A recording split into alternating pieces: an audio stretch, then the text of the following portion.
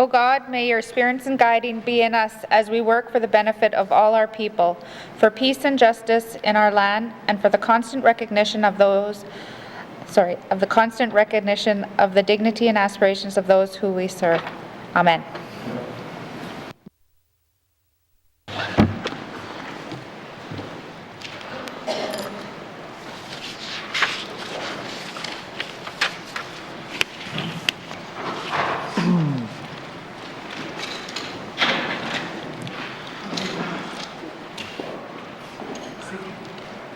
Okay, colleagues, before we begin today, I just got a reminder from the interpreters to please slow down.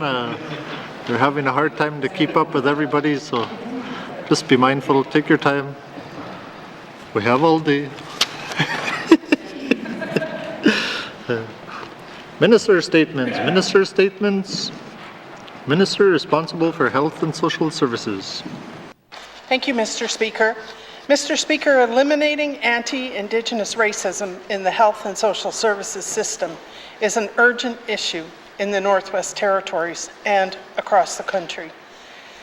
I rise today to reaffirm our government's commitment to advancing cultural safety for Indigenous residents. This is a commitment we will continue to act on, and today I will provide an update on the progress we've made in the last year. The principles of cultural safety and anti-racism are widely recognized as best practice when it comes to providing services in health and social services settings. The Department of Health and Social Services began this work in 2013, partnering with Indigenous communities to establish a strategic vision and action plan based on the information gathered from consultation with Indigenous residents and through research. Mr. Speaker, I believe we have made significant progress in this area.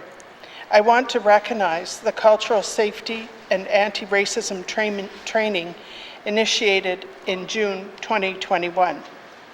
A team of Indigenous staff designed this Made in the North training over a 4-year period.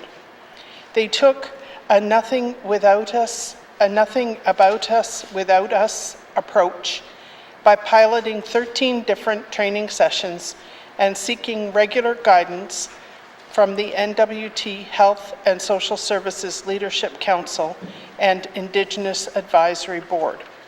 Over 200 staff participated in the pilot training program. Mr. Speaker, since the launch of the final mode last summer, approximately 100 staff have taken the training. Monthly sessions will be offered in 2022-23, beginning with Fort Smith and the Beaufort Delta. The training is delivered in person over 2 days and includes a mix of guest speakers and activities to build the knowledge, skills, and self-awareness of staff. The goal of this training is to enable staff to better understand anti-Indigenous racism and improve cultural safety for Indigenous clients. Mr. Speaker, training is an important component of this work, but it is not enough. That is why we have established the new Cultural Safety and Anti-Racism Unit within the Department of Health and Social Services. They will lead our efforts to embed the principles of cultural safety and anti-racism throughout the system. I'm pleased to advise this unit is now fully staffed. These positions focus on priority areas including Indigenous knowledge and wellness, child and family services, and training and content development.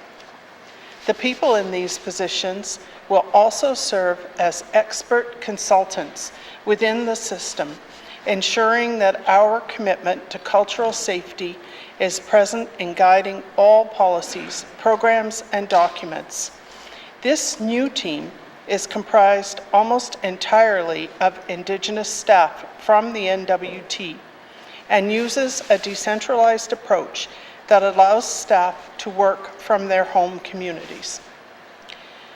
Mr. Speaker, we know that Indigenous staff within our system often experience anti-Indigenous racism themselves and have ideas about how to make things better, which are not always heard.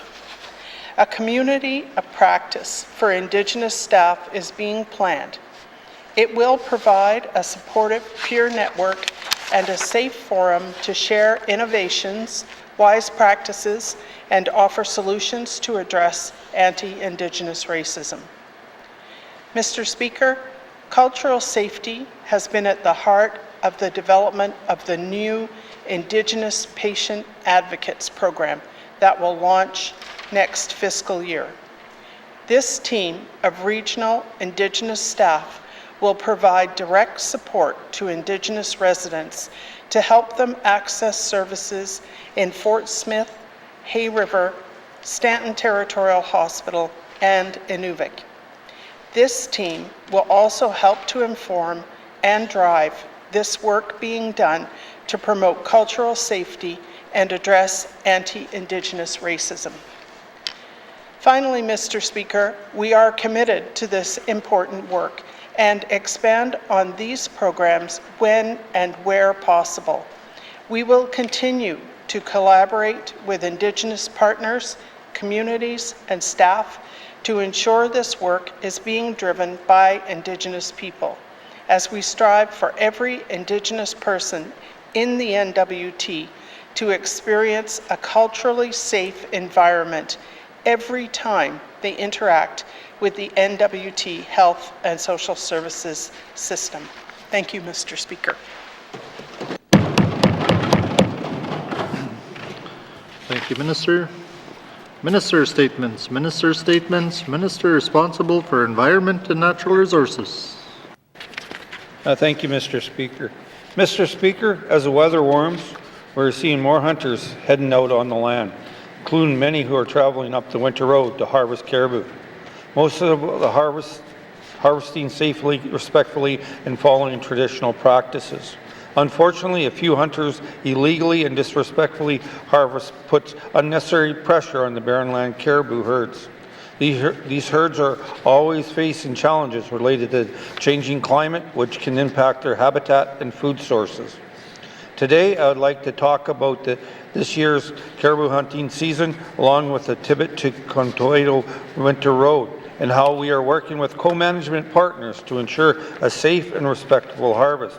This is practically important given the significant decline in many barren caribou herds, including a 99% decline in the size of the Bathurst herd since 1986. The Bathurst herd is now comprised of at least 6,240 caribou. Mr. Speaker, we recognize the importance of caribou for the food security and know that current harvest restrictions have been hard on Indigenous people. ENR is working closely with Indigenous governments, Indigenous organizations to support the conservation and recovery of the Bathurst herd, while also supporting harvest from healthy caribou herds and other wildlife species. As a minister, I've been working with leaders from the Yellowknife Dene First Nation, the Clecho government, Statute Dene First Nation, North Slave Métis Alliance, Dene First Nation, Salt River First Nation, and the Northwest Territories Métis Nation to support the recovery of the Bathurst herd. An important part of this effort is the mobile zone, which was created in 2015. The mobile zone is based on the current location of the Bathurst herd by using satellite collars. It provides a buffer around the herd, which is kept as small as possible and offers protection to the herd by prohibiting harvest within the zone. This zone is maintained using a collaborative approach by the N.W.T, the Clecho government, the Wekwaji Renewable Resource Board.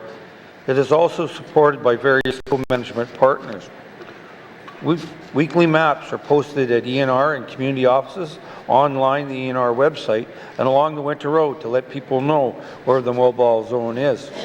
Officers along the winter road provide information to hunters and can help them load the map on their GPS. ENR continues to have a strong enforcement presence along the winter road, including regular patrols by vehicle, snowmobile, and helicopter. So far this year, we've had 3 ongoing investigations of illegal harvesting involving a total of 22 caribou. We're also working with community-based monitors and guardians established by some Indigenous co-management partners. They work with harvesters to provide up-to-date information about the mobile zone and about where caribou harvesting can be done legally. But, Mr. Speaker, enforcement is just part of the equation. We want to encourage traditional practices that will help sustain wildlife population and support recovery of the Bathurst herd.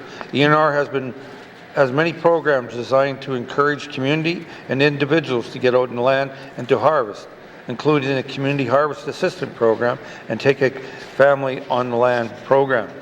For many years, ENR has provided funding to communities on the range of the Bathurst herd. This funding is intended to support harvesting from other healthy herds and other species. I'm pleased to hear from several successful community hunts which have provided meat to communities, including moose and caribou from the Beverly herd. Last year, we learned of the accessible Beverly herd in an area outside the mobile zone where they had not historically been found. We worked with partners to provide harvesters with the appropriate authority to legally harvest in that area. Last December, we worked with Indigenous governments and Indigenous organizations to hold a gathering with respectful harvesters to listen to their advice on how to encourage safe and respectful harvesting practices. In January, I met with Indigenous leaders to consider 8 recommendations that came out of that meeting. We used what we heard for those harvesters to develop messaging, and we have improved our overall communications to reach a broader audience. Mr. Speaker, respectful harvesting is a cornerstone of traditional values. The N.W.T and the support of co-management partners and Indigenous leaders is working to encourage friends, family, and community members to harvest respectfully and legally. If you know anybody who may have wasted their harvest or hunted illegally, remind them that our collective goal is to ensure that there are caribou for our children and grandchildren. Encourage them to follow the Indigenous knowledge shared by leaders, elders, and respectful harvesters. Remind them to take only what they need from the area when harvesting is allowed, to take bulls and leave cows, and to share their caribou meat with elders and people in need. Respectful harvesting is an important part of ensuring that these caribou herds remain healthy for generations to come. Thank you, Mr. Speaker. Thank you, Minister. Minister statements, member statements, member for Yellowknife North. Thank you, Mr. Speaker. I'd like to begin today's speaker by acknowledging how good I look in my new vest, Mr. Speaker. And I'd like to thank the artisans who made it. Georgina Frankie, a very talented seamstress, known to many of us as a Clicho language inspector, and to more of us in this house, particularly as our clerk, Jen's mom. In addition, this beautiful beadwork, Mr. Speaker, is second to none. It's some of the best work I've ever seen, and made none other than the member for Montfouille, Mr. Speaker. And there's a bit of a point to my fashion acknowledgement, Mr. Speaker, in that I would like everyone in this House to do everything they can to support our local artisans. And with March 1st and the return of tourism, Mr. Speaker, I'm proposing Operation Shakedown, where we do everything we can to get the money out of the hands of tourists and into the pockets of our local artisans, Mr. Speaker. I'd like to see the minister checking bags at the airport to make sure as people leave, they got enough furs, enough moccasins, enough carvings, and enough paintings, and they get on that plane and went, what just happened? In addition to that, Mr. Speaker, Yellowknife North, I'm starting to see tourists back already, and when you walk around Yellowknife North, you see lots of tourists, and I understand that. It is the best place on earth, but I often think, Mr. Speaker, that just coming to Yellowknife is not truly seeing the North. We all know that you have to get out into our communities and experience that. So in addition to Operation Shakedown, Mr. Speaker, I'd like to propose Operation Get Out of Town. And Mr. Speaker, I believe with a targeted approach in partnership with operators in our communities, we can get some of those visitors to make sure that when they visit the North, it's not just Yellowknife. I believe in about a small percentage of those visitors who come to Yellowknife, if they tack on another destination, that is good for business for the small communities, it means jobs in those communities, and it really means an all-round better experience for those tourists. I'll have questions for the Minister of ITI on what we can do to support our artisans and tourism in our small communities. Thank you, Mr. Speaker. Member statements. Member for Haver South. Thank you, Mr. Speaker. Mr. Speaker, after that member statement, I think we should just move on to oral questions. Mr. Speaker, as we move from pandemic to an endemic response, our small communities will continue to be susceptible to COVID outbreaks and will require ongoing support and resources. Mr. Speaker, subject to weather conditions and location, several small communities are not easily accessible. With limited housing options, many families are experiencing overcrowding in homes, which may create an unhealthy environment. Furthermore, as reduced monitoring and enforcement of CPHO orders begin, combined with increased number of workers, visitors, and residents entering the N.W.T, I am concerned for the health of those in small and remote communities. I do not want to see anyone forgotten once we are in our endemic response and beyond. Therefore, it is imperative that this government develop a well-thought-out plan that incorporates health supports to address any COVID or potential COVID outbreaks in any community going forward. Mr. Speaker, as a start, one of the tools I would like to see provided to remote and small communities at no cost is antigen rapid test kits. These test kits must be made available through grocery stores, health centers, community governments, RCMP detachments, and NGOs. This would make certain that anyone who may require a test can access them in a timely manner, which may help to reduce potential COVID outbreaks. It may not be the ultimate solution, but it allows one to monitor themselves and family members. Mr. Speaker, another tool we have is communication. Communication is an important aspect to providing health services in the N.W.T. At times, we disappoint in this area. We rely on professional healthcare staff in those small communities to do more than initially asked of them. That includes communicating this government's healthcare initiatives, programs, and limitations to residents. Mr. Speaker, to provide comfort to residents, healthcare staff, communities, and Indigenous governments, we must effectively communicate to them that health supports will be provided post-COVID. Mr. Speaker, I will have questions for the Minister of Health at the appropriate time. Thank you. Thank you, member for Haver South. Member statements. Member for Thabacha. Mr. Speaker. Mr. Speaker, today I'm going to talk about the funding gap between the small communities, regional centres, and that of the capital. Mr. Speaker, as an MLA representing a regional centre in the N.W.T, it is challenging at times to constantly have to fight for funding to be allocated to my community for certain initiatives, projects, or programs.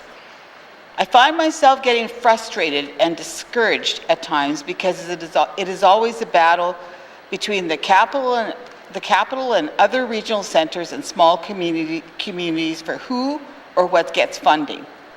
The rationale for where and what gets funding is sometimes unclear, unreasonable, and not logical. Mr. Speaker, some communities are always taken care of no matter what. It's just a matter that the allocations of the budgets do not seem to be fair and do not address the needs of regional centres and small communities. The majority of these allocations almost always come at the expense of smaller communities and regional centres. Mr. Speaker, I often wonder how budgetary funding allocation decisions are made by Cabinet. Is it broken down on a percentage basis, or is it allocated to each region and community based on population on a per capita basis? Is it based on the needs and priorities of the government? Or is the budget based on the subjective views and opinions of Cabinet alone? These are very open questions. Mr. Speaker, I understand that budgets always need to be negotiated. And being an MLA, it is not an easy job. However, I do not think this process needs to be as demoralizing or hostile as it can sometimes be. I also understand that regional politics has always been a factor in our democracy on both the national and territorial scale. That is the nature of our system. However, we also need to be able to bridge that divide and work together to find a mutual solution for all communities and regions. Mr. Speaker, I seek unanimous consent to complete my statement. Thank you, Member for Thabacha. The member is seeking unanimous consent to conclude her statement. Are there any nays? If there are no nays, you may conclude your statement. Mr. Speaker, the small communities and regional centers seem to always be fighting over crumbs within our territorial budget. That does not seem fair at all, and does not seem to be in line with the values of consensus government in my eyes.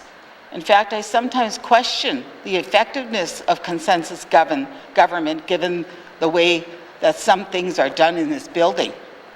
Overall, Mr. Speaker, I think our territorial budgetary process needs to be reevaluated as it currently stands. In my opinion, funding in our budget is allocated unevenly and is leaving the smaller communities and regional centers with less. I will have questions for the Minister of Finance later today. Thank you, Mr. Speaker. Thank you, Member for Thabacha. Member statements. Member statements. Member for N.W.T. Thank you, Mr. Speaker.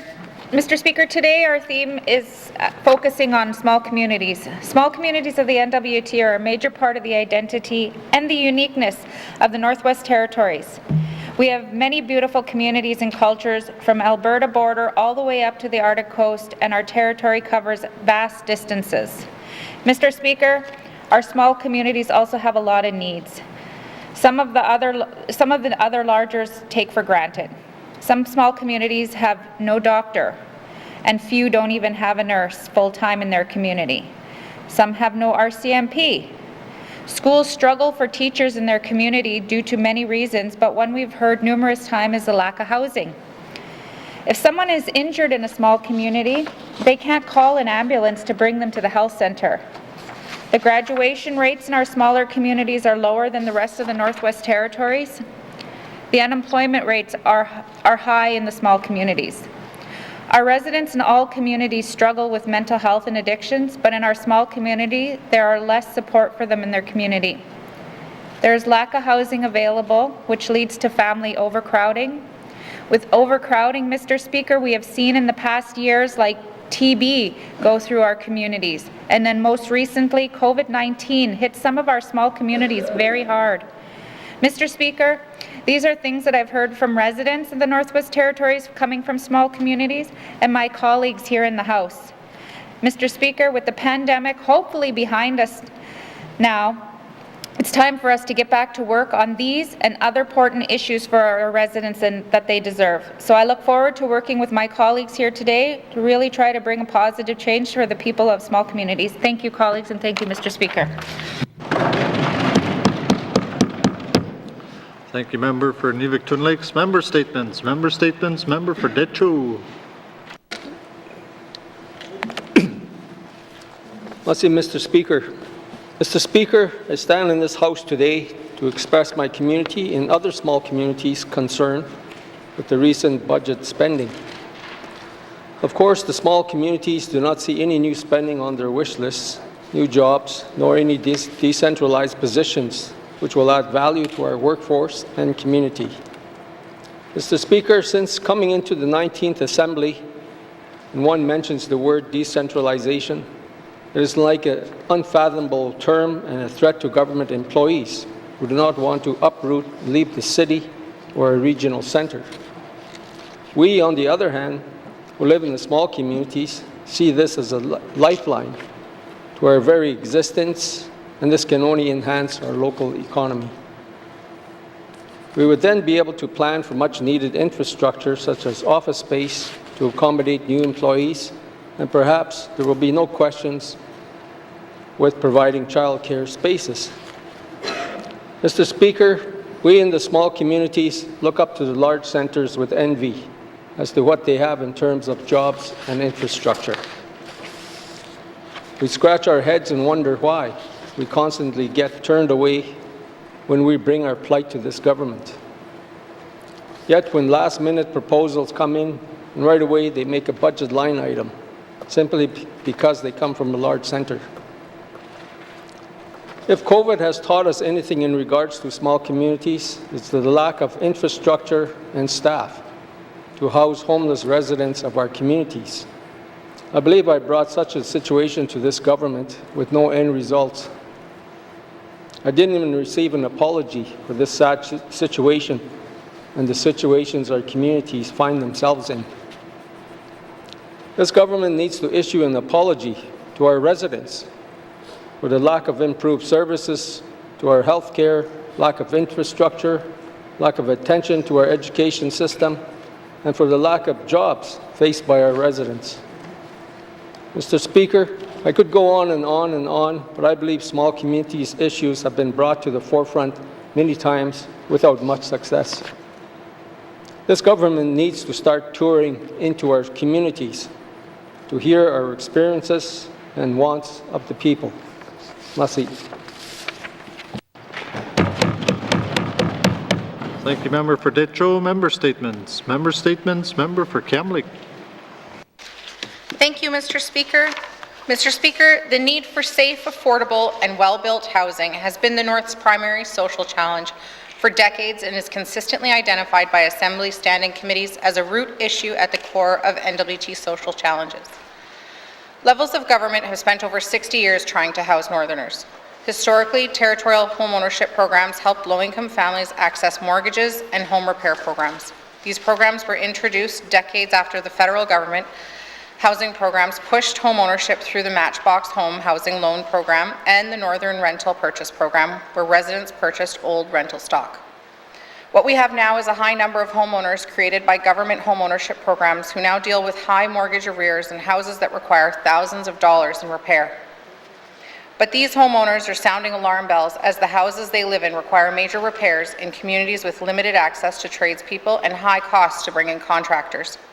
Housing repair needs are not exclusive to privately owned homes. The government's public housing stock also has a long list of required housing maintenance. This past week, my colleague from N.W.T asked the Housing Minister to provide a detailed housing assessment to bring homes in his riding out of core need. The Minister pointed to community housing plans as the solution to, quote, look at what communities want to plan and what they want delivered in their communities, end quote. But, Mr. Speaker, the community housing plans identify existing housing, additional housing infrastructure needs, and the barriers faced within each community. Along with its 3 community housing plans, the N.W.T Housing Corporation published 5-year action plans. The Y.E.L.L.O.K.N.I.F.E. action plan contains a target to inventory all private housing to identify the number of units with major and minor repairs. The deadline for the target is year 2, or 2021, and does not include public housing infrastructure. So the requested detailed housing assessment for N.W.T is years away, Mr. Speaker. But, Mr. Speaker, that doesn't mean that we are years away from action. Concerns raised through the Y.E.L.L.O.K.N.I.F.E. housing plan identified access to qualified local home repair tradespeople as one of the community's biggest challenges. And the community requested education supports on home maintenance, paperwork, and money management. The Minister is right. Listening to communities, what communities want, is key. But the foundation of that has been made clear through discussions, reports, and conversations in this House. People want safe, affordable, adequate, and suitable housing, and they are asking for the training to be part of the solution. Thank you, Mr. Speaker. Thank you, Member for Kamloops. Member statements. Member statements. Member for Framelik. Merci, Monsieur le Président. On the theme of small communities, I want to turn to the issue of building energy self-sufficiency.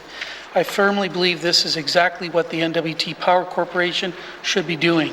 That is basically doing itself out of a job by starting to finally face the transition that all utilities must deal with, our over-reliance on big grids, crumbling assets, a shrinking user base, and even ever higher power rates that leads to a self-fulfilling spiral out of control. On the very last day of the last Assembly, I tabled information on costs for many hydro projects for the Tlicho communities of Y.E.L.L.O.K.N.I.F.E., Gamete, and N.W.T. As I understand it, these 3 projects, which would eliminate the use of diesel in 3 communities, could be built for around the same cost as the much-delayed N.W.T transmission line. When I raised this issue in the last Assembly, I got no real answers. Mr. Speaker, I don't expect much more here today. That's because the Department of Infrastructure and the N.W.T Power Corporation are still locked into the old paradigm of big grids and centralized power rather than adapting to new realities of renewable and alternative energy and building energy self-sufficiency in small communities. In 2019, the department had not even done any evaluation of energy options for these Tlicho communities, but was plowing ahead with a transmission line of questionable cost and value. I'll have questions later today for the Minister of Infrastructure on building energy self-reliance for smaller communities, especially in the Tlicho region. Merci, Mr. Speaker. Thank you, Member for Frame Lake. Member statements. Member statements. Member for Mumfree. Thank you, Mr. Speaker. Today I'm doing it on illicit drugs in small communities.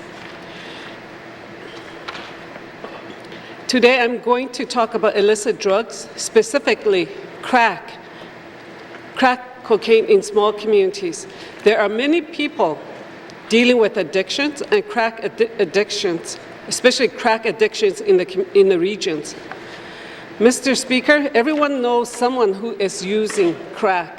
Crack is a much different addiction than alcohol. The withdrawals are different. Mr. Speaker, we cannot pretend that there is no drug problems in small communities. Mr. Speaker, community needs more education about crack and how to help friends and family members who are struggling with crack addictions.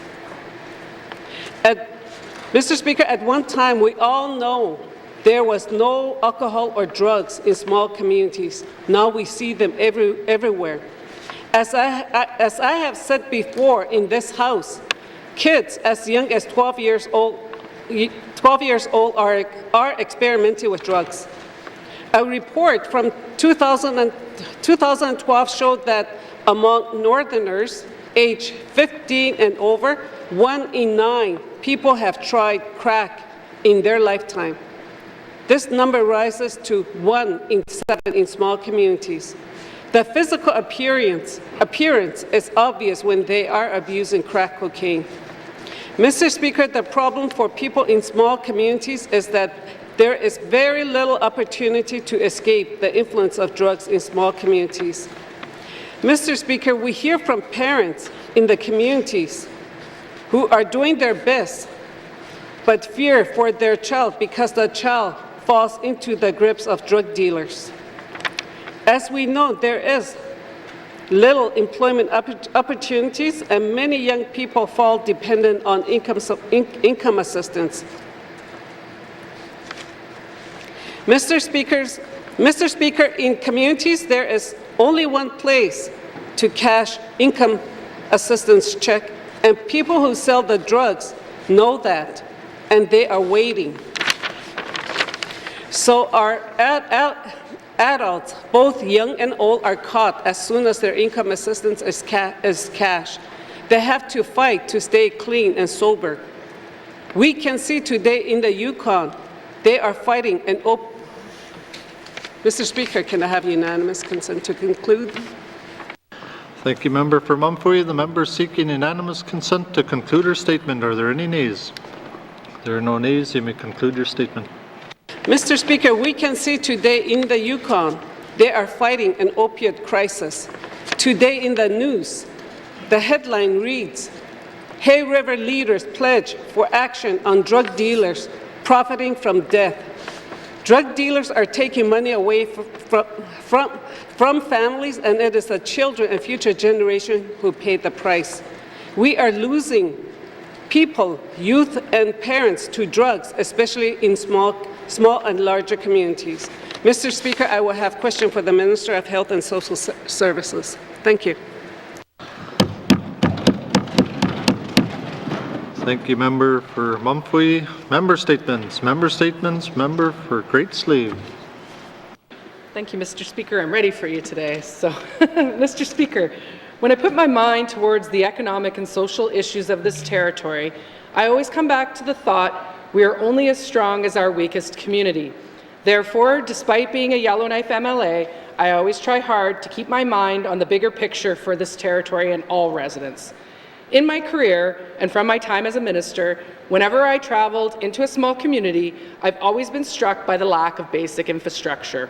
It's for this reason, Mr. Speaker, that I've spent a lot of my time in this House speaking about building roads and bridges and other infrastructure in communities far from the confines of the District of Great Slave. And I thank my constituents for allowing me to do so. With this in mind, Mr. Speaker, I'm talking about a topic today that I've raised many times in this House, the Great Bear River Bridge. When I ask the Minister of Infrastructure questions, I'm always assured that things are progressing and that the project is moving forward, and I appreciate that. However, Mr. Speaker, when I speak with leaders in the region, they feel in the dark and not engaged in the process at all. They don't know what the government is planning and feel a worry that the project money may lapse without ever seeing an excavator bucket dig into the ground. In the past, Mr. Speaker, I've spoken about the procurement process for the bridge and emphasized the need to ensure local business and local people get work. However, there is much more to this project than just contract dollars. The community wants to be part of the discussion when decisions are made. Decisions such as, should 30,000 truckloads of granular material be run through the town, or should money be put into looking at bypassing it using the existing winter road access? There's concern about the use of the winter road to haul granular materials. Will more money be allocated in order to repair the road, as degradation will occur more rapidly than in a normal season? What about the influx of Southern workers that potentially bring with them illicit drugs or express racism to our Indigenous people, causing further trauma? How will the training be doled out, and who will benefit? What are the goals of the community itself from the project? What capacity are they lacking? What trades do they need? And how can this project be used to address their gaps? These are all questions that need to be answered before any government project is kicked off in a community. And the N.W.T, Mr. Speaker, needs to ensure that community voices are always at the table. Thank you, Mr. Speaker. Thank you, Member for Great Slave. Member statements. Member statements. Returns to oral questions. Member for N.W.T.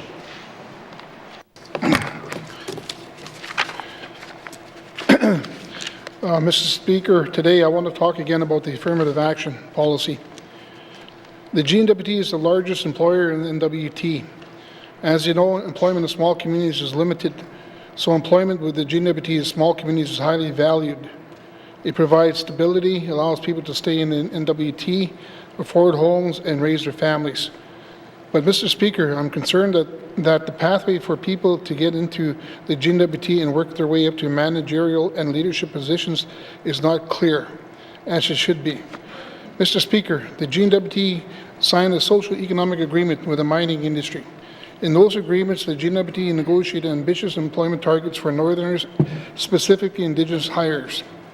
Not only the N.W.T is holding the diamond mines to account to report on employment targets, the N.W.T also requires the diamond mines to report on these employment targets by job category.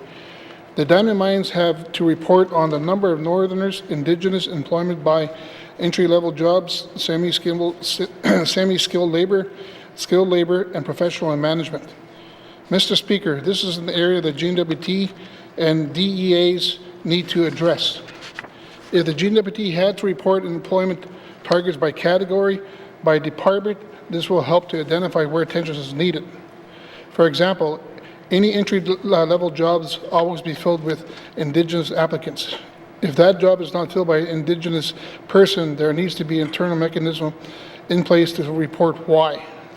Mr. Speaker, the N.W.T holds the diamond mines to higher standards of hiring, training, and developing Northerners and Indigenous employees.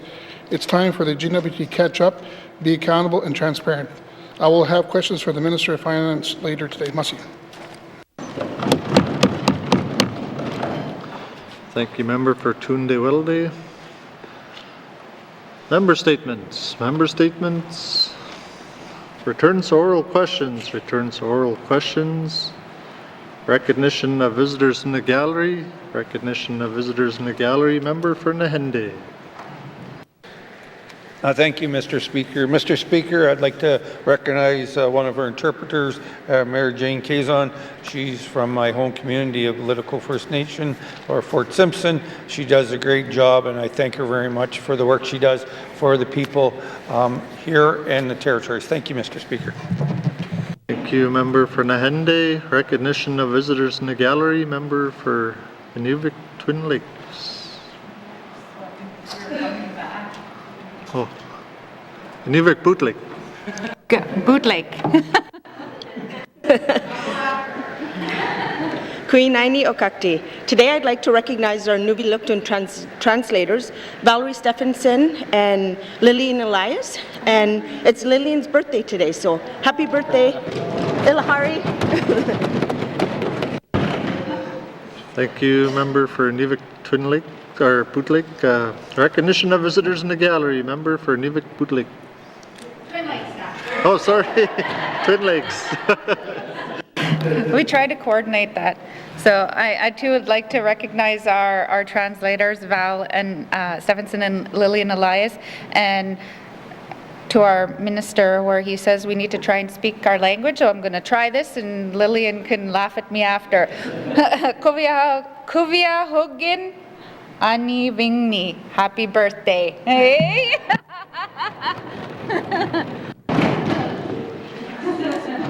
Thank you, Member for Inuvik Twin Lakes. Recognition of visitors in the gallery. Member for Great Slave. Thank you, Mr. Speaker. Mr. Speaker, I rise to recognize Ian Down of Northern News Services, who's actually been in our gallery quite a bit over the last while. I felt that it was time somebody recognized him for being here. Thank you, Mr. Speaker. Thank you. Member for Great Slave. Recognition of visitors in the gallery.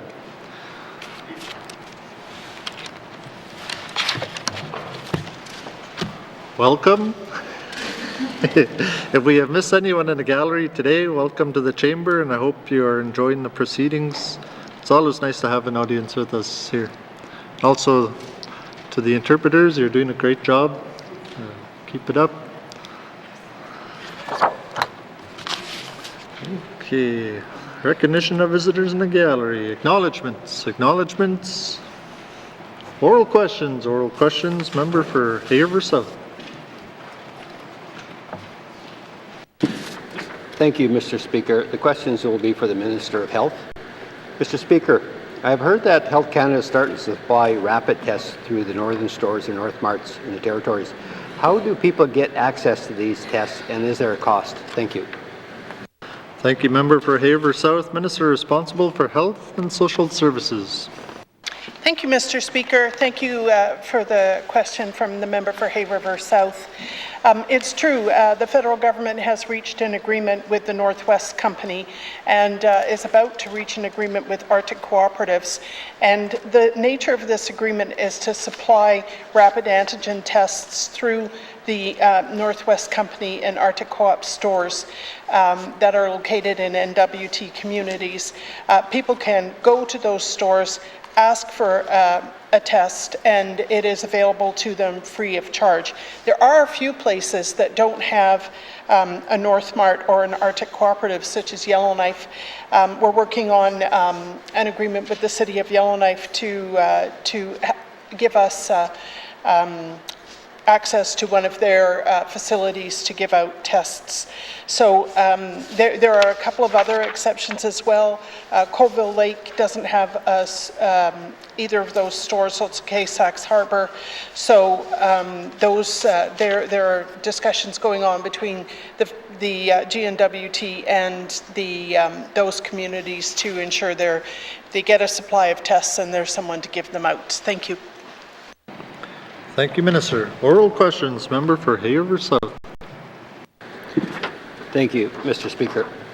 Mr. Speaker, will the Minister confirm if those tests are meant to replace testing currently being provided or given out at the health centres, or are the rapid test kits just another option in addition to the health centre testing? Thank you.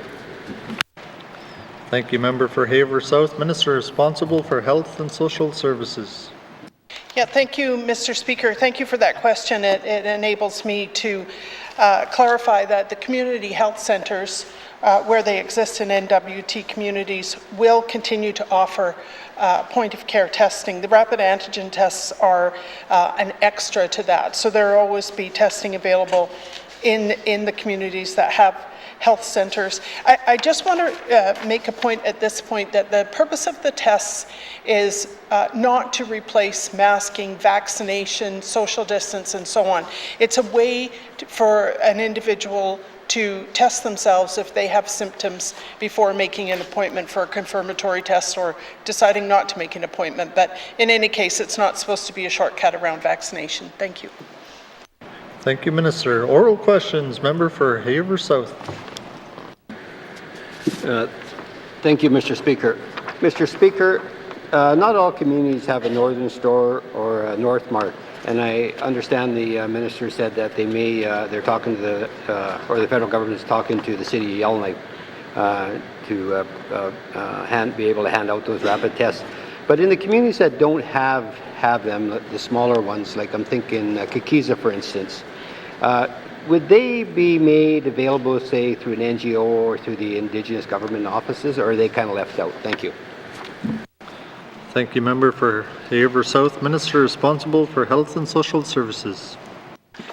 Yeah, thank you.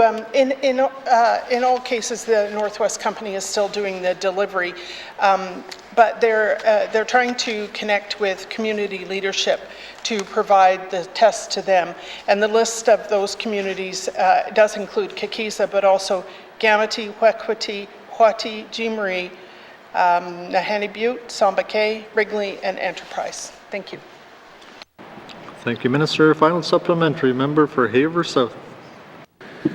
Thank you, Mr. Speaker. Mr. Speaker, will the minister confirm if those tests will be handed out to those entering the N.W.T at the border monitoring sites while those monitoring sites are still in place? Thank you.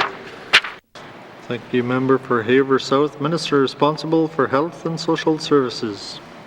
Yeah, thank you, Mr. Speaker. Mr. Speaker, the tests being given out at the airport and the airports and the land borders will stop being given out at the end of this month when the public health emergency ends.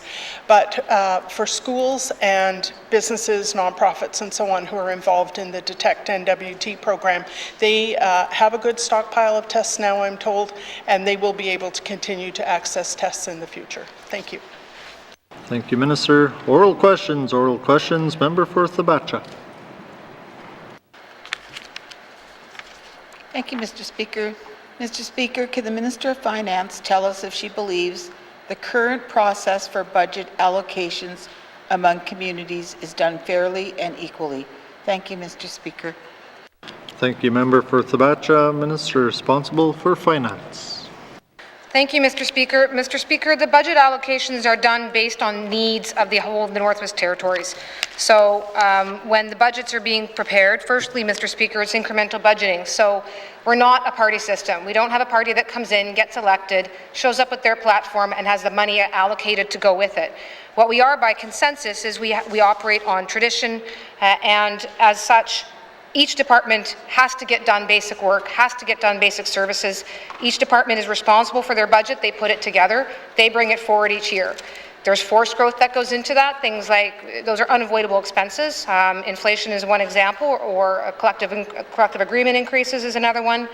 And then as a consensus government, when we have set of priorities, Mr. Speaker, we look at the fiscal situation that we're in, figure out what can be allotted to those new priorities that we've all come up with, and that's the number we came up with at the beginning of this assembly. You'll recall 2 budgets ago, $25 million over the life of this government.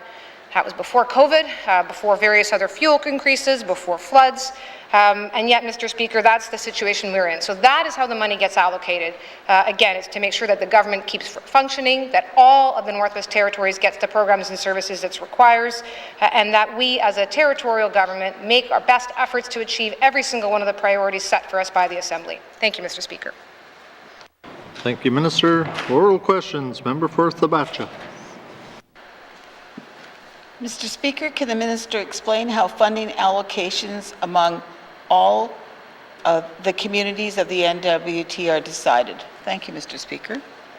Thank you, Member for Thabacha. Minister responsible for Finance. Thank you, Mr. Speaker. So again, Mr. Speaker, there's not a geographic determination. We don't say, for example, that one region needs to get more or less than another. Each department would come up with what its needs are. So, for example, if EC&E, and I'll make perhaps an example out of the infrastructure budget, since that's not on the floor of the House right now, Mr. Speaker, if one of the communities says they need a new school, even if the community is only a few hundred people, if they're in line for a new school and that community needs a new school, it goes on to the infrastructure acquisition plan. I know Cova Lake, for example, is in dire need of a new school, and that is one of the areas that's being looked at. It's not looking at the size of that community, because if it were, Mr. Speaker, they might never get a new school, and that's not how the government of the Northwest Territories is going to serve its residents. So it's not looked at geographically. It looked, again, is on the basis of need as known to each department, coming in through each assembly, coming in through each minister who puts that lens of need and knowing the priorities that we've assigned for ourselves. That's how it gets allotted. Thank you, Mr. Speaker. Thank you, Minister. Oral questions. Member for Thabacha. Mr. Speaker, could the minister tell us if funding allocations from the territorial budget are divided based on population size on a per capita basis? Thank you, Mr. Speaker. Thank you, Member for Thabacha. Minister responsible for Finance. Thank you, Mr. Speaker. Mr. Speaker, similarly to what I said with respect to this not being parceled out bit by bit or to one community over another, depending perhaps on where a minister's from or where they might like to go, that is simply not how the budget here gets allocated. And it is not done on a per capita basis. Again, it's done on each department looking at where the areas of need are, what are the areas where we need to spend more. So again, I gave an example earlier, Mr. Speaker, with respect to EC&E and schools. Same issue with respect to healthcare. I mean, the medical travel costs for certain communities on a per capita basis would not serve those communities. The folks who need to leave from certain of the most distant communities of the Northwest Territories wouldn't be able to get medical travel if we did this on a per capita basis, and that is not how the government of the Northwest Territories functions, Mr. Speaker. We want to ensure that, again, every resident has the best possible chance based on the need, based on the limited resources we have, and so each department brings forward to FMB what their needs are, what they see areas of particular concern are, and we're trying to allocate the money as best we can across all regions, across all departments, for all the residents of the territory. Thank you, Mr. Speaker. Thank you, Minister. Final supplementary. Member for Thabacha. Mr. Speaker, can the minister tell us if budget allocations among the communities are based on the need of the community, or are those based on political decisions by the Cabinet? Thank you, Mr. Speaker. Thank you, Member for Thabacha. Minister responsible for Finance. Thank you, Mr. Speaker. So that we're coming full circle to where I started, Mr. Speaker. So each department, again, has a set budget that allows them to perform the basic functions, programs, and services that they have to undertake. When there's an ask made, and so, for example, Mr. Speaker, I undertake budget dialogues. It's something I've done for 2 years in a row now. That's done in the summer to give time for the departments to react to what we might hear in that process. Community governments attend, individual NGOs, nonprofit sector attend, business and chambers attend, and individual members of the public also attend, Mr. Speaker, and every single one of them is bringing forward a different ask, a different need, identifying a different area where there's pressure points. And when they've done that, Mr. Speaker, then again, as I've said, each department that delivers those programs and services can go back and say, have we met those needs? Are there new needs that we didn't know about or that we weren't focusing on? And we can do that to bring through the business planning cycle in the summer, which builds upon and gets us to where we are now, which is the main estimates. Thank you, Mr. Speaker. Thank you, Minister. Oral questions. Oral questions. Member for Great Slave. Thank you, Mr. Speaker. Mr. Speaker, my questions are for the Minister of Infrastructure about the Great Bear River Bridge. The quarry permit for the bridge states that there could be up to 600,000 cubic meters of granular material hauled. Given an end dump generously hauls 20 cubic meters, that's 30,000 loads going across the bridge and such. So can the minister, going across the roads, can the minister speak to what is the plan for that hauling? Will it be going through the town on the municipal roads? Who will pay for the wear and tear on the roads? And how will safety be addressed? Thank you, Mr. Speaker. Thank you, Member for Great Slave. Minister responsible for Infrastructure. Kuinani Okakti. Details associated with the implementation of the project will be developed once the project is procured. The method of procurement is yet to be determined. I can say that considerations of saving existing community infrastructure and consideration of the environment are paramount as we go forward on a lot of these infrastructure projects.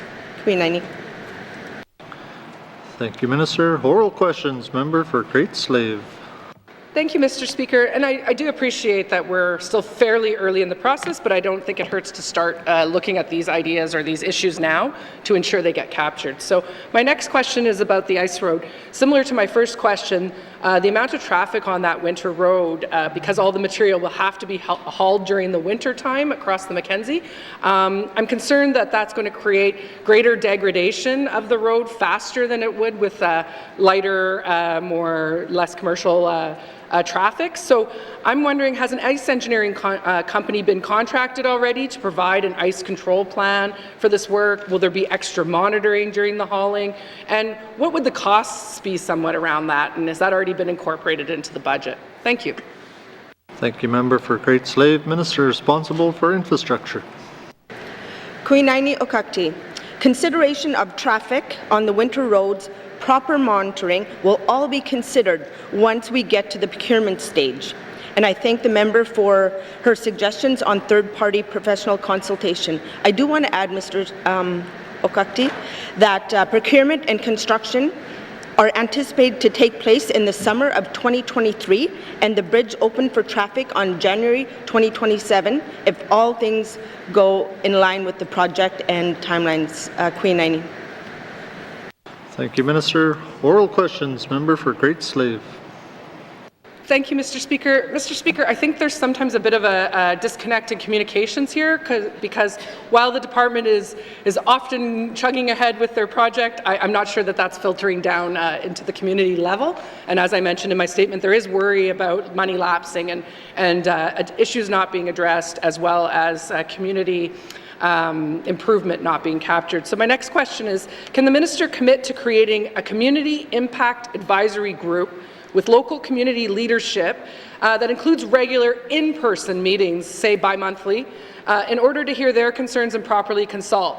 I think that the community is always best situated to know what will work for them and what won't, and as well too, they always know where all the quirks and the skeletons are. So I think engaging them quickly and having a regular ongoing conversation and being proactive would be helpful in this case. Thank you, Mr. Speaker. Thank you, Member for Great Slave. Minister responsible for infrastructure. Kuinaini Okakti. Several rounds of community engagement sessions, traditional knowledge studies, pre-engineering, and award of the engineering services contract have been completed, and these continue with the next schedule for Toledo in the coming days. A meeting with the community of Toledo is scheduled for tomorrow. It is logical to be able to involve the community in all these consultations, so that's what we're attempting, that's what we're doing. Thank you, Mr. Speaker. Thank you, Minister. Final supplementary. Member for Great Slave. Thank you, Mr. Speaker, and I appreciate that now that we're moving into the next fiscal year, that there'll be new things starting to happen this summer. I'm assuming, and I know actually, that this meeting tomorrow would be a virtual meeting between the minister and the town, and so I guess I would like to re-ask, will the minister commit to visiting the community of Toledo to speak with leadership about the Great Bear River Bridge within the next 3 months? Thank you, Mr. Speaker. Thank you, Member for Great Slave. Minister responsible for infrastructure. Kuinaini Okakti. Right now we are planning bilateral meetings in the next couple months. The community is fully engaged. I have met with them in the past, and talked about discussing some of the procurement process going forward. I just want to say that the N.W.T. Department of Infrastructure is starting these discussions early. I've already mentioned in the timelines that we're not set to start until next summer, but I feel like it's important that we continue community engagement, reach out to the leaders, and to be able to have that discussion so they know what's happening with these projects. Kuinaini. Thank you, Minister. Oral questions. Member for Frame Lake. Merci, Monsieur le Président. My question is for the Minister of Infrastructure. Small-scale hydro projects for 3 Tlicho communities would allow them to meet their energy needs, offset diesel for electricity, and could displace home heating oil while significantly reducing greenhouse gas emissions and the cost of living. Is the Minister aware of these mini hydro studies, and can she tell us whether the cost of these mini hydro projects is comparable to the proposed YELLOWKNIFE transmission line? Merci, Mr. Speaker. Thank you, Member for Frame Lake. Minister responsible for infrastructure. We are aware and we have been involved in several pre-feasibility studies of mini hydro projects in the Tlicho region. We are actively working with the Tlicho government and the community of N.W.T to advance the YELLOWKNIFE transmission line and the N.W.T mini hydro projects. Our initial estimate used to inform the 2030 energy strategy for the YELLOWKNIFE transmission line is about 350 per lifetime GHG reductions, as compared to the 750 or more lifetime GHG reduction for something like N.W.T mini hydro. N.W.T is the most promising of the potential mini hydro projects in the region. It is important to note that these are projections and will be subject to change as these projects advance. Thank you, Minister. Oral questions. Member for Frame Lake. Merci, Monsieur le Président. I want to thank the Minister for that. I didn't really get an answer, so I might have to try it as a written question. But it's my understanding that the cost of some of these mini hydro projects should go down with the Tlicho all-season road now providing easier transportation. Can the Minister tell us whether there's been a comprehensive evaluation of energy options for Tlicho communities, including mini hydro, transmission lines from various sources, and perhaps most importantly, looking at value for money in terms of greenhouse gas reductions? Merci, Mr. Speaker. Thank you, Member for Frame Lake. Minister responsible for infrastructure. Actions under the 2030 energy strategy are assessed against the main goal of having reliable, affordable, sustainable energy systems here in the Northwest Territories. This means that we must consider more than just GHG emissions, but we consider things like cost of energy, keeping the lights on, keeping people warm during the winter, economic development, as well as community support and community security. We are following the 2030 energy strategy, which was developed through an extensive public engagement and informed by many years of feasibility studies to help us compare options. I respectfully disagree with the member that we're not evaluating things seriously. I encourage the member to be able to look at and review our Energy Initiatives report, which outlines all the excellent work that the government is undertaking to meet our goals, including $38 million invested in this area in 2020-2021. I also encourage the member to share his thoughts as we continue with public engagement in the next 3-year energy action plan, which is currently underway. It's feedback from these engagement sessions that really be able to give us directions and actions over the next 3 years. Thank you, Minister. Oral questions. Member for Frame Lake. Merci, Monsieur le Président. I want to thank the Minister for that. Of course, she well knows that I don't support the doomed 2030 energy strategy. It's not going to meet its targets. No matter what the Minister says, she knows that. But we may be able to reduce or eliminate all the diesel for 3 Tlicho communities for the same cost as building a transmission line to just 1. Given that there hasn't been this evaluation of options that I've mentioned, why is the Minister proceeding with a transmission line to YELLOWKNIFE only? Merci, Mr. Speaker. Thank you, Member for Frame Lake. Minister responsible for infrastructure. We are not proceeding with the transmission line alone. We are working in partnership with the Tlicho government, the community government of YELLOWKNIFE to be able to advance the transmission line, and the community of N.W.T on the mini hydro. It's important, Mr. Speaker, to note that the transmission line is entirely on Clecho lands. There are projects that our Indigenous partners want to advance, and we agree in this regard. We look forward to moving these important projects forward in partnership. We're also working with Northland's utilities to support feasibility work to better understand the best energy options for the community of YELLOWKNIFE. Thank you. Thank you, Minister. Final supplementary, member for Framley. Merci, Monsieur le Président. I want to thank the Minister for that. And of course, my member's statement was about making small communities self-reliant in terms of their energy needs. And this 2030 energy strategy, the doomed strategy, is not going to get us there. So what assurance can the Minister give us in this House that the new Energy Action Plan will start to seriously evaluate options to reduce greenhouse gas emissions, value for money, and build community energy self-sufficiency when we can't even get a transmission line right? Merci, Mr. Speaker. Thank you, member for Frame Lake. Minister responsible for infrastructure. Thank you, Mr. Speaker. I'll answer the fifth question here. I did talk about the actions under the 2030 energy strategy that is assessed against some of the main goals of having the reliable services here in the Northwest Territories. It is our mandate to be able to reduce emissions, greenhouse gas. We are looking at public engagements. I encourage everybody to take part of the engagements because it's the feedback from that helps us go forward in the action plan. That's all I'll say. Thank you, Mr. Speaker. Thank you, Minister. Oral questions. Oral questions. Member for Yellowknife North.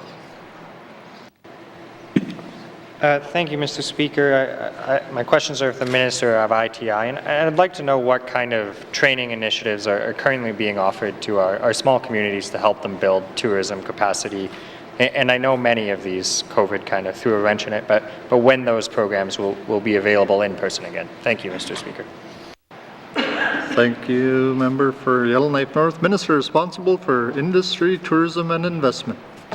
Thank you, Mr. Speaker. Mr. Speaker, quite a number of training opportunities are available. Some have continued, some are gone virtual.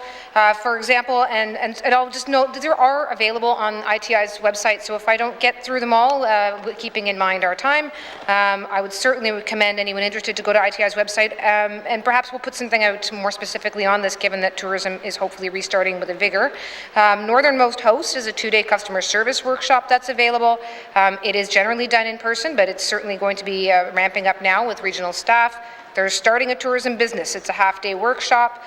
Business, market, and trade ready. Again, Mr. Speaker, something that is making sure that that companies are ready to go. Business mentorship opportunities, formal program there that does not necessarily require anything in person. Youth tourism mentorship. Mr. Speaker, there's funding available through Tourism 2025 for most of these programs as well. So again, quite a variety, really aiming to connect with businesses at whatever point they might be in their business life cycle. And again, commend folks to go to the ITI website and make sure they're finding their way, or talk to their local program coordinator. They will find something to meet them where they're at so that we can get tourism up and running. Thank you, Mr. Speaker. Thank you, Minister. Oral questions. Member for Yellowknife North. Thank you, Mr. Speaker, and I appreciate those programs, and I think it's good to get the word out that anyone who wants to take them can do that. My question is, can the Minister speak to any work currently being done by the Department to prepare small communities for the return of tourism, and specifically any work that's being done to make sure that tourists don't just come to Yellowknife and they can actually have the opportunity to visit some of our other communities? Thank you, Mr. Speaker. Thank you, member for Yellowknife North. Minister responsible for ITI. Thank you, Mr. Speaker. Mr. Speaker, totally agree with that. And the simple fact, Mr. Speaker, is that if folks are coming into the Northwest Territories looking to go and have an experience outside of a major centre, that is going to benefit the whole of the Northwest Territories. They're going to be landing in one of the major regions, likely spend some time there, and then be able to go out and travel. So this is a full win for everybody. Mr. Speaker, we've not ever stopped. Tourism has been one of the areas that received quite a lot of the relief and recovery effort and focus. These are all the snappy acronyms you might recall: GRIT and PREP and TRIP. There's also also the Tourism Product Diversification Marketing Fund. That one's been around a while, and Community Tourism Infrastructure Contribution Programs. Again, I do believe communities are well aware of them, but Mr. Speaker, we will be making every effort to make sure that those programs are getting ramped back up and that folks are aware, because we do certainly hope to see a return to tourism as fast as possible. Thank you, Mr. Speaker. Thank you, Minister. Oral questions. Member for Yellowknife North.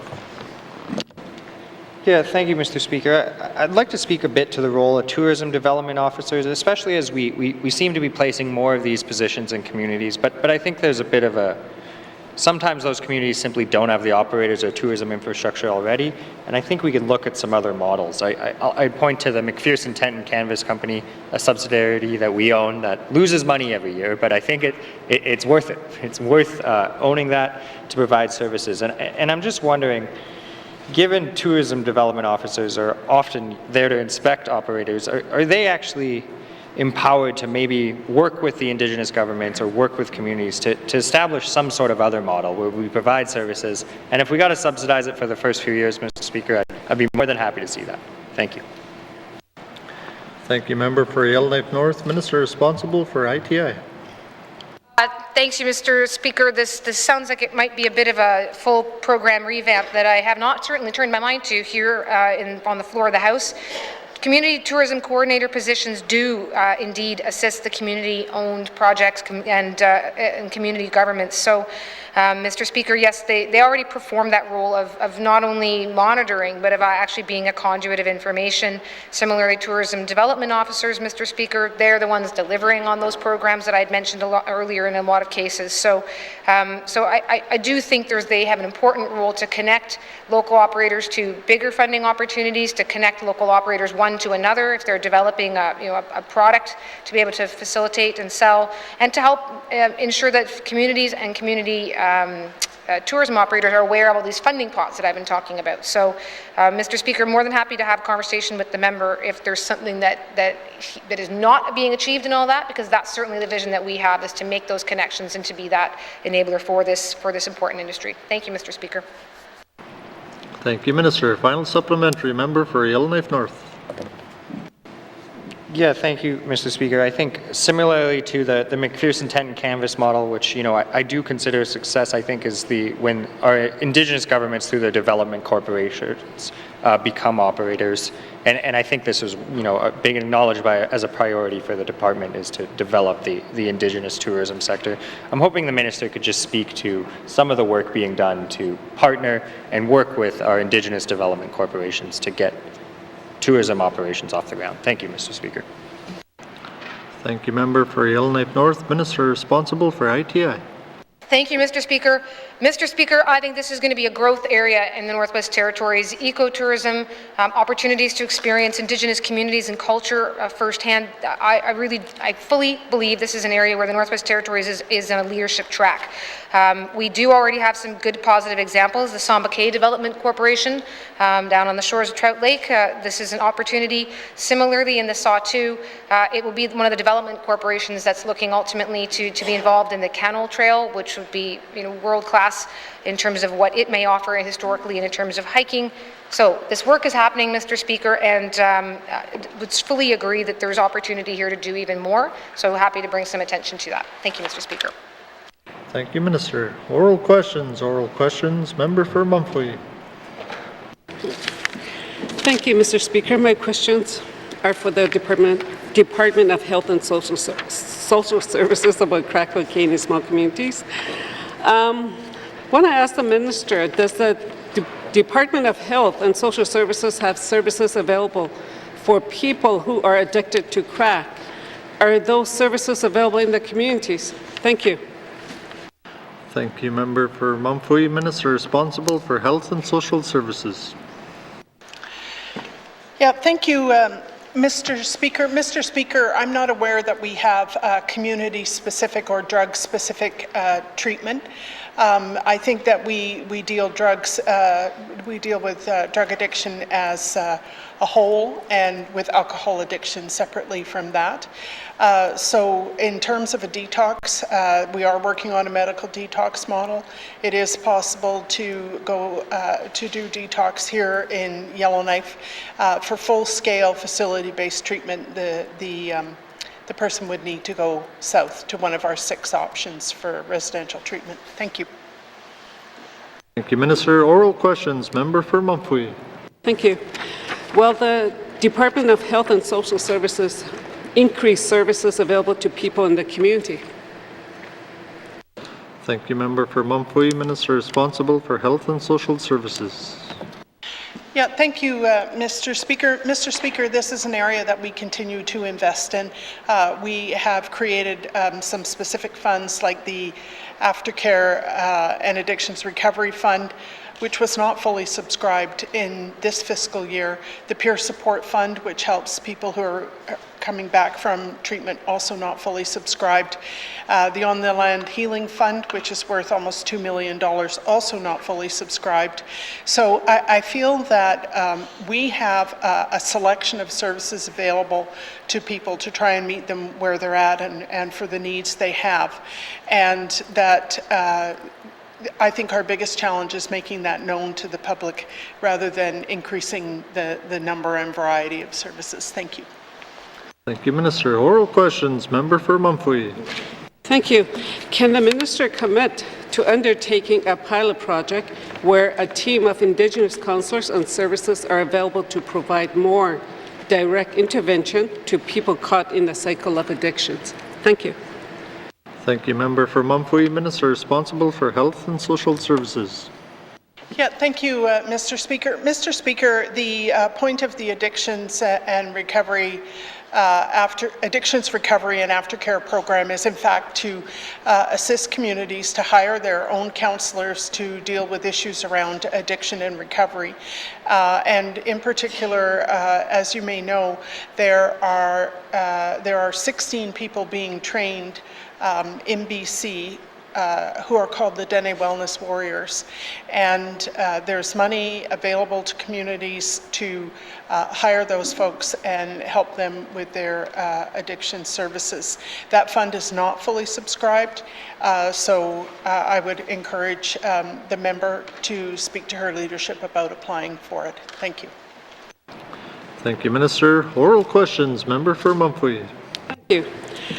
Can the minister commit to working with the Minister of Education and Justice to ensure youth are educated and supported within the school curriculum and through counselors to help youth in small community choose healthy lifestyle free of drugs? Thank you.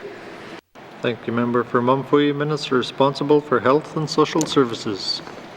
Yeah, thank you, Mr. Speaker. Mr. Speaker, we do have different kinds of media engagement with youth to warn them about the dangers of drug and alcohol abuse.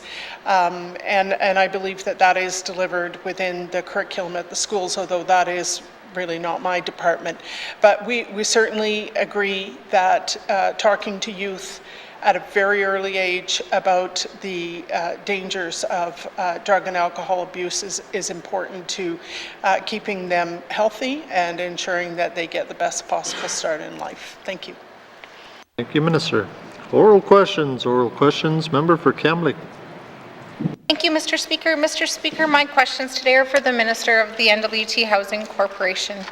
Yesterday, the minister responsible for the Housing Corporation said that on April 1st, 2020, the Housing Corporation amended its construction contracts to require general contractors to support at least one Northern apprentice on work assignments for the duration of the construction project. The minister identified 33 new apprentices working on assignments to date. This is great news, Mr. Speaker, and I'm wondering if the minister can speak to how they are monitoring general contractors, what the reporting requirements are, and what are the consequences for not hiring a local apprentice on a project. Thank you. Thank you, Member for Kamloops. Minister responsible for the Northwest Territories Housing Corporation. Thank you, Mr. Speaker, and thank you to the member for the question as well, too. When we were looking at the 90-unit delivery throughout the Northwest Territories and looking at our repairs as well, I wanted to make sure that we did have opportunity for smaller communities and employment. So just to answer the member's questions that she had asked, the requirement to provide an apprentice work assignment applies to the Housing Corporation's new construction contracts. So in all of our contracts, there's a requirement that they have to hire local, and we need to include an apprentice as well too. The contractor is required under this term of the contract to report all labor content, including apprentices, to the Housing Corporation as part of their interim progress payment request, providing an apprentice work assignment. It is a contractual requirement, and if not satisfied, the contractor could be deemed in breach of the contract. To date, I am pleased to advise that the Housing Corporation has not seen these issues. Thank you, Mr. Speaker. Thank you, Minister. Oral questions, member for Kamlik. Thank you very much, Mr. Speaker, and that's great news from the Housing Corporation. My next question is about supporting these apprentices beyond the project. So how is Housing Corporation helping see these apprentices through to their completion of their program to become journey persons? Thank you. Thank you, member for Kamlik. Minister responsible for housing. Thank you, Mr. Speaker. The apprentices would have a range of opportunities to continue to advance in their program. Opportunities would include future construction projects with the government, private sector, and others, including Indigenous governments. The Housing Corporation also continues to promote apprentice opportunities with the local housing authorities. Currently, the Housing Corporation supports up to 12 apprentice positions in our local housing organization each year. Each apprentice is supported by a career development officer out of ECE Regional Service Centre, who can advise an apprentice on employment opportunities and jobs in demand across the Northwest Territories. The career development officer supports the apprentices through their apprenticeship, typically 3 to 4 years. These supports include career counselling, resume writing, access to technical for each level of their apprenticeship, financial supports during the technical training, academic supports during their technical training. Thank you, Mr. Speaker. Thank you, Minister. Oral questions, member for Kamlik. Thank you very much, Mr. Speaker. Mr. Speaker, I'm wondering, and I'm happy the Minister brought up the relationship with ECE, because I think that's a really important one in order to build local trades capacity. So I'm wondering if the Housing Corporation works along ECE to maintain a list of apprentices within each community that contractors can access.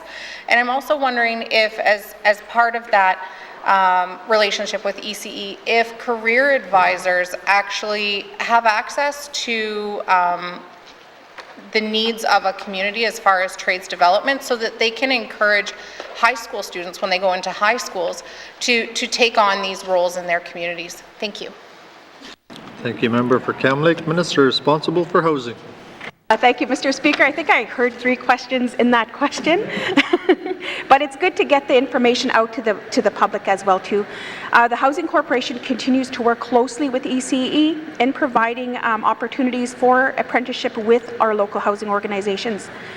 The Housing Corporation also plans to participate in upcoming career fairs and other venues to promote these apprenticeship opportunities.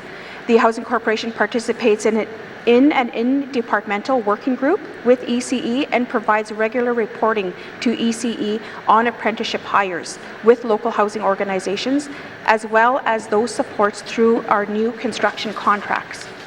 The Housing Corporation works with ECE to verify the apprentice hires under the new construction contracts and the Northwest Territories registered apprentices. ECE administers the apprenticeships, trades and occupation certificates, which includes registration of apprentices. Due to the privacy legislation, ECE does not share names of apprentices with employers. However, ECE does provide advice to employers who are looking for apprentices. Further, each apprentice is supported by a career development officer who can advise an apprentice on employment opportunities and jobs in demand across the Northwest Territories. Must see, Mr. Speaker. Thank you, Minister. Final supplementary, member for Kamlik. Thank you very much, Mr. Speaker. Mr. Speaker, for my 7th question today, I was wondering if the Minister can share if maintenance and repair plans are shared with the community in order to engage local residents on what the plans are of Housing Corporation and how people can get involved in that. Thank you. Thank you, Member for Cam Lake. Minister responsible for housing. Thank you, Mr. Speaker. The Housing Corporation district offices work closely with the local housing organizations to identify priority repair projects in the community. In addition, the Housing Corporation continues to work with the development of community housing plans with communities that identify priority investment areas, including repairs project priorities. The Housing Corporation continues to promote the Community Housing Support Initiative program that engages community leadership to identify housing solutions for their community. Thank you, Mr. Speaker.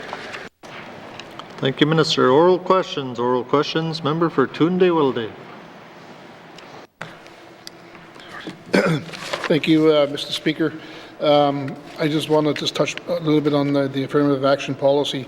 It was first discussed back in 1976 when Stuart Hodgson was still around, and back in that time they felt the need of creating a policy. So it's been 46 years now since that discussion has been ongoing, and it's something that needs to be looked at. And at this point, I'm not too happy the way where it's going. It needs a lot of work, and I'm hoping that the recruitment and retention action policy plan that the Minister of Finance spoke about the other day, they'll take that into consideration. Anyway, I have a question, but I mentioned earlier that N.W.T holds the diamond mines to high standards for their employment targets, also in reporting. Can the Minister commit to producing annual reports that demonstrate whether the N.W.T has reached the employment targets by department and brought to this House? Let's see. Thank you, Member for Tunde Wilde. Minister responsible for Finance. Thank you, Mr. Speaker. Mr. Speaker, I don't have the entire government's finance or human resources plans in front of me. I do have the Department of Finance with me, Mr. Speaker, and the way that it is being broken down so that we can achieve the targets that we've committed to set in the Indigenous Recruitment and Retention Framework is to include senior management, middle management, positions that require university equivalency, positions that require college trades equivalency, and positions requiring high school equivalency. And that is then broken down between Indigenous employees, non-Indigenous employees, so that there's an understanding of what the targets are and an understanding of where we are at in achieving them. That, as I said, I have the finance one here, but this is a template that's been determined to apply to the whole of government now. Which is part of what is different, is actually having those targets in a way that is, again, the whole of government has the same template, the same approach, and each department is going to have its own target, and they will be required to report back on them year after year. Thank you, Mr. Speaker. Thank you, Minister. Oral questions. Member for Tunde Wilde. Thank you, Mr. Speaker. When you look at the diamond mines and how they report by job category, you see the opportunity to better track how employees progress in their careers. Establishing job categories is a very useful HR tool where oversight can be managed. Can the Minister commit to reviewing the jobs under the public sector and categorizing them in a way that separates out entry-level positions from middle management and senior management, etc.? Mussy. Thank you, Member for Tunde Wilde. Minister responsible for Finance. Thank you, Mr. Speaker. So again, we are right now doing exactly that, right, with the purpose of having these templates in every business plan for every department, is so that they are looking at the different categories, because the representation of Indigenous Northerners in different categories is not the same. And we want to ensure that they are moving forward so that we have Indigenous employees who are reaching positions of middle management and ultimately senior management, and that there's a succession plan that goes with that. So by tracking this differently and putting it in there, we will be in a position to see what we're achieving. We will be in a position to have a succession plan, and we will be in a position to be held account for it. Thank you, Mr. Speaker. Thank you, Minister. Oral questions. Member for Tunde Wilde. Thank you, Mr. Speaker. Can the Minister commit to establishing employee targets by job category by department, including this information in the annual report? Let's see, Mr. Speaker. Thank you, Member for Tunde Wilde. Minister responsible for Finance. Speaker, yes, that's an easy yes. That's exactly where I want this to go. so that, again, it's better understood. And there's the Public Service Annual Report, there's the business plan process that we go through, but it may well be that we need to find another mechanism by which we can continue to provide this information. It is very apparent that it's of great interest, and it should be, and it's really, if we're going to achieve the kind of sea change that we want in terms of being a representative workforce, having those numbers out there so that they're well known, I think that will be very powerful. Thank you, Mr. Speaker. Thank you, Minister. Final supplementary, member for N.W.T. Thank you, Mr. Speaker. Can the Minister commit to establishing internal oversight in the hiring process where, for example, if an entry-level job is filled by a non-Indigenous applicant, the hiring committee needs to be able to explain this oversight committee why? Thank you, Mr. Speaker. Thank you, member for N.W.T. Minister responsible for finance. Thank you, Mr. Speaker. Mr. Speaker, there are some internal processes already that do strive to achieve that. So, for instance, again, there's certainly the appeal process that can apply to some, which would go through a very formal evaluation of whether or not the affirmative action policy was properly applied. And then there's also, with the targets that we have now, there is a greater expectation on hiring managers and on their supervisors about whether or how they're achieving this. So, and then, of course, there's also other less formal mechanisms, Mr. Speaker, such as the Indigenous Employee Advisory Committee, who I know we've been quite relying on in order to get to the point of having this framework ready. So I do believe there are some of those processes in place. I will go back to the department now, though I'm certainly happy to commit to go back and just ensure that we are, in fact, going to be able to achieve the goals of meeting these targets, or if we're not meeting them, that we're able to truly analyze where we're not and why we're not. Thank you, Mr. Speaker. Thank you, Minister. Oral questions, written questions. Member for Kamloops. Thank you very much, Mr. Speaker. Mr. Speaker, my question is for the Minister of Health and Social Services. The use of traditional names on vital statistics documents like birth certificates and driver's licenses is incredibly important to both the recognition of the importance of traditional names and the revitalization and preservation of Indigenous languages. It is my understanding that an Indigenous fonts working group was established to complete work required to pursue the use of traditional names on vital statistics documents. My questions are: 1, who sits on the Indigenous fonts working group? 2, what G&W-T systems will be impacted? 3, what are the technical needs of the Government of the Northwest Territories to see this change? 4, how are other jurisdictions implementing Indigenous fonts on vital statistics documents? And 5, what impact will this change have on a national level? Thank you, Mr. Speaker. Thank you, member for Kamloops. Written questions. Returns for written questions. Replies to Commissioner's address. Petitions. Reports of committees on the review of bills. Member for Yellowknife North. Thank you, Mr. Speaker. Your committee would like to report on its consideration of Bill 37, an act to amend the Information and Protection of Privacy Act, as ready for consideration in Committee of the Whole, as amended and reprinted. Thank you, Mr. Speaker. Thank you, member for Yellowknife North. Reports of committees on the review of bills. Reports of standing and special committees. Member for Yellowknife North. Report on Bill 37, an act to amend the Information and Protection of Privacy Act. Introduction. Bill 37, an act to amend the Access to Information and Protection of Privacy Act, received second reading on November 25, 2021, and was referred to the Standing Committee on Government Operations for review. Bill 37 would amend the Act to clarify certain provisions and enhance compliance with legislative timelines.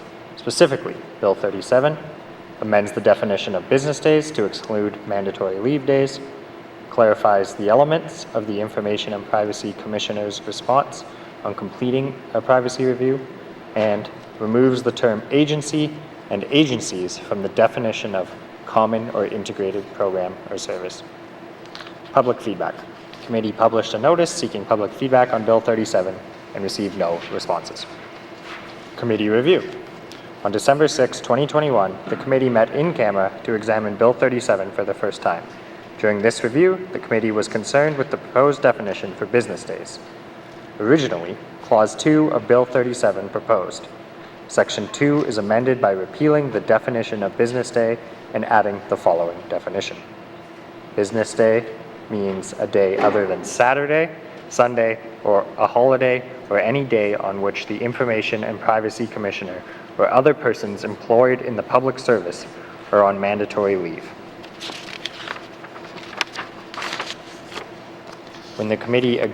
While the committee agreed with the intent of this change, the committee was concerned that the proposed wording was confusing. The amendment intended to ensure the government of the Northwest Territories mandatory leave days are not counted as business days when applying timelines under the Act, specifically the 5 mandatory leave days many G&W.T employees take in December and January of each year. However, the bill's reference to other persons employed in the public service was problematic because there are G&W.T employees who may take their mandatory leave at any time of the year. The committee was concerned that the proposed definition of business days would not necessarily be restricted to the 5 days taken by many G&W.T employees in December and January, and that was apt to lead to confusion.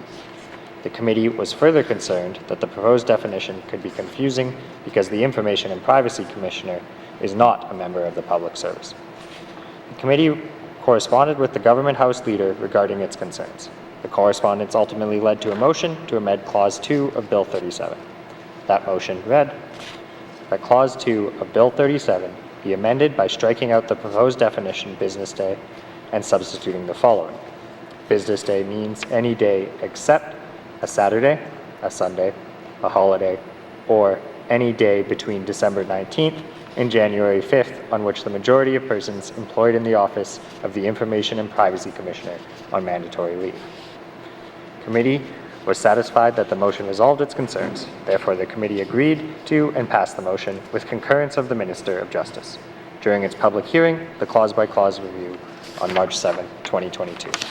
Conclusion.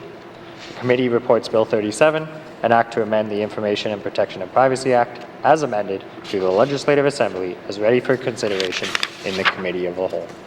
The committee acknowledges and appreciates the commitment of the Minister of Justice, his officials, and the law clerk to engage with committee to resolve wording issues in the legislation. Thank you, Mr. Speaker.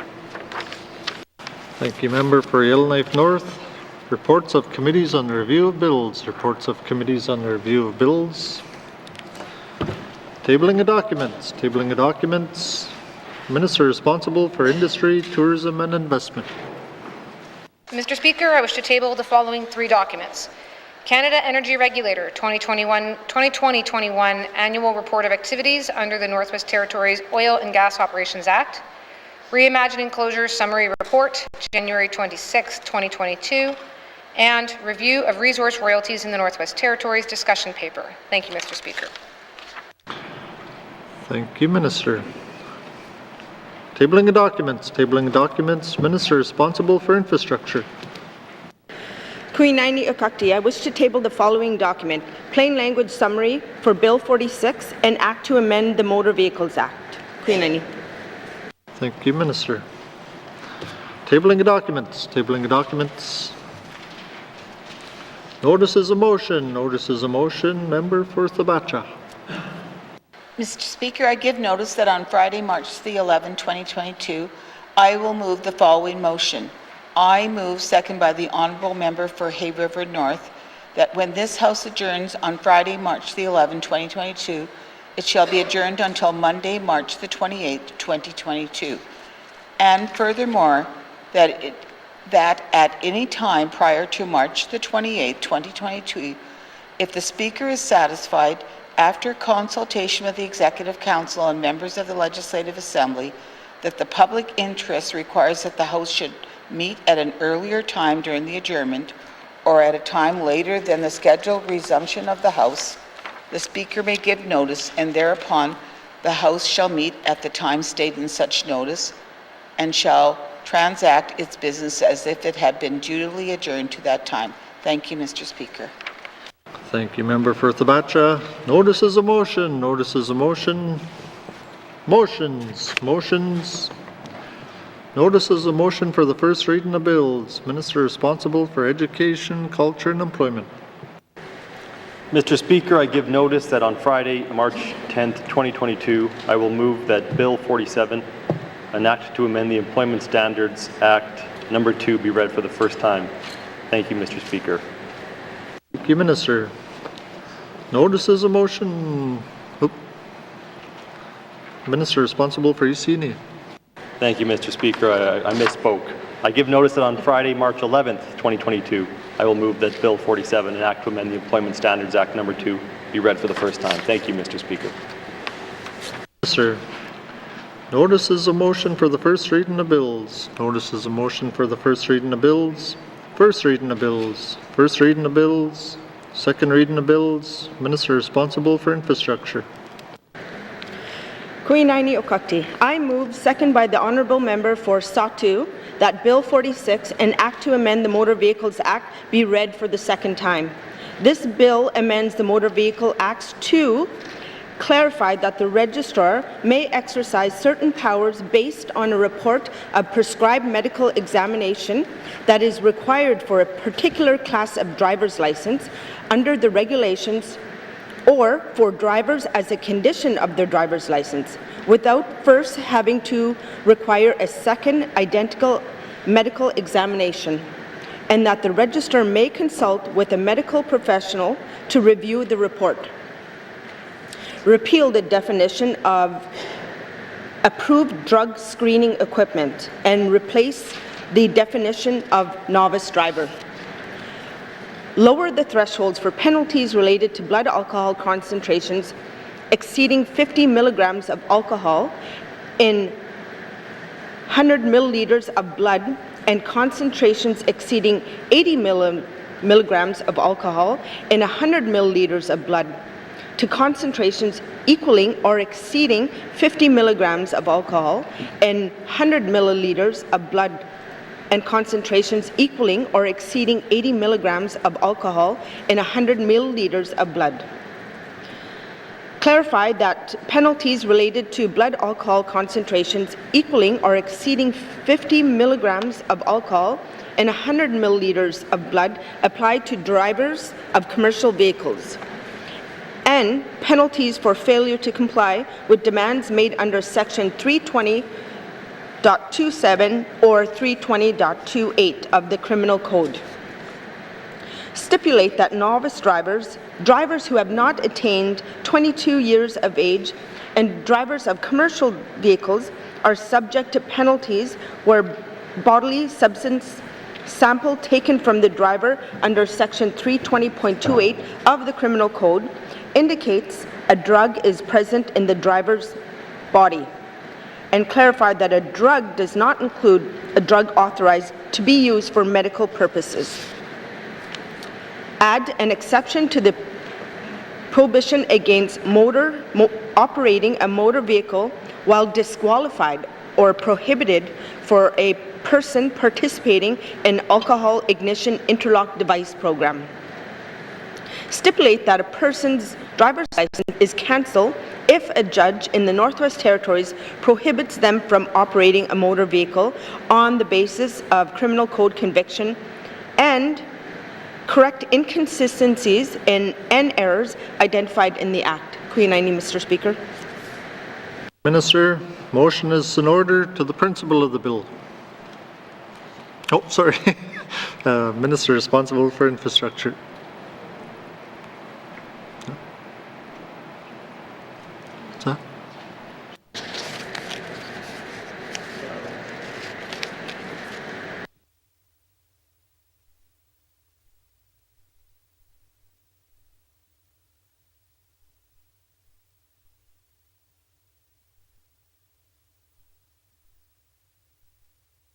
Okay, you guys are confusing me here.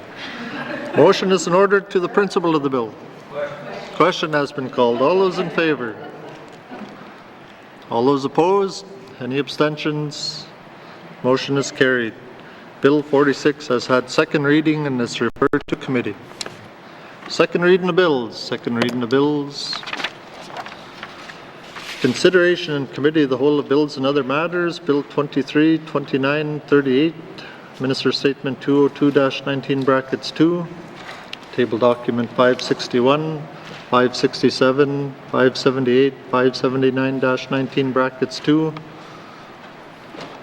By the authority given to me as Speaker by motion 1-19 brackets 2, I hereby authorize the House to sit beyond the daily hour of adjournment to consider the business before the House. With member for N.W.T. Lake signature.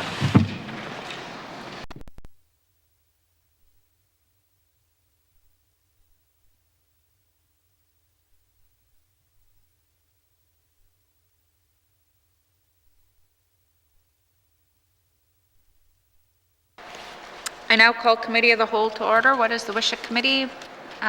Member for Frame Lake. Merci, Madame la Présidente. Committee wishes to consider table document 561-19 brackets 2, main estimates 2022-2023 with Health and Social Services. Merci, Madam Chair. Thank you. Does committee agree? Thank you, committee. We'll take a recess.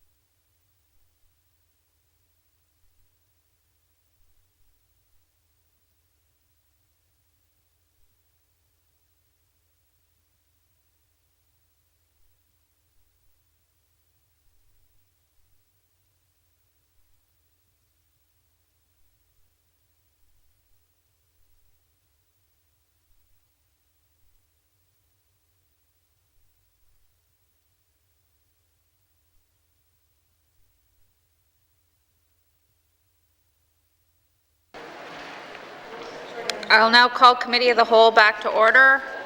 Committee, we've agreed to consider table document 561-19-2, main estimates 2022-2023. Does the Minister of Health and Social Services have any opening remarks? I just have to find them.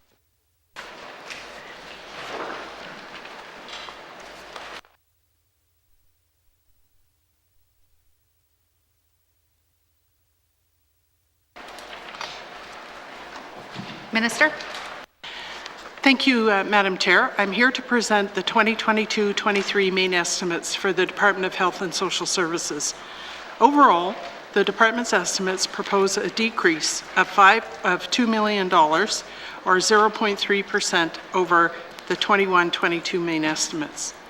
These estimates support the mandate objectives for the Department of Health and Social Services while continuing to meet N.W.T's fiscal objectives to prioritize responsible and strategic spending.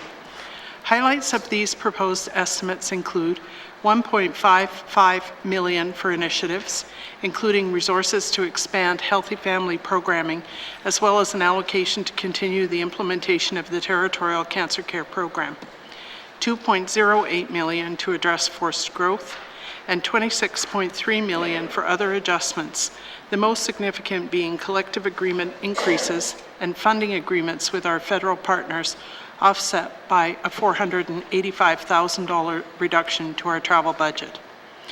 The department anticipates $32.14 million decrease in the budget because of the wind-up of the COVID Secretariat. The rest of the decrease is the result of sunsetting agreements with funding partners and the 21-22 one-time budget allocations. We continue to focus on our mandate and the priorities of the 19th Assembly by increasing supports for mental health and wellness needs and priorities of Indigenous people in the N.W.T, improving access to home and community care services in all N.W.T communities, and ensuring services are provided in a culturally safe manner to improve independence and quality of life. Increasing supports for mental wellness and addictions recovery. Improving early childhood development indicators through the renewal and expansion of the Healthy Family Program to support expecting parents and those with young children. Enhancing culturally safe, relationship-based care through primary health care reform initiatives. Engaging Indigenous governments regarding the implementation of federal legislation respecting First Nations, Inuit, and Métis children, youth, and families. Increasing attention to initiatives that improve the sustainability of the health and social services system. And finally, increasing the stability and representation of the workforce by identifying labor force needs along with recruitment and retention strategies. That concludes my opening remarks. Thank you, Madam Chair. Thank you, Minister. Do you wish to bring witnesses in?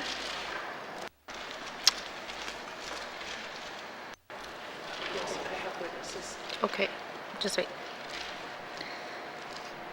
Thank you. Committee has agreed to forego general comments. Does the committee agree to proceed to the details contained in the table documents? Thank you. Committee, we will defer the departmental summary and review the estimates by activity summary. The committee has agreed to consider the activity first of COVID Secretary. And does the Premier wish to bring witnesses into the House?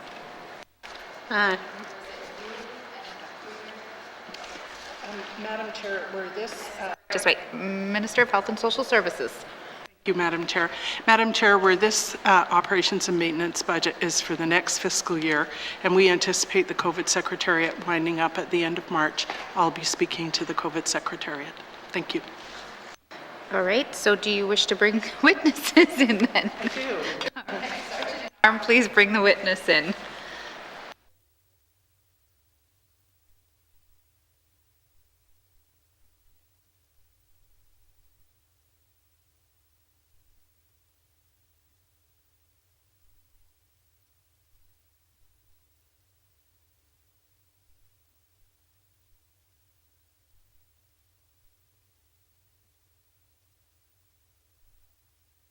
Put your... All right, so Minister of Health and Social Services, please introduce your witnesses. Thank you, Madam Chair. On my left is Russell Neudorf, the Associate Deputy Minister for the COVID Secretariat, and on my right is Mr. Bruce Cooper, the Deputy Minister of Health and Social Services. Thank you. Welcome. We'll now start on page 178 with COVID Secretariat. And there's information items on page 179. Questions from members?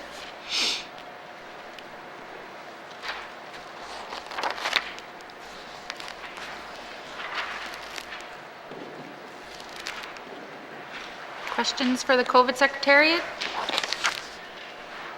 Don't see any, okay. Okay, member for Frame Lake. Madam Chair, look, I recognize that the main estimates were put together quite a while ago, and the minister has talked about the public health emergency ending April the 1st. So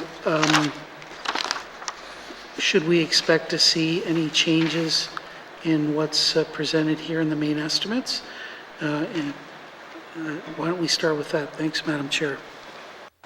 Thank you. Minister of Health and Social Services.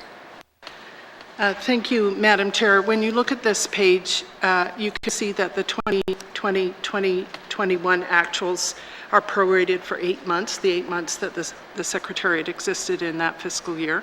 The 2021-22 main estimates and revised estimates are for the full year. And the final column, the 22-23 main estimates, are for the first 4 months of the next fiscal year.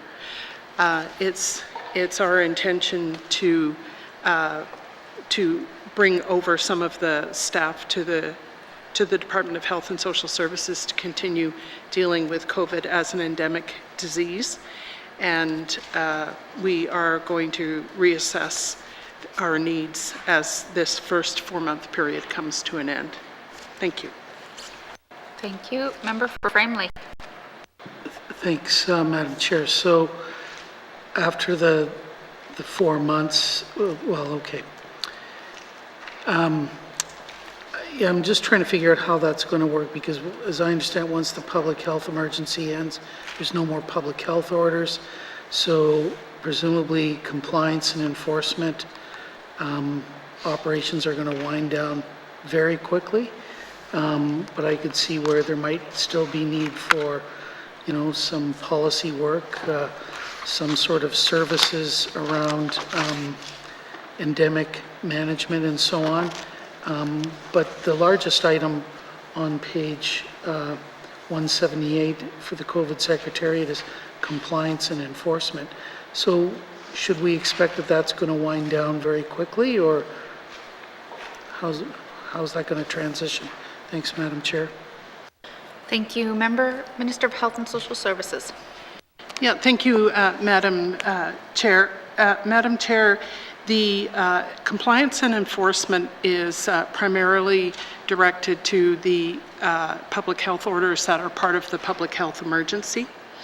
But there is still scope for compliance and enforcement of containment orders, for example, should they be required during future outbreaks. And for more detail on this, I'll turn to Mr. Neudorf, if I may, please. Thank you. Mr. Neudorf. Yeah, thank you, Madam Chair. So we are working on winding down of the COVID Secretariat in keeping with the expected timing for ending of the public health emergency. So, on April 1st, we would, the orders would be dissolved, and all of the operations or requirements of the COVID Secretariat would be wrapped up. So we are working this month to work on the orderly transition for that. Some of those activities will occur early into the month of April, just so that we can properly wrap things up. Thank you, Madam Chair. Thank you. Member for Frame Lake. Okay, thanks. And I've always supported the COVID Secretariat, and I've always understood that it was really really a coordination function, and a lot of the people that were there were seconded, voluntarily moved around within N.W.T. To perform valuable public services. What's the general arrangement for those folks now to be able to go back to their home departments, or if they were on contract? Has all of this stuff been sorted out in some sort of stepwise transition? Thanks, Madam Chair. Thank you. Minister of Health and Social Services. Yeah, thank you for the question. The people who were hired at the COVID Secretariat were hired on a short-term basis, knowing that this was an interim measure. But for the specific information about how the wind-up is going and people returning to their home departments, I'd ask through you, Madam Chair, if Mr. Newdorf can answer. Thank you. Mr. Newdorf. Thank you, Madam Chair. Coming into the month of March, we had about 130 employees still on staff with the COVID Secretariat, and as the Minister indicated, their employment contracts were timed to end with the end of the public health emergency. So there was about a dozen or so employees that have ended already when the isolation center, the requirement to isolate following travel, ended, and we shut down the isolation centers. The majority of the rest of those employees have employment contracts that end on March 31st. About a quarter of the employees are hired on casual contracts that would end March 31st. About half of those 130 employees are actually term contracts. So those, both casuals and terms, they would be employees new to the N.W.T, and generally they would, they don't have another department to go back to. About a quarter then of those 130 employees are on transfer assignment from another department, and we are working with those other departments to ensure that they have a proper landing spot for when their employment ends with the COVID Secretariat and they go back to work with their home department. Thank you, Madam Chair. Thank you. Member for Frame Lake. Yeah, okay, thanks. I was furiously trying to scribble all of that down while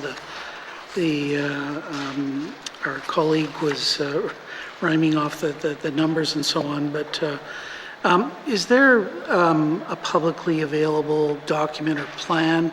And I get that all of this is happening very quickly, but I think we may need to better communicate some of this, not just amongst the MLAs, but with the public. So is that something that's in preparation that the Minister is going to be able to share with the public sometime soon? Thanks, Madam Chair. Thank you, Minister of Health and Social Services. Yeah, thank you for the question. Yes, it's important to let the public know in a holistic way what the plan is moving forward. And I expect to be able to share that information coincidentally with the end of the public health emergency so that people know what the best next steps are. Thank you. Member for Frame Lake. Thanks, Madam Chair.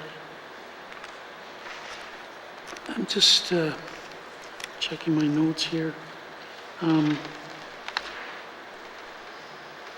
How are we going to deal with, like I see that there's quite a large number here for purchased services in the last financial year and much reduced.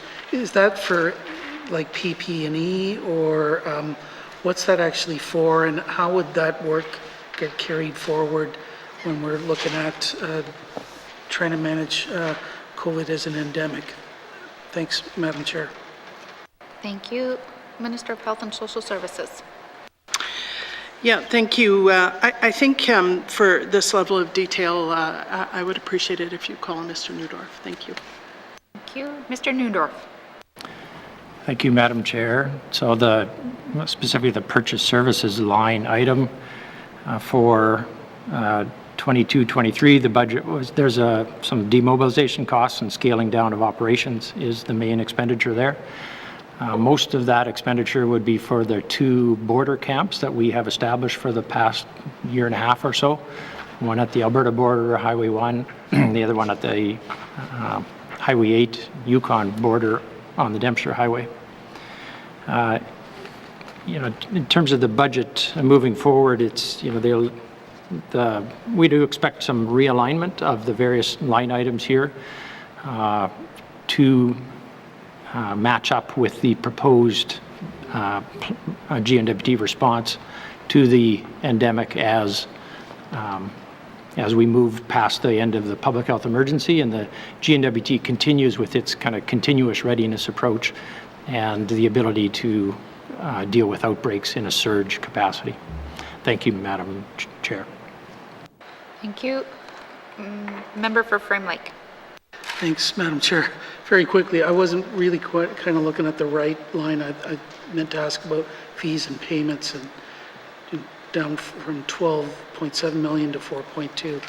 What's happening there? Thanks, Madam Chair. Minister of Health and Social Services. Thank you. What I see on this page is that most of this budget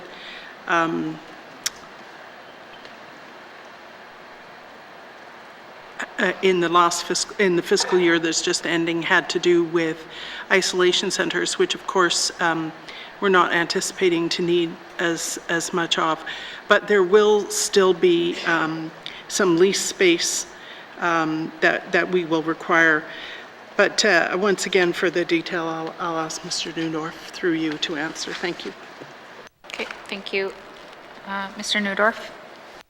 Thank you, Madam Chair. The Minister was right that the majority of the cost here is isolation centers, and that's why the number's been high kind of 2021 when we had a significant demand due to travelers and isolation centers. At the end of 2020, we brought in the isolation payment policy that significantly reduced the usage of isolation centers. So even though there's more months of usage for the 21-22 fiscal year, the total dollar amount did not go up that much. And in fact, our expenditures will be significantly less than the line item that's here because we've been able to control the use of isolation centers. And then the amount for 2023 was the notional amount that we had when we originally set up the COVID Secretariat. We set aside for isolation centers, and obviously that money would be used as part of the response to the endemic phase that the government will be moving into. Thank you, Madam Chair. Thank you. Any other members have questions? Member for Yellowknife North. Thank you, Madam Chair. Can the Minister just speak to any plans to how 811 will operate past April 1, and any efforts being made to make sure that the people at 811, although are not public health nurses, are giving the same inaccurate advice in relation to public health? Thank you, Madam Chair. Thank you. Minister of Health and Social Services. Yeah, thank you. We understand that 811 has generally been a useful service for the public to report the results of their tests and to get information about COVID generally. The hours and the staffing complement will be reduced. We anticipate a lower volume of calls to that number, but we do plan to continue offering that service, and we're looking at the scope of services that might be, or information that might be provided through that service. So that's the plan going forward, that it will still be available. It'll be available on weekdays during office hours, and it will provide a range of advice about COVID-related activities, issues. Thank you. Member for Yellowknife North. Thank you, Madam Chair. I'm happy to hear that, and I was hoping the Minister could speak to whether there are currently any plans or considerations to keeping 811 kind of as a brand and a product long-term going forward. I think there's some natural fits there. Perhaps the health system navigator could be found through 811, or something similar to HealthLink in Alberta, which is kind of a service to help people navigate the health system that everybody kind of knows that's a good place to start. Have those conversations been had? Thank you, Madam Chair.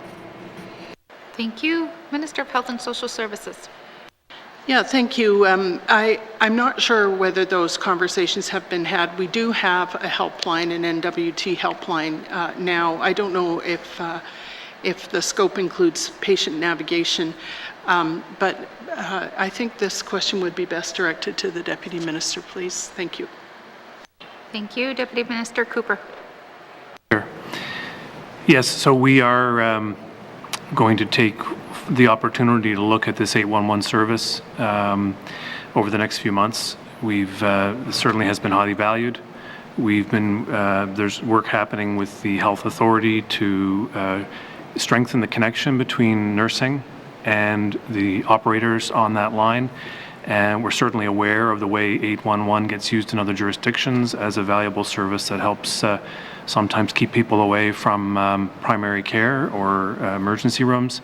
And we are looking to see whether there might be a business case for that going forward. And we would consider it in the context of business planning. Thank you. Thank you. Are there any further questions under the COVID Secretariat? Member for Cam Lake. Thank you very much, Madam Chair. Just a couple of questions, and further to what my colleague for Yellowknife North was speaking of. I remember when 811 first came online, and the reception of having that service from constituents was very positive. And to me, when I speak about integrated service delivery, I get very excited about something like this, because this might be as close as we get to integrated service delivery in the near future. And so I definitely look forward to more conversations about what the potential future is of the 811 brand. One of my questions is, Mr. Neudorf spoke about the reduction of the staff complement for the COVID Secretariat, but the numbers within the main estimates remain unchanged. I'm just wondering if the Minister can address that. Thank you. Thank you. Minister of Health and Social Services. Yeah, thank you, Madam Chair. Madam Chair, the main estimates are prepared in the fall, and a lot has happened since then. We've finished the Delta outbreak, we had the Omicron outbreak, and now we're moving towards the end of the public health emergency. And so the staff complement, which Mr. Neudorf referred to earlier, is going to be reduced, and the bulk of the staff will be moved into the Department of Health and Social Services, working in the Office of the Chief Public Health Officer and in population health. However, there will be also 4 positions that will be moved into MACA, and a 0.5 position being moved into ENR. So what we're looking at going forward is 16.5 jobs that started with the COVID Secretariat being reprofiled and brought into different departments depending on the focus of the work. Thank you. Member for Cam Lake. Thank you very much, Madam Chair. No, and I think that that's great information for people to have, and I think that if now is an appropriate time to ask that, people's interest may have been perked by the 0.5 position from ENR, and so I'm wondering, even though this is not an ENR section, if the Minister can speak to that. Thank you. Minister of Health and Social Services. Yeah, thank you. The 0.5 position in ENR and a 1 full-time position in MACA have to do with wastewater surveillance. We've experienced good results from having wastewater surveillance in communities across the N.W.T. as an early warning sign that COVID is present in the population. And so we plan to continue that program and have staff in MACA and ENR run the program. Thank you. Thank you. Member for Cam Lake. Thank you very much, Madam Chair, and thank you to the Minister for that clarification. I know that the wastewater testing has received a really good national recognition as well, so kudos to the department for their work there. My next question is in regards to fees and payments. I see that that has been cut by about 1/3. I'm wondering if the Minister can provide clarity around what is included in the $4.2 million. Thank you. Thank you. Minister of Health and Social Services. Yeah, thank you. The bulk of this spending is related to isolation centers. Even though we have cut back the availability of isolation centers, there will still be a need for medically assisted self-isolation. So we continue to carry this line item primarily associated with isolation centers. Thank you. Thank you. Member for Cam Lake. Thank you very much, Madam Chair. I know over the course of the pandemic a lot has changed about what is funded or isn't funded, and so I'm wondering if from here on out, as the Minister said, medically advised isolation, if isolation will only be provided when it is determined necessary then by the Chief Public Health Officer, or if the Minister can address kind of what the policy will be. And I don't know if they're prepared now, and I understand if they're not, given that we are still under a public health emergency, but if that will be, how that policy will be determined. Thank you. Thank you. Minister of Health and Social Services. Yeah, thank you. For that kind of policy detail, I think it would be helpful to hear from Mr. Neudorf. Thank you. Thank you. Mr. Neudorf. Yeah, thank you, Madam Chair. I can kind of speak to what's happening now around medically advised self-isolation and what's been happening for the last little while. So generally two reasons why individuals need to stay in an isolation center. One is if they were directed there because of an order following travel. And in the last few months, it was because they needed to isolate before they went into a small community. So the isolation centers were set up for that. But most of the use actually in the last few months, and particularly with the Omicron outbreak, was around medically advised self-isolation. So that's when, because of a typically a positive COVID test, they were directed into isolation because of by a public health official, and they could not do that safely at home. And so then the advice was to come into an isolation center, and that service was provided by the COVID Secretariat. The other big use was around the vulnerable population, and with cases in there that they did not have a safe place to isolate, then they were taken into the isolation centers. For the month of March now, where the requirement to isolate after travel is no longer in the orders, so we're no longer need to operate the isolation centers for travelers, but they are still there and available. We've kept kind of one staff person available so that we can just assist when there still is a requirement for medically advised self-isolation. And this is kind of pretty extreme cases. We're not getting a lot. In fact, I think the first day we kind of had 3 calls about it, and then in the last week we have not had any requirements for medically advised self-isolation following. So given as Omicron cases continue to come down, we would expect the requirement for this medically advised self-isolation would continue to decline. And kind of into the future, what happens after the end of the public health emergency, I guess that would be at the direction of the Chief Public Health Officer and any isolation requirements from her and her office. Thank you. Thank you. Member for Cam Lake. Thank you very much, Madam Chair. So just to confirm, we may find that this line item might be quite a bit underspent, depending on what happens with COVID and advice of the Chief Public Health Officer. Then is that correct? Minister of Health and Social Services. Yeah, thank you. This is an estimate, of course, and the thing is that it could be out, and there could be a surplus in here. But if there is a community outbreak, let's say in Yellowknife, because it has the largest vulnerable population, that money could be gobbled up pretty quickly with having the vulnerable population housed in isolation centers. So we're erring on the side of caution and just waiting to see what the spring brings. Thank you. Member for Cam Lake. Thank you very much, Madam Chair. I guess my final question is in regards to federal supports for the COVID Secretariat for the 2022-23 year. I know that just in hearing what we're talking about today, a lot of the ongoing funds are really to ensure that the North is protected. We have limited housing resources, which have an impact on this, and healthcare in the territory is quite expensive. And so I'm wondering if there are discussions with the federal government to continue supports for this. Thank you. Thank you. Minister of Health and Social Services. Yeah, thank you.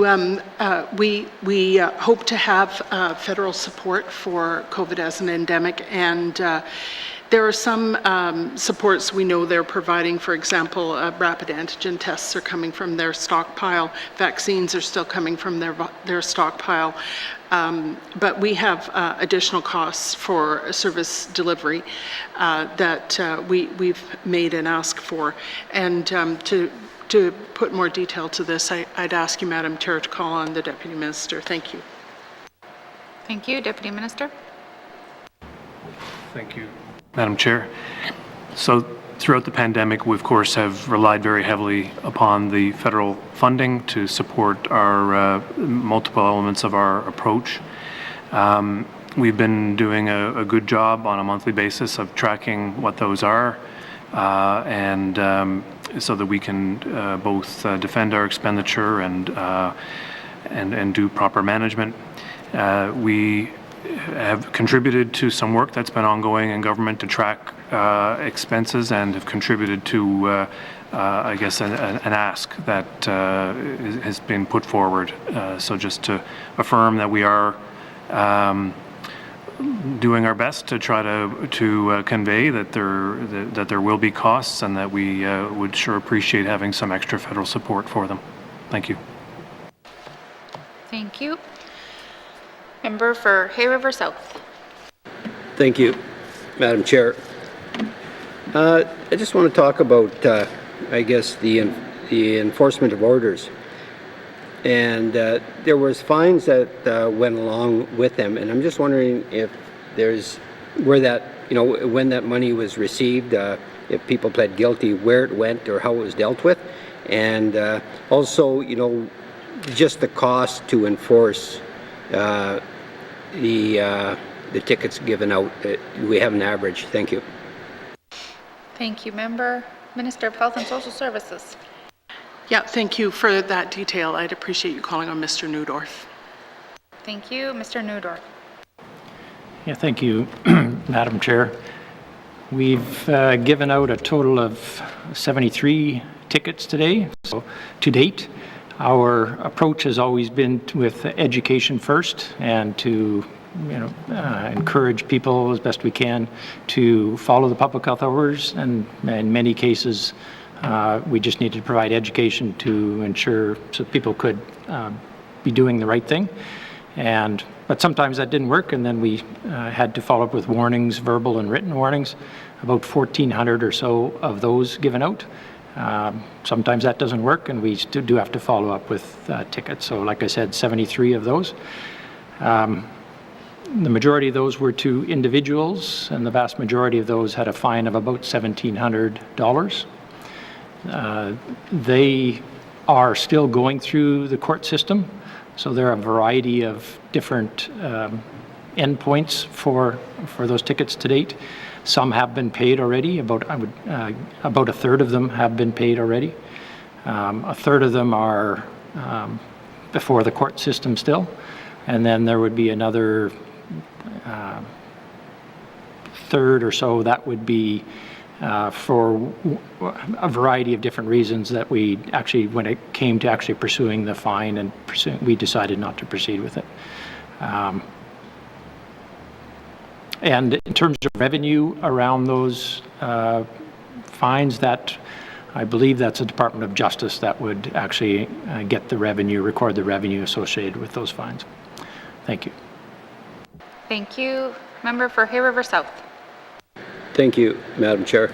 As we're winding down here, the ones that, I guess you say a third have been paid and a third in the courts, is there any indication that maybe the department may just, not, or just ask that, or direct that those ones that are in the courts will not be pursued any further and just drop them? Thank you. Thank you. Minister of Health and Social Services. I don't feel like we can comment on things that are sitting before the court right now, so I'm going to give that a pass. Thank you. Member for Hay River South. Thank you, Madam Chair, and I appreciate that. I understand. The next item here is the wind down costs. Are we looking at any additional costs with respect to, we've got camps set up at the border, we've used, rented out buildings and that. Is there any additional costs, like, say for instance, as an example, the border on Highway 1? It's on lands that I guess that are looked after by ITI. Will there be a cost to clean up that land? Is there any damage, any environmental damage that has to be looked at? Not just that one, but other ones as well. Thank you. Thank you. Minister of Health and Social Services. Yeah, thank you. I'd ask Mr. Neudorf to answer that, please. Thank you. Mr. Neudorf. Thank you, Madam Chair.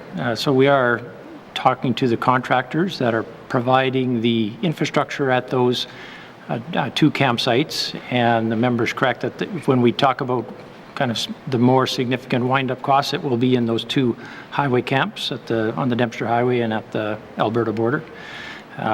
We are not anticipating anything extraordinary as part of demobilization.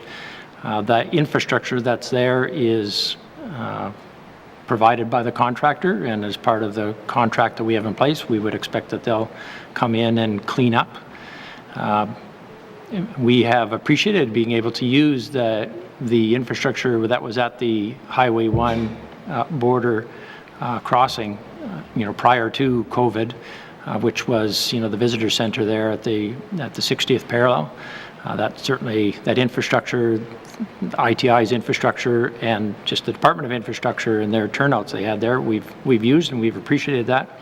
We are having ongoing discussions with them just to make sure that when we leave that we clean things up appropriately, and will involve both of those departments as part of the cleanup. Thank you, Madam Chair. Thank you. Member for Hay River South. Thank you, Madam Chair. And with respect to, I guess, early, I'm not sure what the contracts were, if equipment it was just month by month, or if it was, a fixed term. Will there be any extra costs, I guess, if there is, release of equipment earlier than anticipated? And also employees, will there be any additional severance required? Anything significant, I guess, with respect to, I guess, demob? Thank you. Thank you. Minister of Health and Social Services. Yeah, thank you, Madam Chair. I'd like to call on Mr. Neudorf for this question. Thank you. Thank you. Mr. Neudorf. Yeah, thank you, Madam Chair. We are not expecting any extraordinary costs for actually winding up of our activities.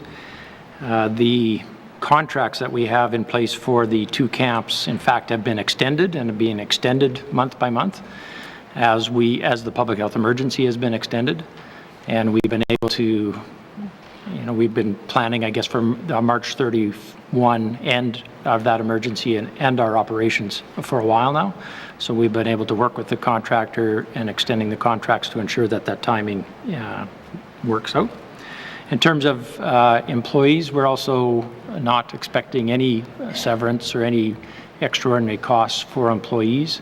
As I said before, of the 130 employees that we had on staff, 3/4 of them are under employment contracts that actually have a March 31 end date in the employment contract. So when that employment contract ends, they will simply cease to become N.W.T employees.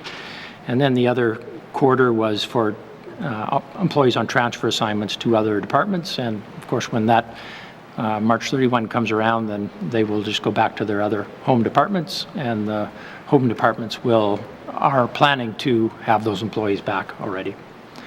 Thank you, Madam Chair. Thank you. Member for Hay River South. Thank you, Madam Chair. And for, I guess, management and I guess any staff as well, will any bonuses be paid out for, you know, for the people that, I guess, were part of this, the Secretariat? Thank you. Thank you. Minister of Health and Social Services. Thank you. I appreciate this question going to Mr. Neudorf. Mr. Neudorf. Thank you, Madam Chair. There is nothing extraordinary, no extraordinary bonus for any COVID Secretariat employee. Of course, there are, in the terms of the existing contracts with excluded employees and with senior managers, there's opportunities for bonuses, and there may be that some employees would qualify underneath those existing N.W.T bonus programs, but there's nothing extraordinary for the COVID Secretariat. Thank you, Madam Chair. Member for Hay River South. Thank you, Madam Chair. Yeah, if it's possible to provide bonuses, is there a set of criteria that you could share with us to give us some indication of how those bonuses would be doled out? Thank you. Thank you. Minister of Health and Social Services. Thank you. I'd like Mr. Neudorf to answer, please. Mr. Neudorf. Thank you, Madam Chair. I guess we're not planning on handing out any extraordinary bonuses as part of the COVID Secretariat, so there is no kind of criteria that we're even thinking about for doing that. We would follow the processes that are in place for excluded employees and for senior management as part of existing N.W.T processes, but there's nothing extraordinary or unusual for any COVID Secretariat employee. Thank you. Thank you. Are there any further questions under the COVID Secretariat from members? Seeing none. Health and Social Services, COVID Secretariat, Operations Expenditure Summary, 2022-2023 main estimates, $11,864,000. Does committee agree? Thank you, committee. Minister of Health and Social Services, did you wish to change your witnesses out? Yes, please. Thank you. Sergeant at Arms, can you please escort the witness out and escort the new witness in? Thank you.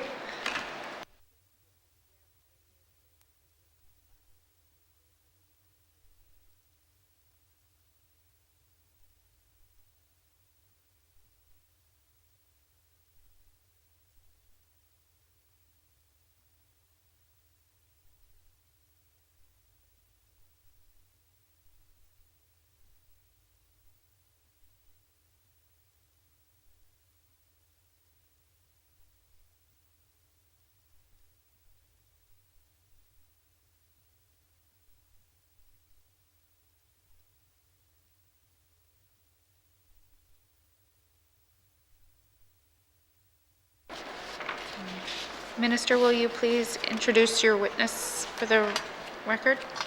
Thank you, Madam Chair. We've been joined by Mr. Derek Elkin. He's the Assistant Deputy Minister of Corporate Services for Health and Social Services. Thank you. And we still have Deputy Minister Cooper with us. All right.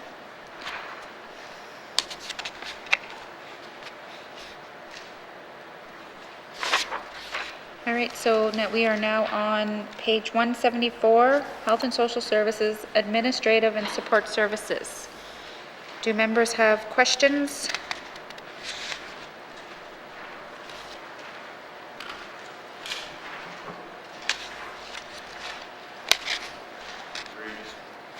No questions?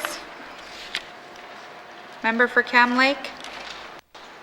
Thank you very much, Madam Chair. Just a quick question in regards to an increase in funding in the Territorial Health Investment Fund agreement for Systems Sustainability Office. I'm wondering what the new administration expenditures cover. Thank you.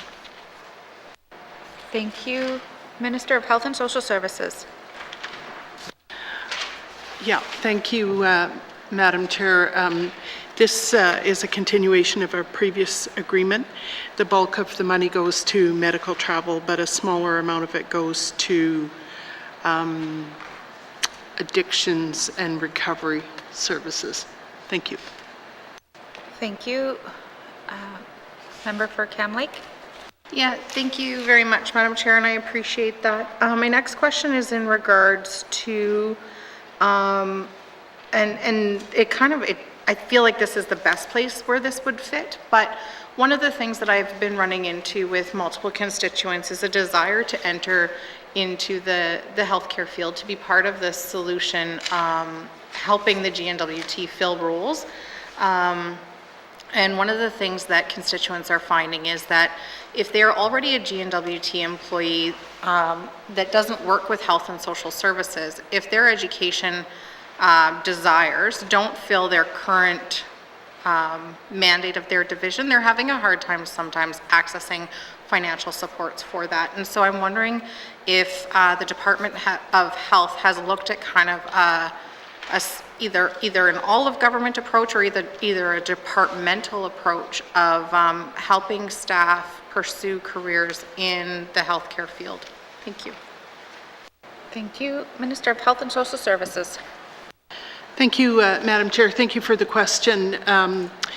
We do have a Health Human Resources Workforce Plan coming forward next month, and it'll offer a number of ways to support people in their interest to get into health professions, as well as providing bursaries for people who want to get into the health profession. How those are going to work with existing N.W.T programs, I'll ask the Deputy Minister if he has anything to add. Thank you. Thank you. Deputy Minister Cooper. Thank you, Madam Chair.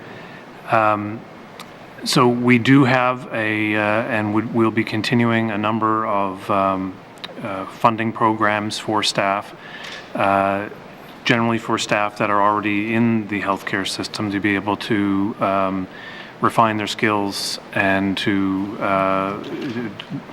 carry on in their career ladder. And I think we have about $2.2 million annually that we have available to support these kinds of activities, and we'll have certainly more to say about that with the arrival of the HR strategy. Thank you. Thank you. Member for Cam Lake. Thank you very much, Madam Chair. No, I think that a lot of people are really looking forward to this strategy and are quite excited about it. Can the Minister speak to how the Health Human Resources HR plan will work in conjunction with the Indigenous recruitment and retention framework that the government also released? Thank you. Thank you. Minister of Health and Social Services. Thank you. I'd like to ask the Deputy Minister to answer this question, please. Thank you. Deputy Minister Cooper. Thank you very much. One of the primary goals of the HR plan will be to increase local employment and to increase a representative workforce. So this is going to be certainly one of the cornerstones to the plan, as it is to our system right now. So we will certainly be in lockstep and establishing targets and following the HR policy that has been set. So they will be one and the same. Thank you. Thank you. Are there any further questions under Administrative and Support Services? Member for Hay River South. Thank you, Madam Chair. Just looking at the adult support services, and in there it includes day shelters. So I suspect that it means the day shelter that's funded in Hay River. I know that there was there $75,000 $75,000 in the budget, but the cost to operate that shelter was quite a bit more. Is the department looking at covering that additional cost? Thank you. Thank you. Minister of Health and Social Services. Thank you, Madam Chair. Madam Chair, it would help me if the member could tell me which page he's looking at. Member for Hay River South, can you clarify? 181. Ahead. That's a different section. We're gone backwards. We're in administrative and support services, so we're before COVID secretary. You're good? Okay. Administrative and support services, any other questions? All right. Health and Social Services, Administrative and Support Services, Operation Expenditure Summary, 2022-2023 main estimates, $54,848,000. Does committee agree? Agree. Thank you. So skip COVID Secretariat again, and then go to page 180, Health and Social Services, Health and Social Programs, Activity, and information items on 82 and 83. I'll go back to a member for Hay River South. Thank you, Madam Chair. Yeah, again, it's to do with the day shelters. I know that, we had a budget for them, and some of the, well, at least the one shelter I know costs more to operate than what the department's providing. I just want to know if that additional cost would be looked after by the department. Thank you. Thank you. Minister of Health and Social Services. Yeah, thank you. As I understand it, our budget for this area is $75,000 articulated in this budget. We recognize that that's probably not a whole year's worth of funding, and we need to find additional sources of funding. I understand there's been some conversations with Indigenous Services Canada about whether they can also support the shelter. So we are aware that this is not an annual figure, and there'll be a need to work with partners to bring that up to an annual amount. Thank you. Thank you. Member for Hay River South. Thank you, Madam Chair. I'm just looking at the community culture and innovation, and I see that there's I think a 3.6 million roughly increase in that. Can the minister just provide an explanation? Thank you. Thank you. Minister of Health and Social Services. Thank you, Madam Chair. Madam Chair, this is a variety of things. So it includes the Mental Health Act Review Board, the Yellowknife Combined Day Shelter and Sobering Center. There was a shortfall there in insurance and tax spending. There is money going into addictions recovery and aftercare, the anti-poverty fund, which is the source of funding for the Hay River Day Shelter, collective agreement increases, and then finally home and community care and mental health and addiction services bilateral agreement is a part of this increase as well. So it's sort of a catch-all for community mental wellness and addictions recovery spending. Thank you. Thank you. Member for Hay River South. Thank you, Madam Chair. Just go to another line item here, family violence prevention, and showing 4.181 million. Can the minister tell me, like, what percentage of that would stay in Yellowknife, and how much would go, what percentage would go out to the surrounding communities? Thank you. Thank you. Minister of Health and Social Services. Yeah, thank you. Most of that funding goes directly to the family violence shelters. So about 400,000 goes to the shelter in Tuck, 660,000 to the shelter in Inuvik, 694,000 to the shelter in Fort Smith, 930,000 to the shelter in Yellowknife. The reason that's so much more is because they are also the people to contact for 24-hour support and emergency protection orders. So there's some additional staffing that is territory-wide but based in Yellowknife. There was a lapse, but we're not expecting we're expecting that's just temporary to provide family violence shelter support. There is a group that meets from time to time that talks about issues that are common to family violence within the shelter operations and meeting the standards. And I did forget to mention, and the member will be very interested to know, that this list includes $680,000 for the Family Support Centre in Hay River. So the shelter support funding is $3.3 million, and then the remainder is for contract services and Family Violence Prevention Fund and communications related to the prevention of family violence. Thank you. Thank you, Minister. Member for Hay River South. Thank you, Madam Chair, and I appreciate the Minister including Hay River in there. I thought maybe she missed it. Anyways, the next one is population health. I see there's a 1.3 million lower cost, I guess, or a smaller budget there for 2022-2023. What's that about? Thank you. Thank you. Minister of Health and Social Services.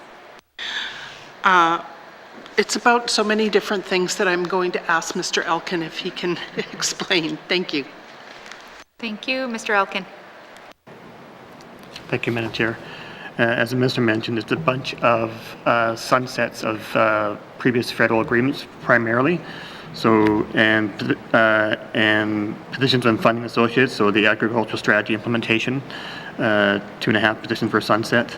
The Canada Smoking Control Act, 1 position sunset in after 21-22. Climate change and health adaptation funding agreement, a 0.5 FTE, and as well as the meat inspection regulations, another 0.5 FTE and an O&M, and the emergency treatment fund bilateral agreement for opioid therapy.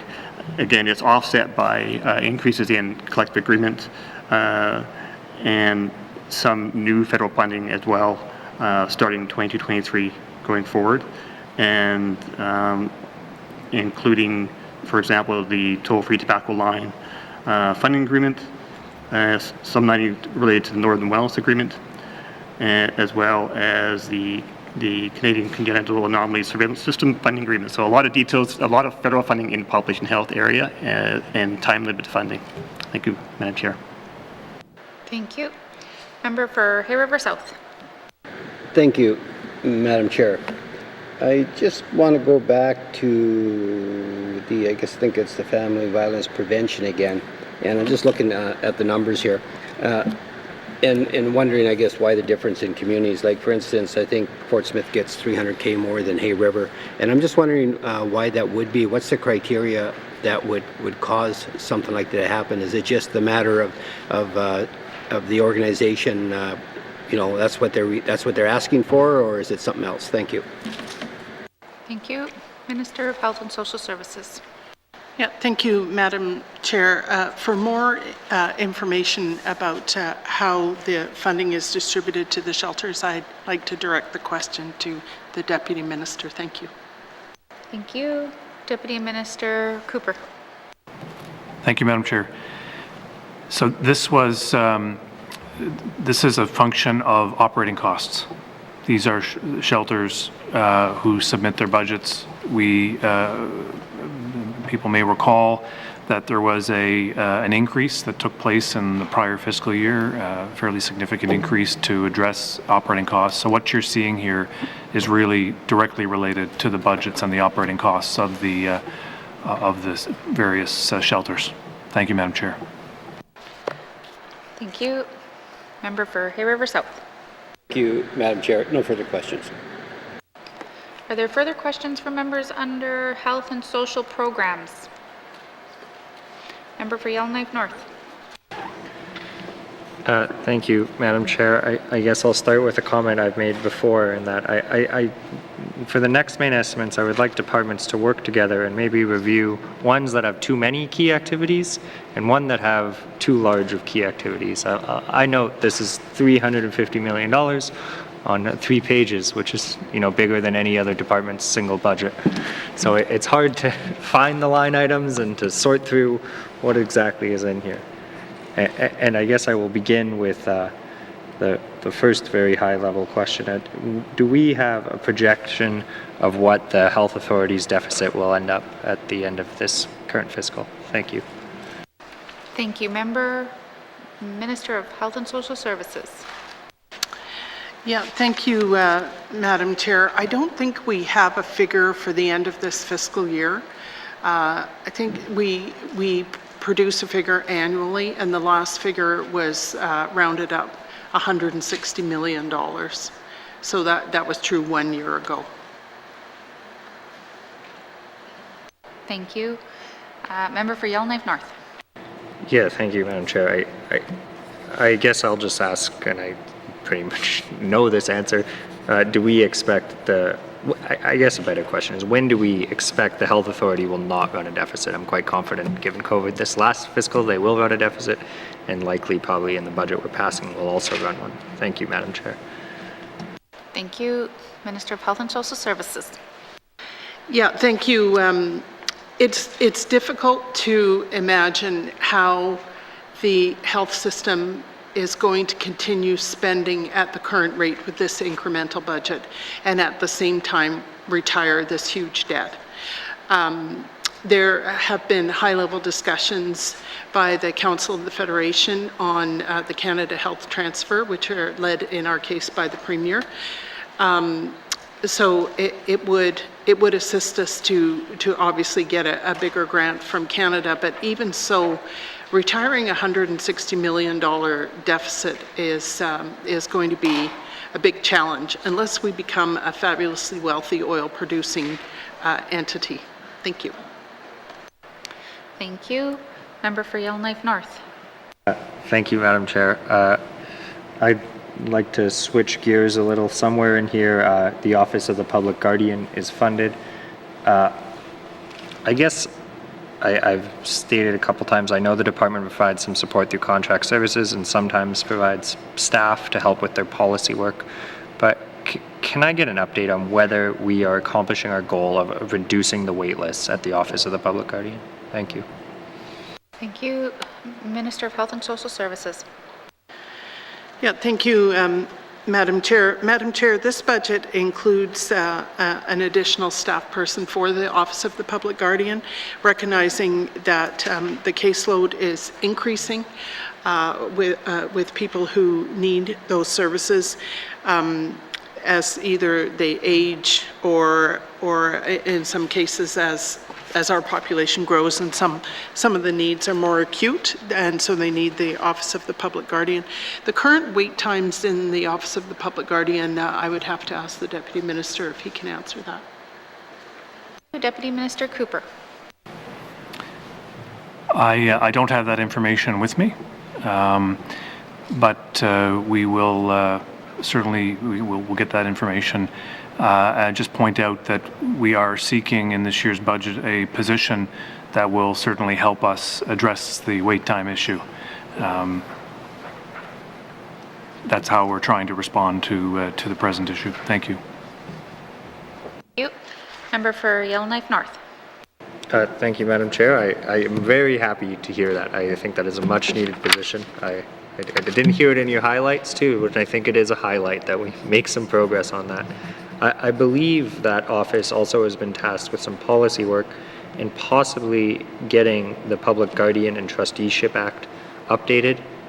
The big issue here, is my understanding, is that certain people with disabilities are not quite meeting the criteria for public guardianship, but they probably should, and in some cases, you know, their caretakers or they themselves would like to.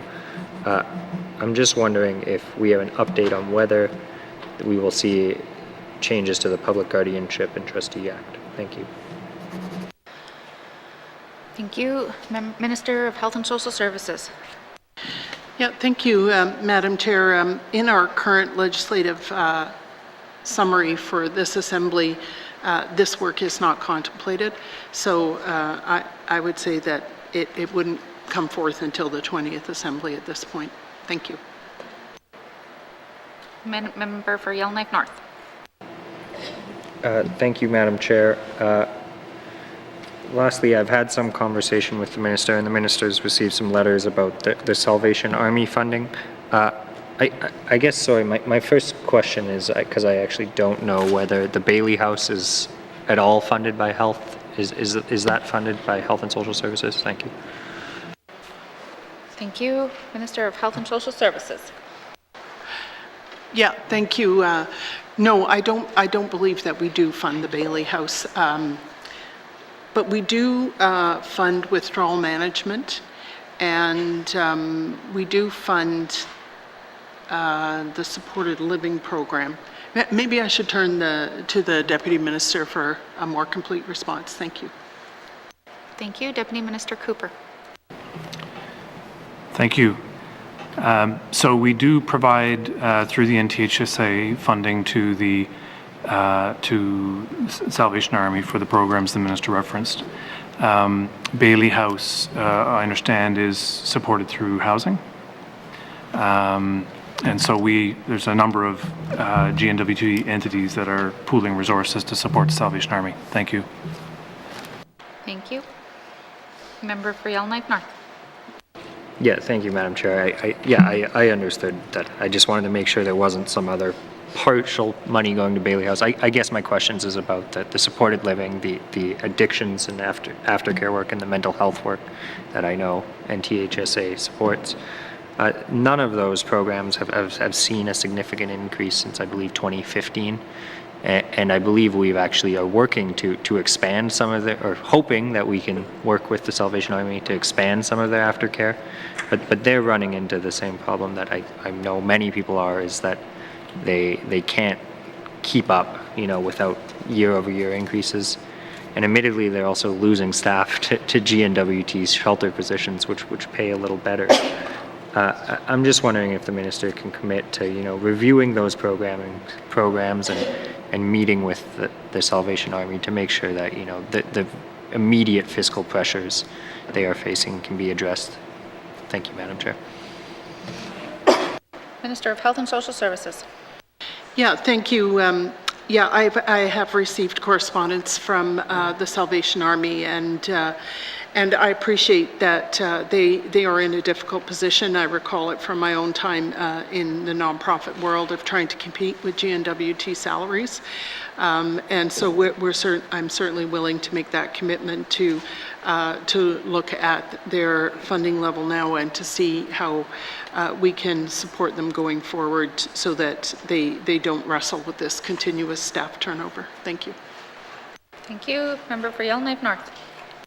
Thank you, Madam Chair, and I'm happy to hear that, and I think that ties into a larger conversation that we've been having in this House about reviewing how we fund all our nonprofits and making sure, some of them don't get 10 years behind in a contribution agreement with no increase. I wanted to switch now to some discussion on midwifery. The last budget, I'm very happy to see we moved to the next phase of midwifery supports, and I've been following the department getting those positions advertised and put out. One of the concerns I've been hearing is we are still not quite operating at a midwife model according to their standards of practice, which would be to actually provide home births if people want them. And one of the reasons for that is that we don't provide on-call funding. They are not on call 24 hours a day to respond to those needs. I'm wondering if, I know there's a plan and there's further phases, if this is a step, the on-call funding that would allow home births that we will be seeing in the future. Thank you. Thank you. Minister of Health and Social Services. Yeah, thank you, Madam Chair, and I appreciate the question. I feel like we're a long way from paying midwives to be on call. Simply because we have jobs that we need to fill, and the midwives are in short supply at this point. They are also, as you probably know, the positions we're advertising now are to support communities in their home births. So what I'm struggling with is whether we would have enough staff to provide an on-call service, saying that, midwives can't work 24 hours a day. So that to me would be a new direction in this budget and would need to be incorporated into the business planning process. Thank you. Thank you. Member for Montfouille. Thank you. I'm not too sure if it's in this area, but it's on grants and contribution transfers. I know that ECE, they set up a scholarship program to attract early learning childcare workers. And in the N.W.T, we know that speech and language is very important, especially in the small communities where we're lacking a lot of services. And speech and language is one of the most important. It's important for a lot of us in our community because we have young kids, as I was saying before, we have little kids that are entering JK with no language skills. And we lack those services in the community. So I was just wondering why Health and Social Services are not setting up scholarship programs to attract communities, small communities, youth, to pursue a career in speech and language area. I would like to see something like that set up by Health and Social Services because so that way we don't have to rely on Southern coming up, or we don't have to rely on Yellowknife, and or if there's something that Yellowknife set up or headquarters, then there's some barriers, and it's because one of the things that they always do, even like they did with the CYCC program, they said you got to have a master's program, or a doctorate program to deliver some of the programs. But a lot of these young people in our communities, they know the language, they know the culture, they know the families. So I think having a program for young people to pursue, especially to work with young people from their community. The scholarship it would be nice if there's a scholarship set up to help pursue a career will be greatly appreciated by many community members. Thank you. Thank you. Minister of Health and Social Services. Yeah, thank you. Member for Montfouille, you might recall that I had a conversation with a member for Yellowknife North yesterday about speech-language pathology. We're short of speech-language pathologists, and so I think it makes sense for us to look at how to bring more people into that field, wherever they're from. We're having trouble recruiting them, and so while our professional development funds and bursaries are not specific to specific services like speech-language pathology, that is what those funds are there to support. And so we would like to be able to attract people to those professions and provide them with incentives to train and stay in the N.W.T. where at all possible. Thank you. Thank you. Member for Montfouille. Okay, thank you. Another one, mental health and addiction, it's a major issue, and we've been talking about it a lot in this house, in this setting. And here it says 100K, or it must be 100,000, because funding to support organizations in the delivery of mental health and addiction programming.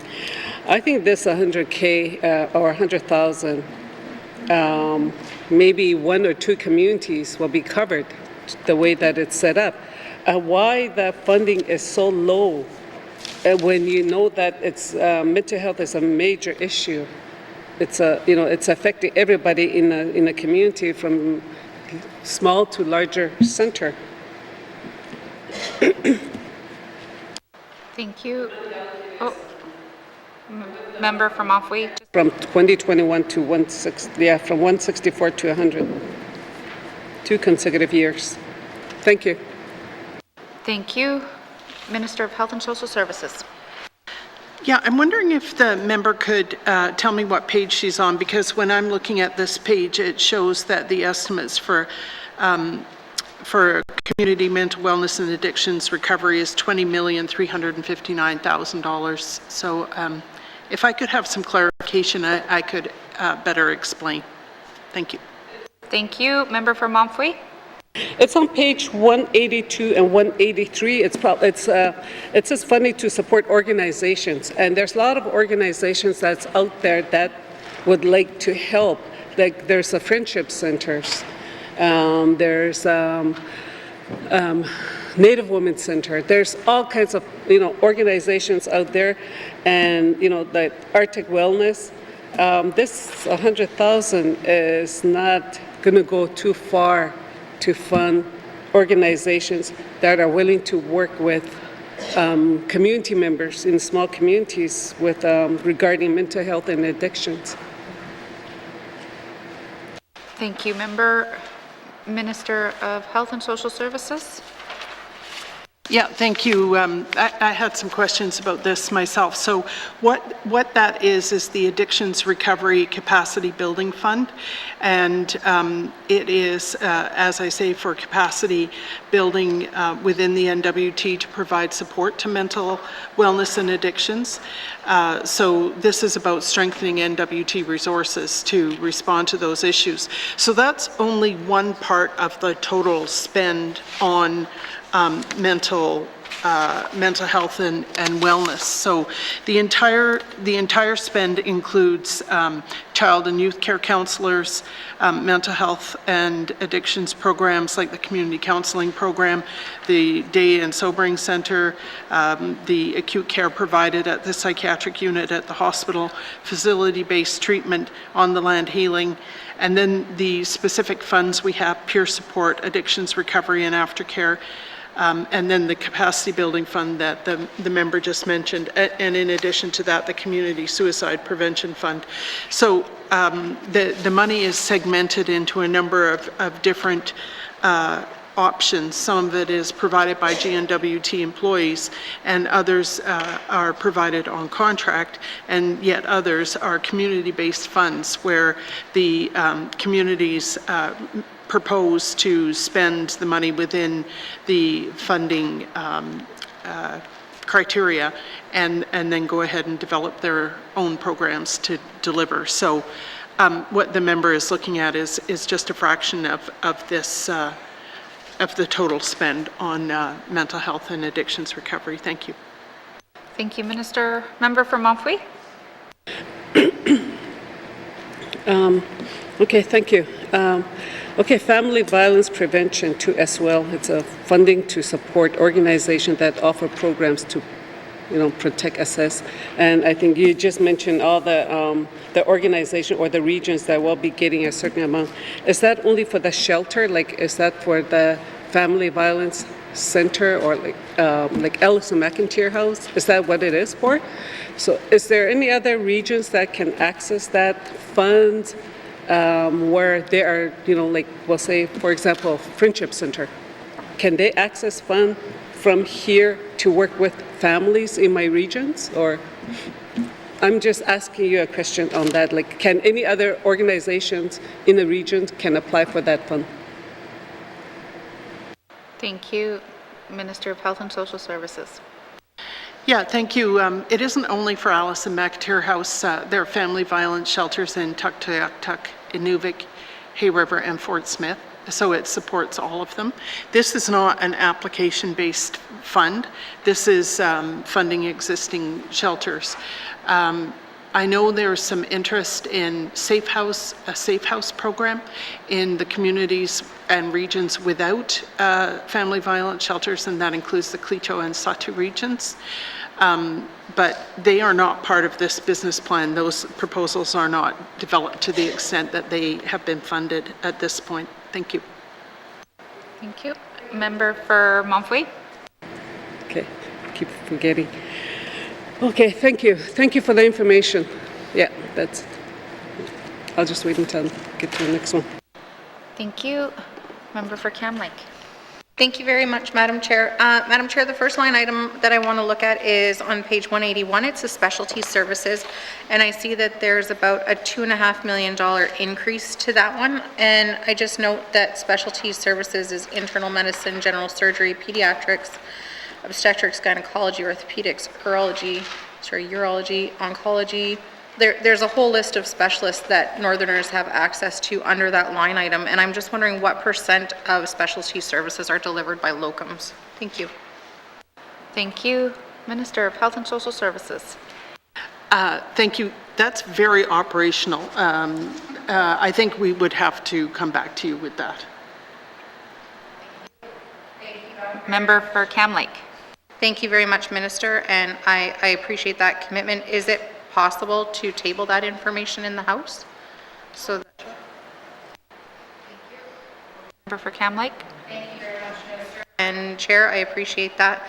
My concern with this, and the reason that I was asking, is a lot of these specialty services are hard to find positions and hard to fill positions, and we have a really long wait list in the Northwest Territories. And so I'm wondering if any of this $28 million is also used to not only pay for the specialty services to come here, but also for Northerners to access those services elsewhere.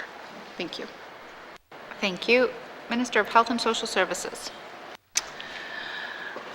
What my notes say in this area, Madam Chair, is that specialty services are provided in the N.W.T as a result of a referral, and specialty services include areas such as internal medicine, general surgery, pediatrics, obstetrics, gynecology, orthopedics, urology, oncology, ophthalmology, gynecology, oncology, and ENT. So it's my understanding that this money pays for people to come here to deliver the services. Thank you. Thank you. Member for Cam Lake. Thank you very much, Madam Chair. And so just so that I'm understanding correctly, so if a doctor provides a referral, then the N.W.T provides access to that specialty service. Is that correct? Thank you. Thank you. Minister of Health and Social Services. Thank you. It really depends on whether it's an insured service or an uninsured service. Hospital-based services are insured services, but I feel like I'm getting over my head, so I'm going to call a friend. Deputy Minister Cooper. Thank you, Minister. Deputy Minister Cooper. Thank you, Madam Chair. So, yes, specialty services would be accessed through normally through a referral. If a person is receiving a specialty service out of territory, then that would be something that would be covered off in the next expenditure category. I'm not sure if it's the next one, but when we get into the out of territory treatment. Because in this money goes to fund salaries, and the money, and for out of territory, where we're dealing with the systems that have fee for service, and we're guided also by interprovincial billing. That's why out of territory services and specialty services that residents access in, for example, Alberta, will show up in another section, all through the same doorway of a referral. Thank you. Member for Cam Lake. Madam Chair, so I will come back to my next questions then in the next section for that one. So I'm going to move on then to the FASD clinic, or the FASD diagnostic clinic. And so I'm wondering what line item within here would that come out? I guess if it's adult services, then the adult clinic would come out of that. And one of the things that I find very interesting just in working with different constituents is, bless you, is that if a resident goes through the adult diagnostic clinic and they are found to have all of the markers of FASD through working with the healthcare professionals, but they do not have confirmation from a birth parent, whether or not that person for different reasons is inaccessible to get that confirmation from a birth parent, then they don't get a full FASD diagnostic. And so my concern is that there are a number of residents who could potentially fall through the cracks and not receive the support that they need, even if they're identified as needing support.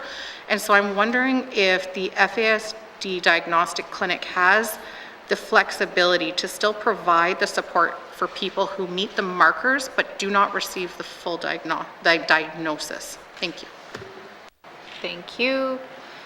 Minister of Health and Social Services. Yeah, thank you. My understanding is that that the clinics are really built around providing the diagnosis, and that the supports are offered separately. In the event that someone does not have a diagnosis, there would still be supports available to them, but not through that clinic. It might be through community counseling, it might be through some form of treatment.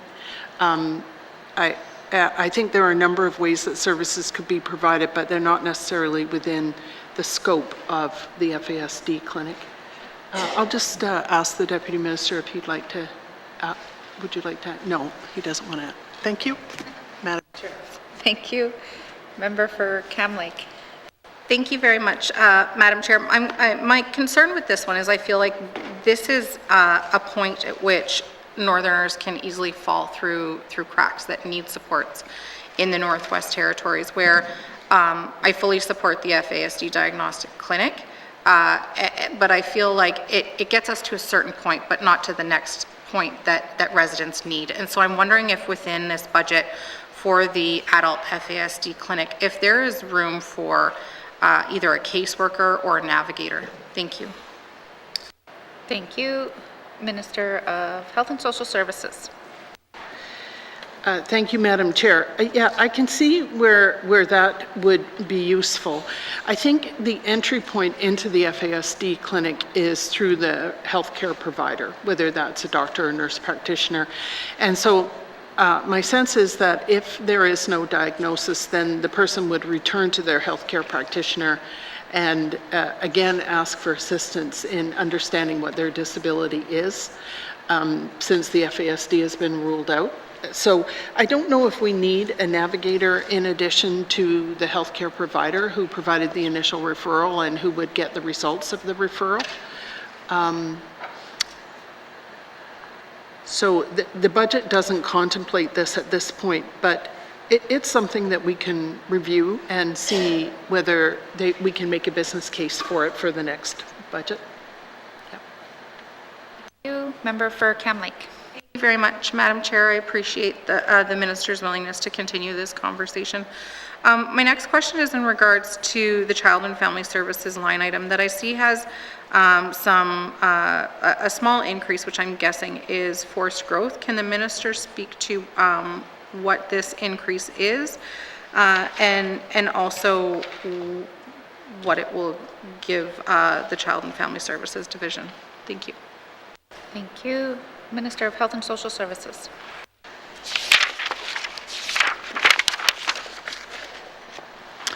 Thank you, Madam Chair.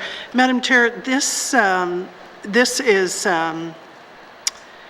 looks like another increase for another phase of the child and youth care counselors. You said Child and Family Services. Yeah, I think I'll ask Mr. Elkin if he can provide some detail on this. Thank you.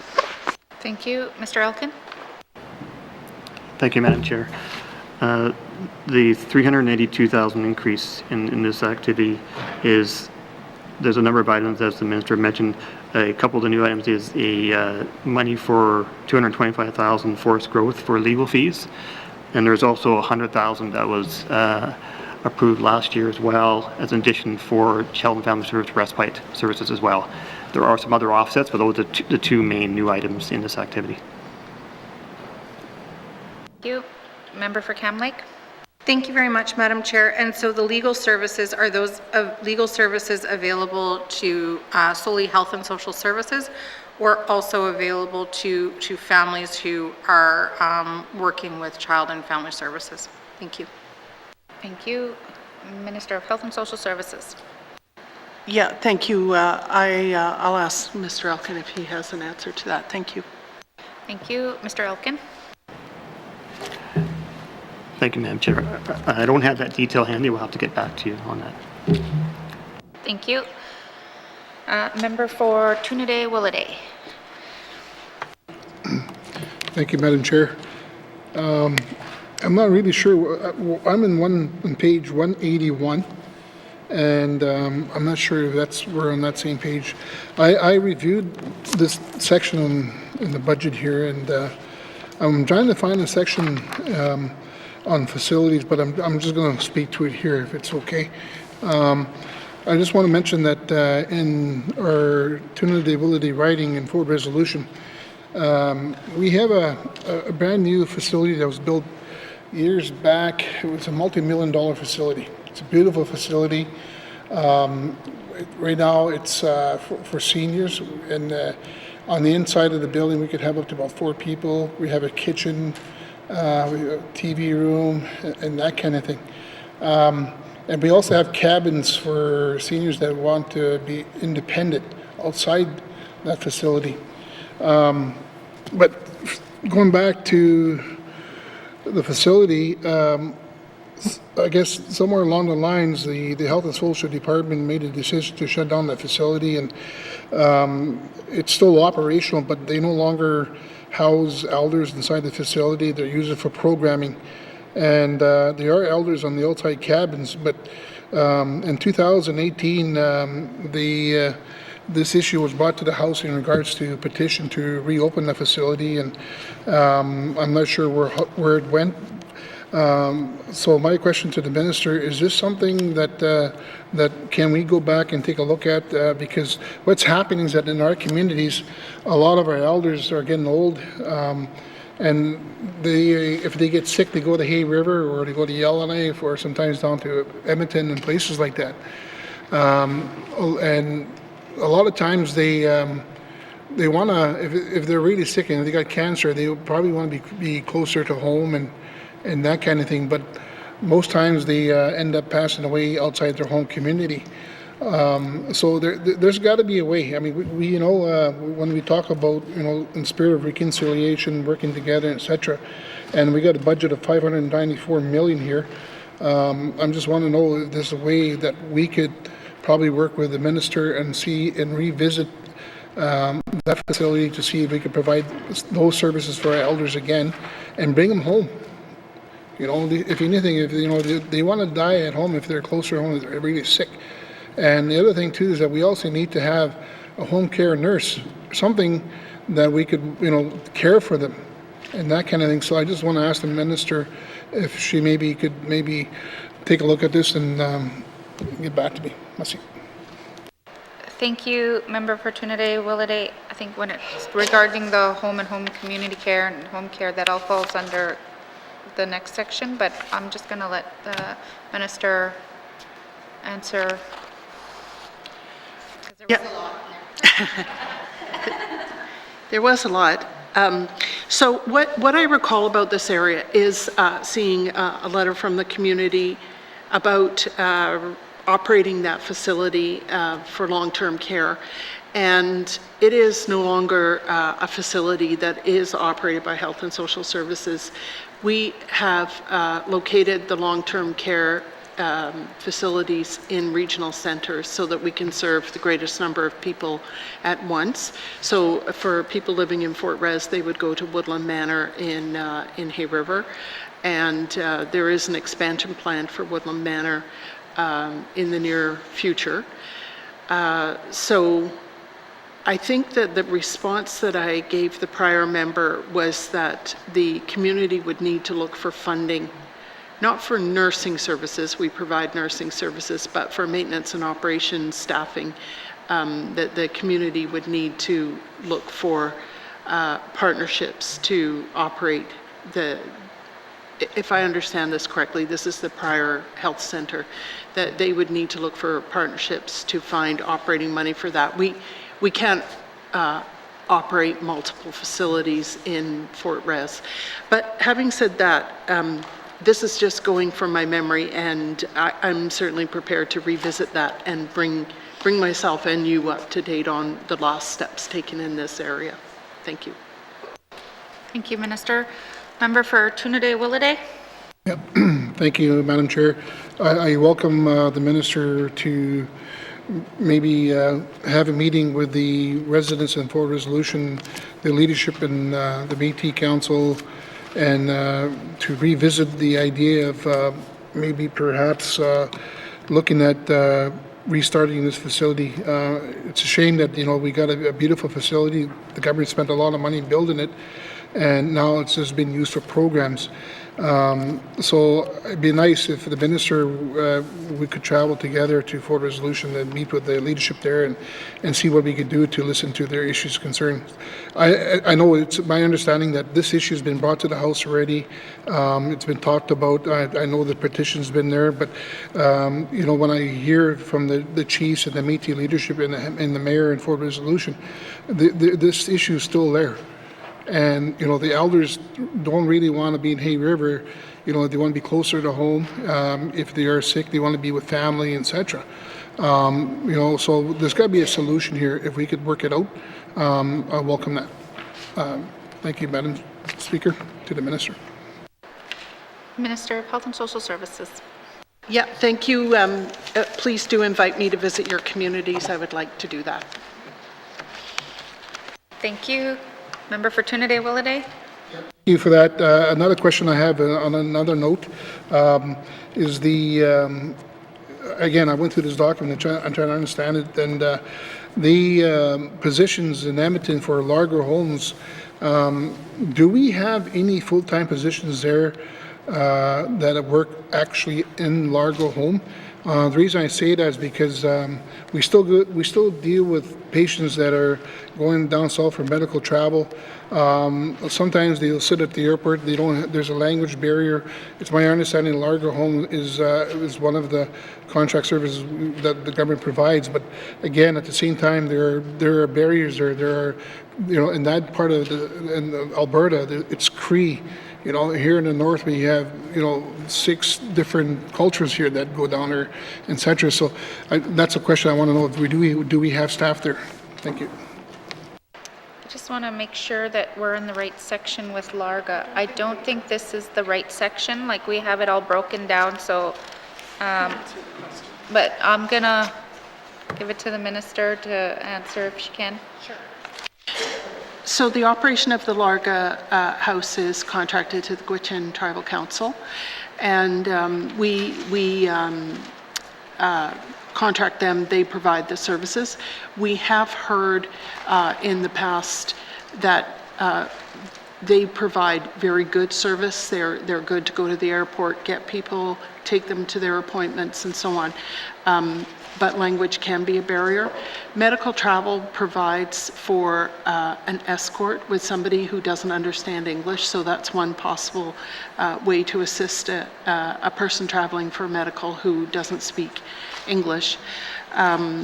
Another possibility that we haven't fully developed is whether it would be useful to have the kind of Indigenous patient navigator available at Larga House that we are talking about establishing, well, we are going to establish in Fort Smith, Hay River, Yellowknife, and Inuvik, that it may be useful to have that kind of a navigator available to the people who use Larga services in Edmonton. Thank you. Thank you, Minister. Member for Tunaday-Willowday. That's all the questions I have, and again, as I go through the documents, I'm just trying to understand that section. But Madam Chair, if we were to go through this document, can we continue to just read out what page we're on so that we could follow the discussion? Merci. We're on health and social programs still. Everybody gets a chance to speak to it before we move on. So, do I have any members who haven't spoken to this section wishing to speak to it? Member for Tabachak. Thank you, Madam Chair. I just want to ask a couple of questions with the family violence prevention. Are there any shelters in the north that are serving men? When in my former leadership role, there was a lot of men that required that. It's not only women that are mentally and physically abused.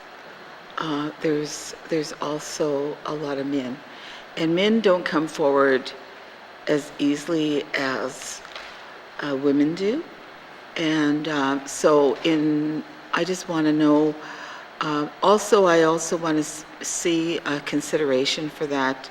Eventually, there should at least be one home or one shelter in the north that should be serving the male population, because it could be very, very, very challenging for men who are in that situation.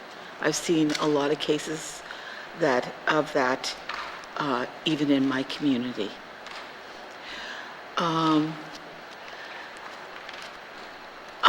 I was also going to ask, is this part of the family violence, is it, I don't know if it's a health and social program that could be brought into the schools at an early age? Because, it's, when there's trauma at home, it affects everybody in the whole family, including the children. So I just wonder if we could start considering some of those programs in the elementary and the high schools. It's, if we catch some of these programs and have counseling for family violence prevention at early stages in life, it might prevent some awful things that happen in the future. Those are a couple of things. And I also wanted to comment on, you have under mental health and addictions and on the land healing fund. I just want to also mention that it's over $2 million that was undersubscribed, and I want you to know that in my other leadership role, that we had sometimes a 6-week program with a complete team out of addictions facilities in the south. We chose which facility we were going to go with and brought the entire team up to Fort Smith under this fund a couple of times, and we had a 6-week program, not 42 days. It was, and we have some very successful candidates. Just last week, I met one of the candidates in Walmart, and, after years of addiction, this person is clean and sober, and it's overwhelming. And, when it's undersubscribed, people don't realize they can do a lot with this fund. And you can bring the whole team in, and that includes psychologists and elder, the whole team. There was 5 to a team. And we also had someone that actually distributed the medication, which is a very important part of the program. And we also had every night kind of an entertainment thing with Salt River, and we invited people from the community to come to speak to them. So this could be, I don't think it's proposal driven. Maybe sometimes, maybe you could think about it, but not everybody. I've had incredible staff at Salt River, but maybe some of the smaller communities don't have that. And if they are assisted in applying for the program, I think that it could be a point in the right direction. Okay, that's all I have to say, Madam Chair. Thank you, Member for Tabacha, Minister of Health and Social Services. Do you have any? Yeah, thank you for your questions. So I understand there is a shelter for men in Fort Good Hope. I'm not sure if it's only for people in Fort Good Hope, and that would be a long way to go for someone in Fort Smith. A more feasible solution for men who are experiencing violence may be to apply for an emergency protection order. So that's where you engage a justice of the peace to secure your access to your house and to keep the abuser out of the house. And so that's one possibility that would provide a local solution where the person being abused doesn't have to go to another community for services. So I just want to put that on your radar as a possibility. The YWCA in Yellowknife offers a program for children who witness violence. It helps them to process the trauma that they've experienced as a result of being in a situation where family violence has occurred, and how to be better prepared to deal with their own anger and issues as they grow up. I don't think that that's a school-based program. I think it's a community-based program. I feel certain that the YWCA would be more than willing to share their learning of this. It was originally called Project Child Recovery. That they would be willing to share their learnings from that. So they do it now as an after-school club called Dudes Club, and it's boys, and they go once a week and talk about their issues related to their own lives and how to live a healthy life. The On the Land program is probably undersubscribed because the money is divided among the Indigenous governments, and so if Indigenous governments don't take up their share, then the money doesn't get spent. I'm well aware of the relationship between Salt River First Nation and pound makers, and I've mentioned it in other contexts to IGs that are looking at On the Land programming as one possibility to provide the programming part of the On the Land healing program, that, you know, beyond the benefits of being on the land and living in a more traditional way, that there can also be a program that is specifically oriented to getting people into treatment, which I understand is what happened at Salt River, to help families heal, and to help people when they return from treatment to maintain their wellness and sobriety. So that I'm assuming that if people are listening to us talk and they're interested in that program, they could contact the Salt River First Nation for more information. Thank you. Thank you. Anything further, Member for Tabacha? I just have another question. One of them, it's to do with medical travel. I know we're going to be having patient advocates, and maybe that will solve some of the problems with medical travel, but when a doctor at a health center approves medical travel and an escort, then it goes to a Yellowknife office here, and sometimes then they don't get the escort approval. So I'm just wondering, I know there's a review, I think, of medical travel in the works, and so would that review address my concern? Thank you, Madam Chair. Thank you, Member for Tabacha. Since that's in a totally separate section, that's under supplementary health benefits, is it not, or is it? It is under that. Or is?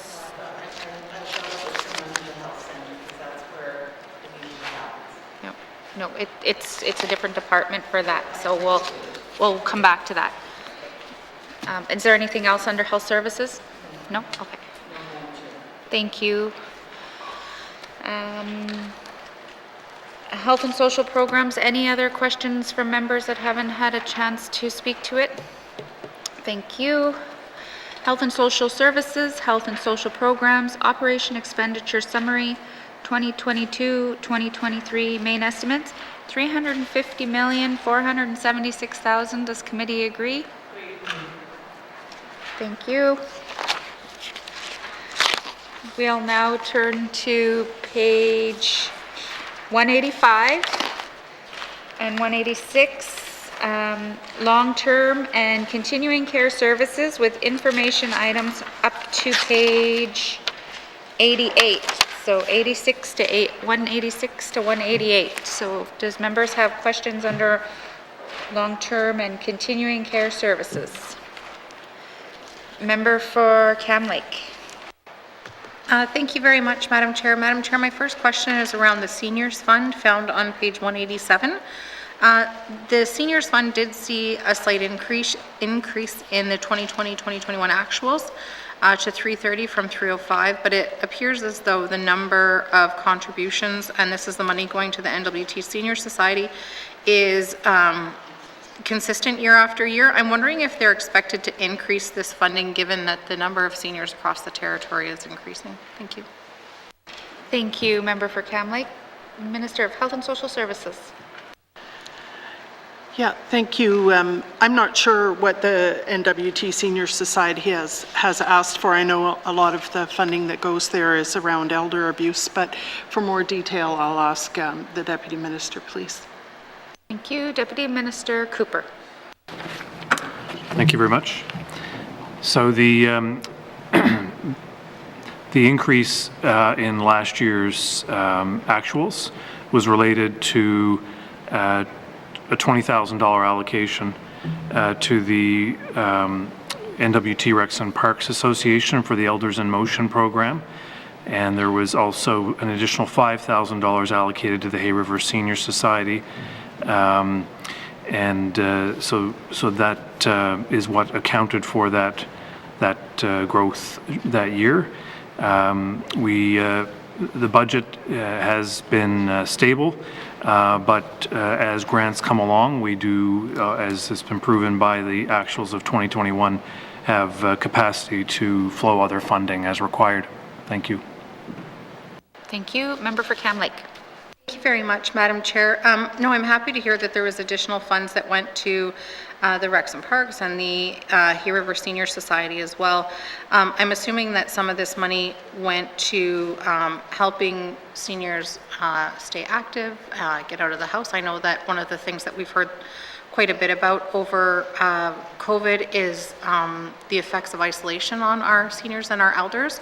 And so I'm wondering if Health and Social Services intends to find ways to replace this $25,000 that was used last year, either through funds, grants, or contributions from maybe the federal government or other third-party investors to be able to continue supporting activity with our seniors and our elders. Thank you.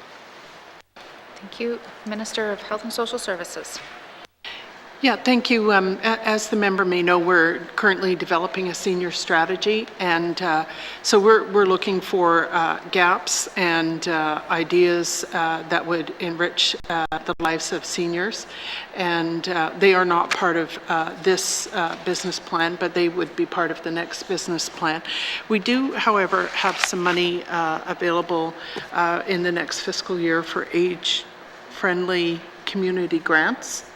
And to provide more detail on that, I'll ask the Deputy Minister, please. Thank you. Deputy Minister Cooper. Thank you, Madam Chair. Yes, we have added some additional funding to our age-friendly community program to support communities and community organizations to be able to plan for age-friendly communities. So we've actually merged together two funding pots. I might be getting the name wrong now that I'm saying it out loud, but we have merged together age-friendly community grants with another funding pot to, after hearing from communities, that this would make the resources more targeted on the issues and be less administratively complex for them. Thank you. Thank you. Member for Cam Lake. Much, Madam Chair. The Minister mentioned the senior strategy, and I'm wondering what the timeline is on that. Thank you. Thank you. Minister of Health and Social Services. Yeah, thank you, Madam Chair. I believe that we're going to deliver it in this fiscal year, in the first half of this fiscal year. Thank you. Member for Cam Lake. Thank Thank you very much, Madam Chair. I see here that we have a respite fund for caregivers of residents living with disabilities in the N.W.T. In the Northwest Territories, we also have parents with disabilities who are parenting with that. And I'm wondering if that respite fund is also open to parents with disabilities or if that would come through the disabilities fund. Thank you. Thank you. Minister of Health and Social Services. Thank you. I'd like to ask the Deputy Minister if he can provide anything on that. Thank you. Thank you. Deputy Minister Cooper. Thank you, Madam Chair. So this funding is funding that flows to the Disabilities Council to provide community-based respite services, as well as some funding to Inclusion N.W.T. to provide services in Yellowknife. So I'm not entirely sure the eligibility criteria that the N.W.T. DC uses, but we can certainly get that information. Thank you. Thank you. Member for Cam Lake. Thank you very much, Madam Chair. Madam Chair, I see that the respite fund here has a consistent stable number of $475,000. And I just want to get a sense of if that's enough for the territory and for their respite needs across the territory.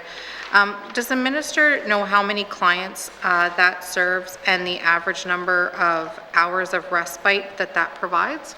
Thank you. Thank you. Minister of Health and Social Services. Yeah, thank you. I am not clear about the demand for the respite fund and whether this is spaces inside long-term care where respite beds are available for people, or whether this is for use in their homes. I'll ask the Deputy Minister if he has any information on this. Thank you. Deputy Minister Cooper. Thank you, Madam Chair. If we're talking about the same fund, the respite fund provides support for the two nonprofit groups that I previously mentioned. There are other forms of respite that are available to people through, we have a number of beds available throughout the territory for respite that might be needed by our elders. Certainly the ongoing review of the supportive living program is something that we will be learning from in terms of what the needs might be for families and caregivers in terms of respite and any gaps that might exist. Thank you. Thank you. Member for Cam Lake. Thank you very much, Madam Chair. Now, something that I noticed that you don't see very often is a reduction in the contributions to Health and Social Services Authorities funding in this section. And I'm wondering if the minister knows what brought down that funding for actuals for 2020-2021. Thank you. Thank you, Minister of Health and Social Services.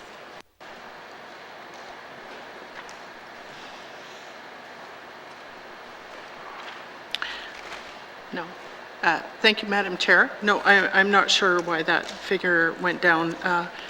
Wonder if Mr. Elkin might know that. Thank you. All right, Mr. Elkin. Thank you, Madam Chair.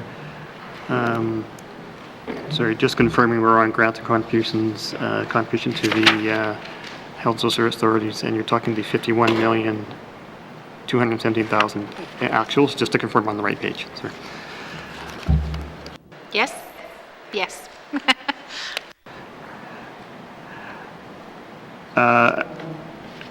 And I apologize, we don't have all the details to why the expenses were lower in 2021.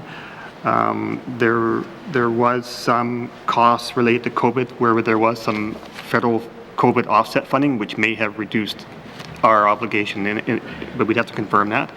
That may have reduced the amount of expenses that we incurred, but I don't have that detail here as to what the difference was in 2021.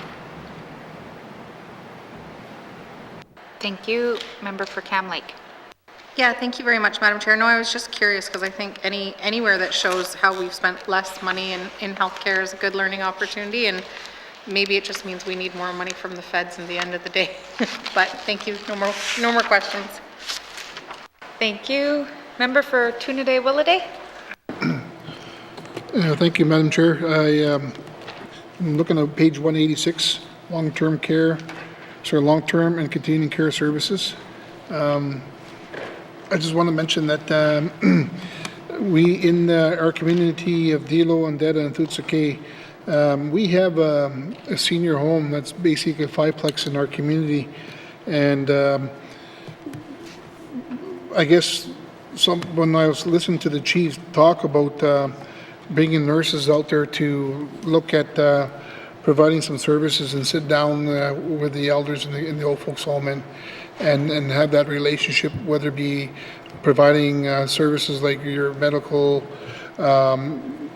pills and all that stuff. I guess they want to see the nurse come to these facilities and have the relationship with the elders as well.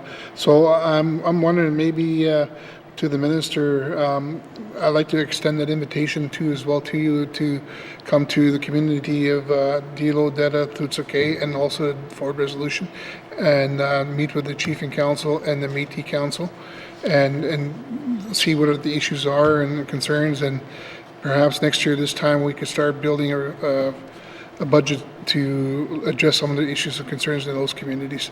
Thank you, Madam Chair. Thank you. Minister of Health and Social Services. Yeah, thank you. Home and community care includes nursing care, but it also includes personal support workers. And so as far as I know, both are available in the communities. That's part of our commitment to helping people to age in place.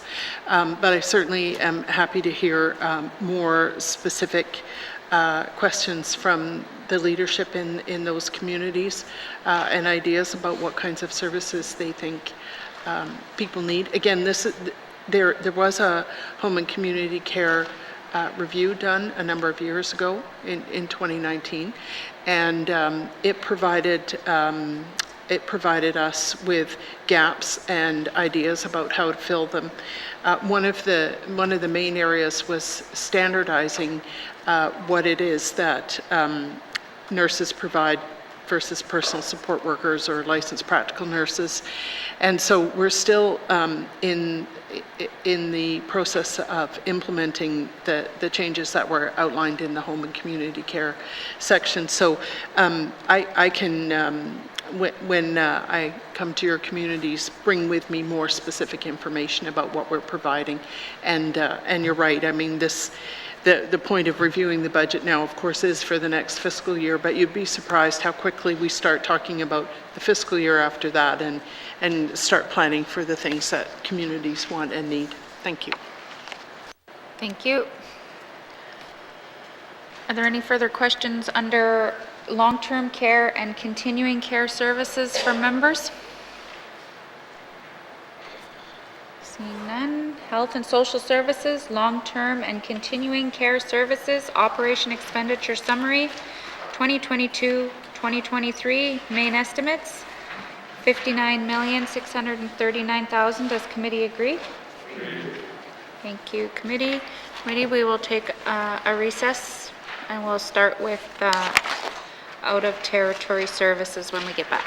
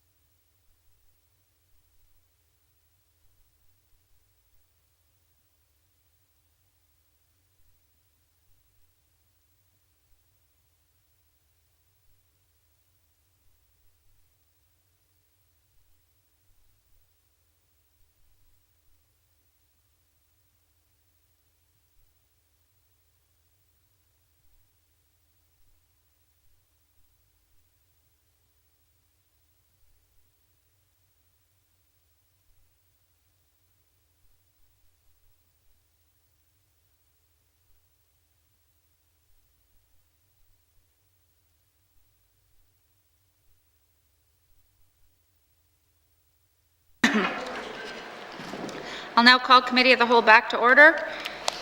Committee, we will continue on with Health and Social Services.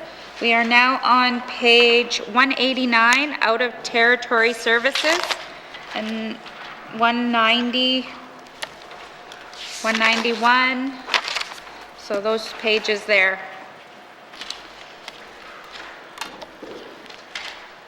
Are there questions from members? Member for Yellowknife North. Thank you, Madam Chair. My question is regarding the review of the $35 million here we spend on residential care.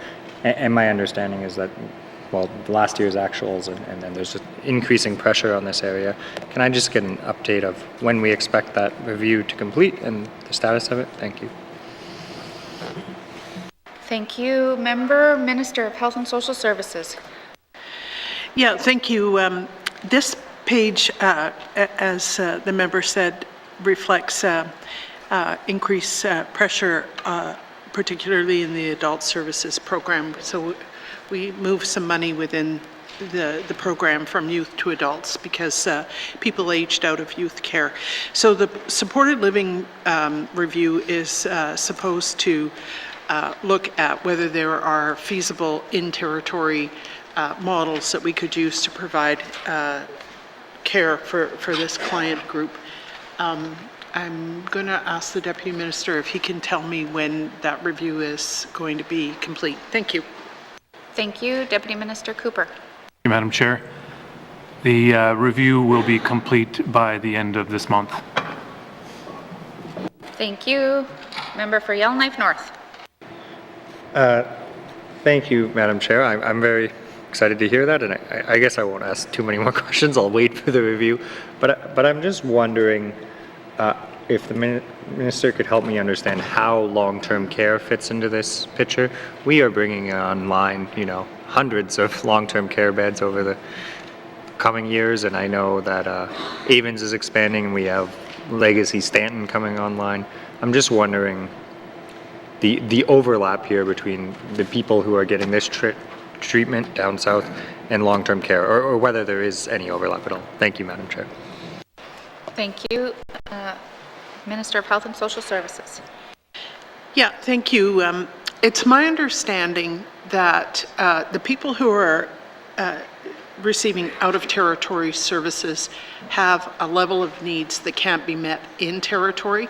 It's not a lack of beds, it's a lack of expertise to provide the level of care that that these clients need. So the long-term care admissions are sorted out by the territorial admissions committee, which includes health professionals and a member of the public, and they look at the distribution of beds available and who needs them and makes recommendations on that basis. The admissions to out-of-territory care are not handled that way, but maybe I'll ask the Deputy Minister to provide some detail about how those referrals are made. Thank you. Thank you. Deputy Minister Cooper. Thank you, Madam Chair. So this is something that gets managed through the program, and they will identify a client's needs. It's not a dissimilar kind of assessment to look at a person's community care needs, and then work with the family and others to make sure there's proper care in place. It's often a very different type of care, not often nursing. It could be other types of care that's required. There is a connection, though, between the supportive living review and long-term care, in the sense that we do know that in the Northwest Territories there are people being cared for in long-term care beds who have cognitive issues, who are younger, who are not seniors. They are younger people with disabilities. And so one of the questions that we've had as part of the supportive living review is, are there people currently in long-term care who, if we did a model redesign, could be repatriated to community and to be cared for in a more dignified manner in that way? So that's some of the advice we're looking forward to receiving at the end of March. Thank you, Madam Chair. Thank you. Are there any other members who wish to speak to out-of-territory services? Member for Cam Lake. Thank you very much, Madam Chair. I see the funding here from Health and Social Services contributions for Health and Social Services Authority funding. And the main estimates for this year are 26.8 million. And last year they were, for the actuals for 2020-2021, they were almost 30 million. And so I know that that was above the main estimates by about roughly, I think, 3 million or so. Can the minister speak to the increase in actuals to that line item? Thank you. Minister of Health and Social Services. Yeah, thank you. It's my understanding that this has to do with the increase in the number of adults receiving services out of territory. But I'll ask the Assistant Deputy Minister if he would like to provide a more complete explanation. Thank you. Thank you. Deputy Minister Cooper. Thank you, Madam Chair. So what happened in 2021 was we did have out-of-territory adults program expenses exceeded the budget. So we received approval to transfer 1.6 million surplus from the youth program into the adults program, and we had an extra supplementary funding of 1.5 million. So this was truly about demand for the service and the cost in that year being higher than budgeted. Thank you, Madam Chair. Thank you. Member for Cam Lake. Thank you very much, Madam Chair. Madam Chair, I'm just wondering, I know that we have quite a backlog just from COVID of needs for different services. And so I'm wondering why it's not expected that this line item will again exceed the budgeted amount because of increased demand for adult services. Thank you. Thank you. Minister of Health and Social Services. Thank you. My understanding is that this area is somewhat fluid in the sense that we know how many clients we have, and we can make a prediction about how many we're going to have in the future. But one of the really hard things to assess here is the acuity of the needs. We have some very high needs clients who require not just 24/7 staffing, but multiple 24/7 staffing. And so as the clients move from youth to adult services, they're reassessed. Their need for services and the kind of services is reassessed. And so that takes place during the year, and that can make a difference to the budget of how much money we need to spend in this area. So this is an estimate based on current usage, but it doesn't take into account what the actuals, it's our best estimate of the costs going forward, but the actuals may differ. Yeah. Member for Cam Lake. Thank you very much, Madam Chair. Madam Chair, I wanted to continue my line of questions that I had from the health and social programs that was out of scope of that section because it's in scope here. And my questions were in regards to specialty services or access to services that are available in the South. And one of the things that we're seeing is that there's a fairly long wait time for different services.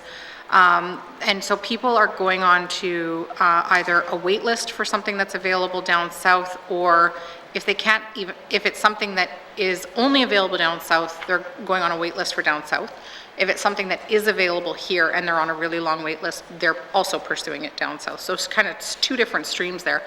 And what I'm noticing is that if somebody has a referral for a specialty service, and they are on a really long wait list for down south, and they choose to pay out of pocket for that service, they're able to jump the queue. My concern is that is that covered by out-of-territory services for residents. So are residents able to access services they're referred to out of territory through this funding pot here in order to gain access to specialty services that they need? Thank you. Thank you. Minister of Health and Social Services. Yeah, thanks. Thanks for that question. I want to acknowledge that there are wait lists for services, and some of that has been driven by COVID, a lack of availability, and that the NTHSSA is developing a catch-up plan for people who are waiting for diagnostic services as well as treatment. So we can't pay for people to jump the queue. That really is contrary to the principles of the Canada Health Act. So the pathway is a referral from the N.W.T. health practitioner, and to provide the services in territory if at all possible, and if not, then to make a referral to Alberta for the services. And it's worth knowing that if Alberta can't provide the service itself, they sometimes contract those services out to private service providers, but the pathway is still the same. They have to have a referral from here. So my hope is that we will see a catch-up plan for clearing these wait lists, but knowing that in some cases they're quite far behind and the service delivery time could be extended. But you know, we hope to be able to present you with that information and answer questions once the plan has been completed. Thank you. Thank you. Member for Cam Lake. Yeah, thank you very much, Madam Chair. And I think even though the government won't pay for people to jump the queue, people are paying for people to jump the queue. And so, and I'm going to use, I guess, a very specific example of that of Northerners travel out of territory, for example, to go get an MRI. And they go on a wait list to go and receive that service. They're referred by a doctor to do that. They go down to Alberta to access that service, but they have to wait on a wait list to do that. What some residents are able to do is to phone a clinic, get on a list, get down to Alberta, do an MRI, and come home.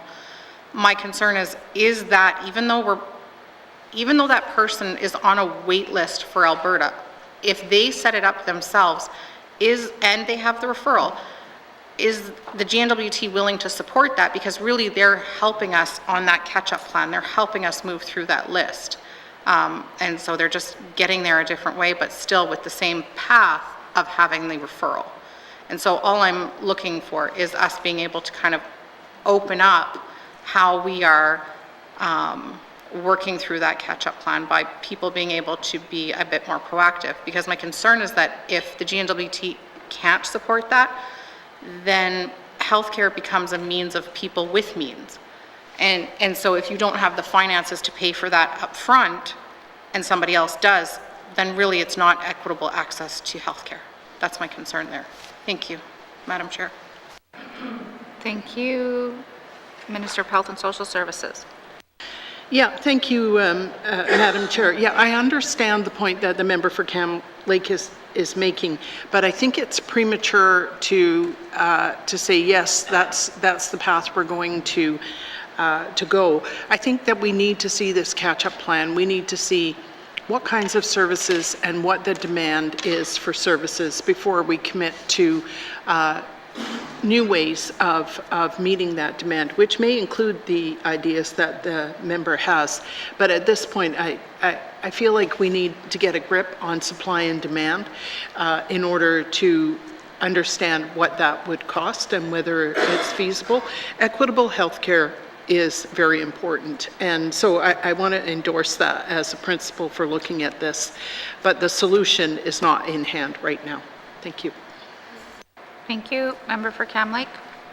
No, thank you, Madam Chair, and I appreciate that, and I really look forward to seeing this plan. I think that it'll make a difference to a lot of people, and I guess in creating that plan, I just encourage Health and Social Services to consider all the aspects of someone's life and potentially quality of life and inability to continue to work if their service requirement impacts their ability to go to work. So just those items. Thank you. Thank you. Are there any further questions from members under out-of-territory services? Seeing none.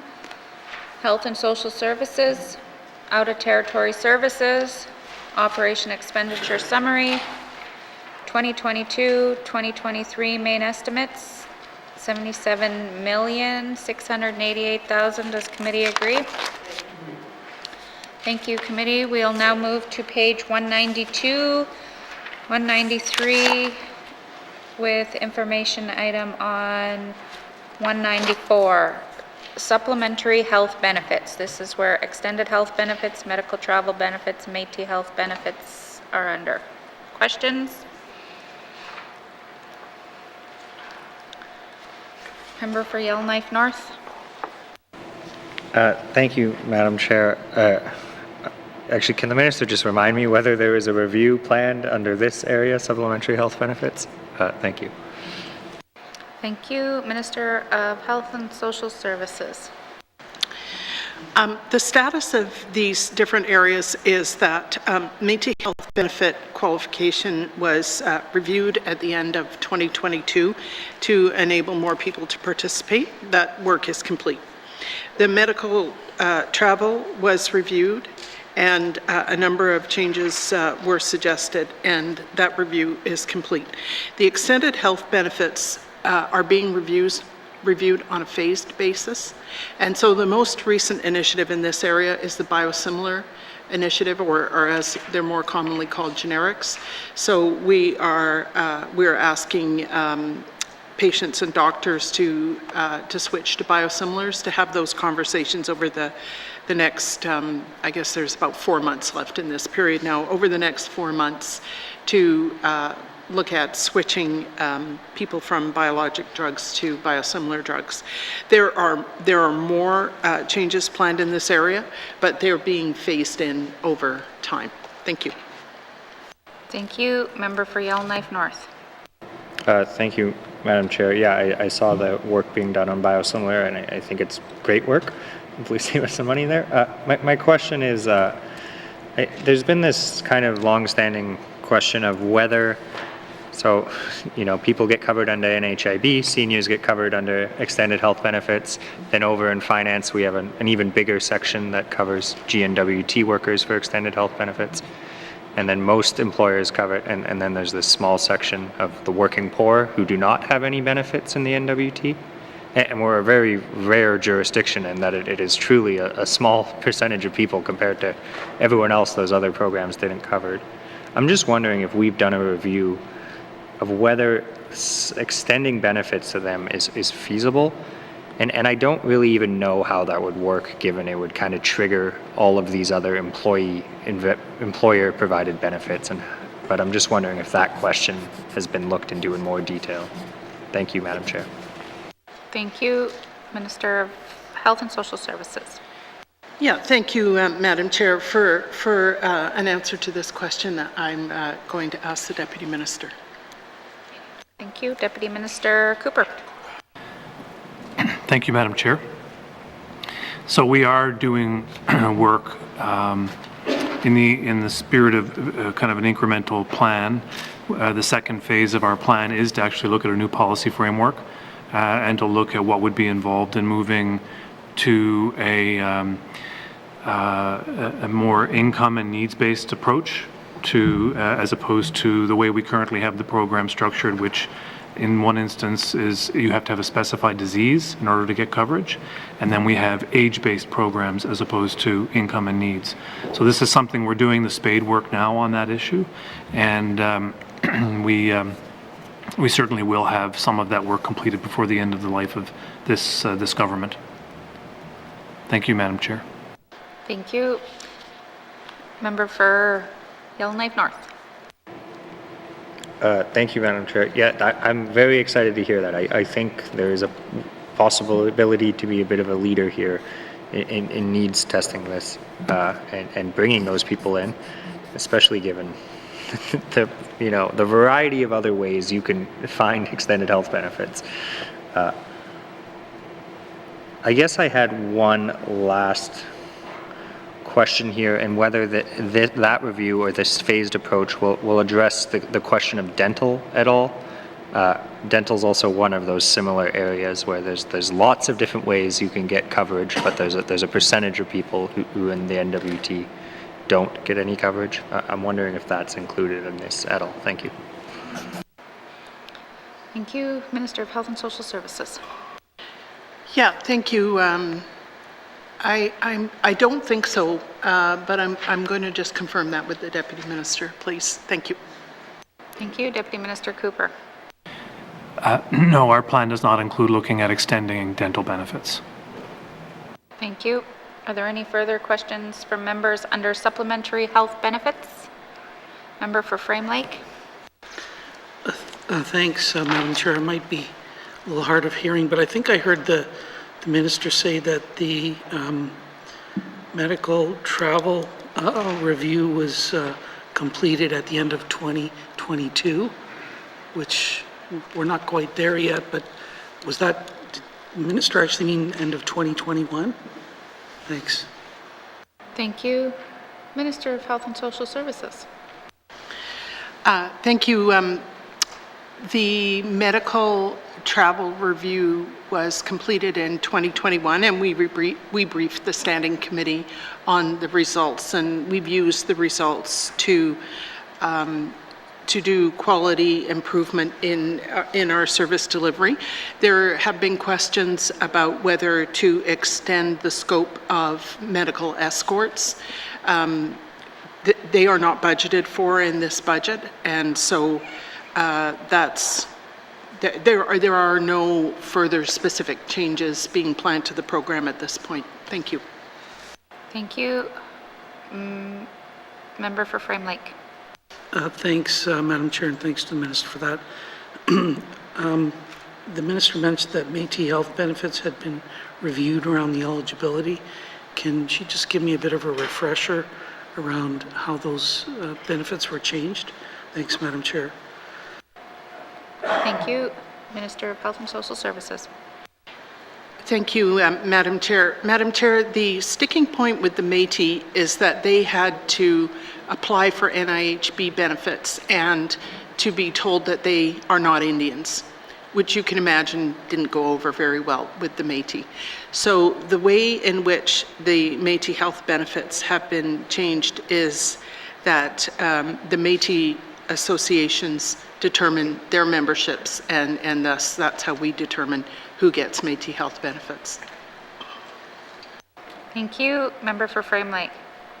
Okay, yeah, thanks, and I think that's consistent with UNDRIP and reconciliation, all of those things. That's good. I'd understood too that there was some discussion at FPT table around the federal government starting to provide some financial assistance with Métis benefits because of previous court cases. Has there been any further discussion of that? Thanks, Madam Chair. Thank you. Minister of Health and Social Services. I'm not aware of that discussion. I'll just ask the Deputy Minister if he is. Thank you. Thank you. Deputy Minister Cooper. Thank you, Madam Chair. This is something that we had raised pre-COVID with the federal government. It's been a position of the N.W.T. for some time that there should be, reflecting on the Daniels decision, that there should be some recognition of this in providing funding for our Métis health benefits program. So it's, I think the last time that we would have done any lobbying at the officials level, certainly before COVID in 2020. Thank you. Member for Frame Lake. Yeah, okay, thanks, Madam Chair. And thanks for that information. Is there any further review going to be done during the lifetime of this Assembly of extended health benefits, say particularly for seniors. Thanks, Madam Chair. Thank you. Minister of Health and Social Services. Thank you. I think that this would be a good question for the Deputy Minister. Thank you. Deputy Minister Cooper. Thank you. So we are looking at, we're starting with looking at the specified disease conditions and looking at the establishment of an income or needs-based model. We will be engaging with the public on that. We will also be doing some engagement on seniors' benefits, but don't anticipate changes in that regard until that would be something that would not occur until the next Assembly, or the next government. Thank you, Madam Chair.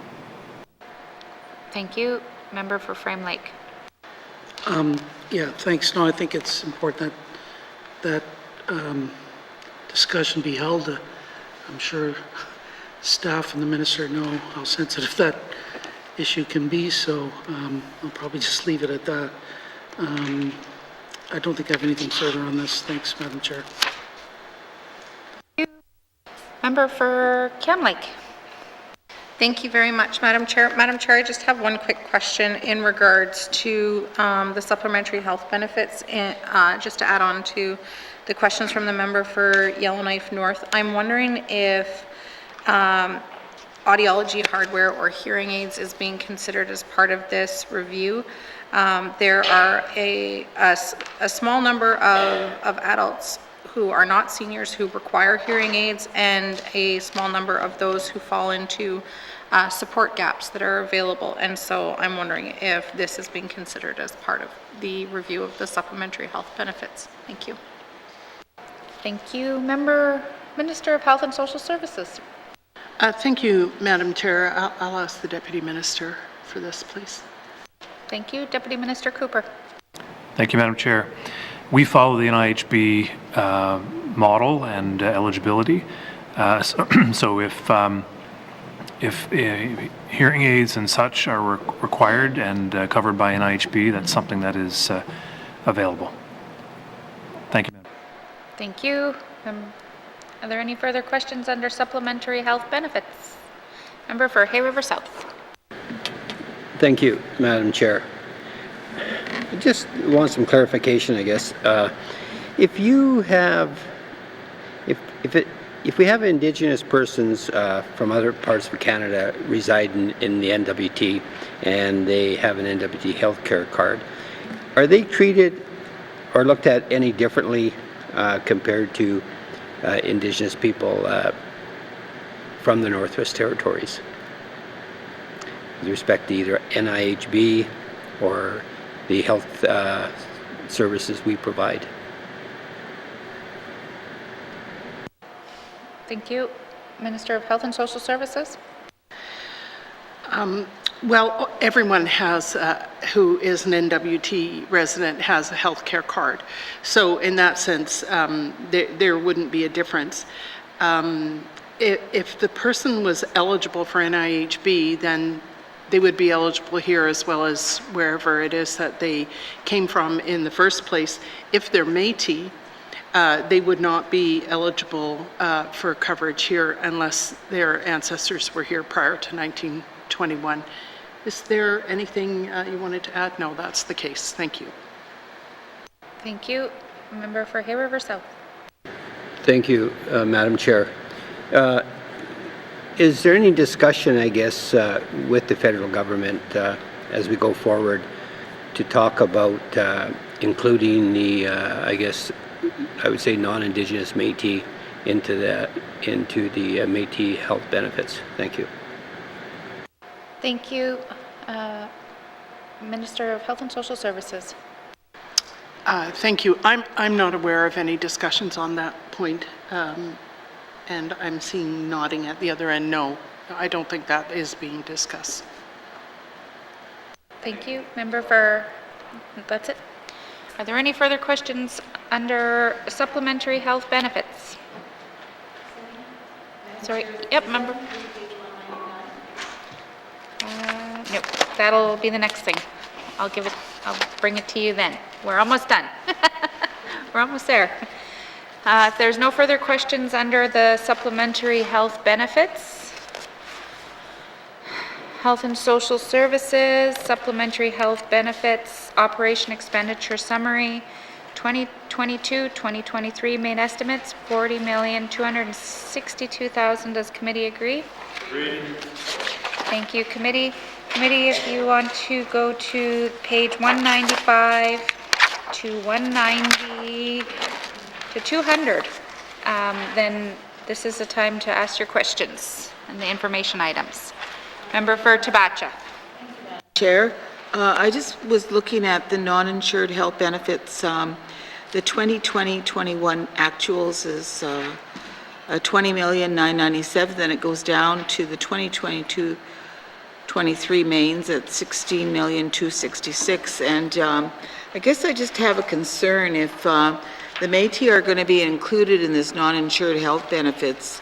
I think there's a 6-month period I read somewhere, or something in some of the notes that I've read previously. I just want to make sure that the level of service for everybody within that non-insured health benefits stays up to par. Thank you, Madam Chair.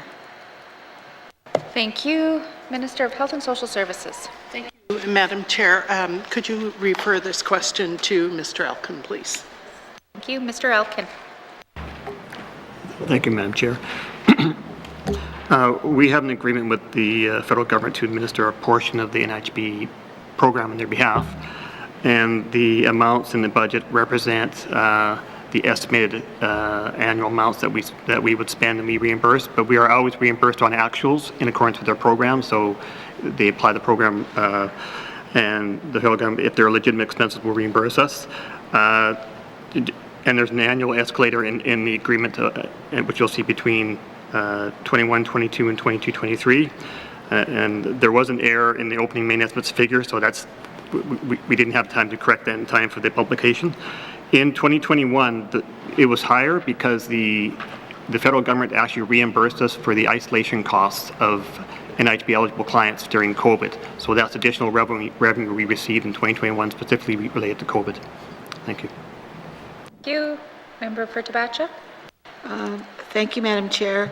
I just want to ask also, the non-insured health benefits has always been a problem, even when I was in my other leadership role, and I'm sure it's across the territory with all the First Nations and soon to be Métis locals and so on. There's a lot of programs that are not covered under that are lacking within this, I'm just wondering how we could address that. There was a number, even with prescriptions. There's a whole. It's a major issue, and I remember going to trilateral meetings, and I had the people in front of us that are in charge of this in the Ottawa office that transfers these funds, and it's always been a problem. So I'm just wondering how we as a government could address this. Thank you, Madam Chair. Thank you. Minister of Health and Social Services. Yeah, thank you, Madam Chair. As I'm sure the member knows, the NIHB program is a federal program, and we, of course, have people who are eligible for NIHB benefits here, and as the Assistant Deputy Minister said before, the benefits for everyone else are pegged to the NIHB benefits. So in order to change that, we would need to lobby the federal government, and it seems to me that wouldn't be easy because it's a national program. So they would have to give to all NIHB recipients what they give to the N.W.T. NIHB recipients. So it would be challenging to change that. I don't know if there's anything else to add on that. No, that's good. Okay. Okay, thank you. Member for Tabacha. I think, Madam Chair, because this is automatically given to the reimbursement amounts are given for the non-insured health benefits. It's a major problem with the people that it serves. It's always been a problem, you know,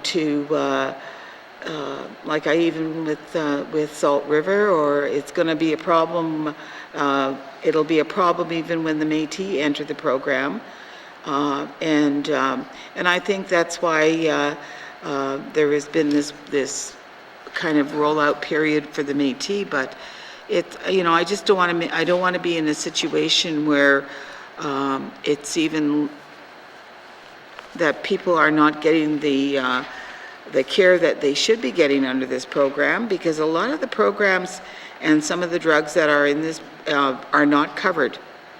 Okay, and it is a major program. It's a major problem, and you know, we're talking about the majority of the people in the Northwest Territories, so that of Indigenous descent. So it is a concern that I bring here. Thank you, Madam Chair. Thank you. Minister of Health and Social Services. Yeah, I understand that health officials meet with the federal government to talk about NIHB from time to bring forward these kinds of concerns about whether coverage is adequate, to what extent coverage is available, and so on. So this is something where a meeting is planned for this year. And so if you have specific issues that you would like to draw our attention to for that meeting, then by all means, please send me an email with that information so that we can include it in our consideration for what we're going to bring to that meeting. Thank you. Thank you. Thank you, Member for Tabacha. Are there any further questions to the information items on the member for Yellowknife North? Thank you, Madam Chair. I'm looking at page 199, and there's the Territory Health Investment Fund, and it doesn't show that there's any money in this budget or going forward, but I know that we got $7.1 million. We got $5 million for medical travel, $1 million for the sustainability positions, and $1 million for some primary positions. So I was just hoping to get an explanation of why that is, and whether that Territory Health Investment Fund is actually located in these main estimates currently, or whether that has to come forward, we just didn't get it in time. Thank you. Thank you. Minister of Health and Social Services. Yeah, thank you. I think that the details of this fund were agreed after the main estimates were developed, but for more information, I'll ask Mr. Elkin. Thank you. Thank you. Mr. Elkin. Thank you, Madam Chair. This is a bit of an accounting issue. As new federal agreements expire and get renewed, the new process is we no longer recognize them as work on behalf of others. We actually appropriate them and load them into our budget. So the $7.1 million that we got this year, it would be $5 million would show up under medical travel, $1 million around would show up under the Culture and Innovation Division for the primary healthcare reform, and another $1 million would show under the administration under the authority for the sustainability team. So it's just a different way of where it's represented. So what you're seeing is the previous DIF agreement from 2 years ago. Thank you. Thank you. Member for Yellowknife North. Thank you, Madam Chair. Okay, I appreciate that. I guess I'm happy to see it's in here. Can I just get an update of, I actually don't know if it's public yet. I tried to find what the total agreement amount was and for how many years under the Territorial Health Investment Fund. Thank you. Thank you. Minister of Health and Social Services. Thank you, Madam Chair. It's my understanding this is $7.1 million, and it's a one-year agreement to March 31st next year. 2-year agreement that includes the year we're in and next year. Thank you, Minister. Member for Yellowknife North. Thank you, Madam Chair. perhaps premature to ask this question. Do we have any update on whether this is something we will see going forward? I know this is kind of like it's for a number of years now the territories get together, they try and identify some priorities, and then we go begging to Health Canada to fund things. It'd be nice to see the Territorial Health Investment Fund become a bit more predictable. I'm just wondering if we have any hope of that or any news. Thank you. Thank you. Minister of Health and Social Services.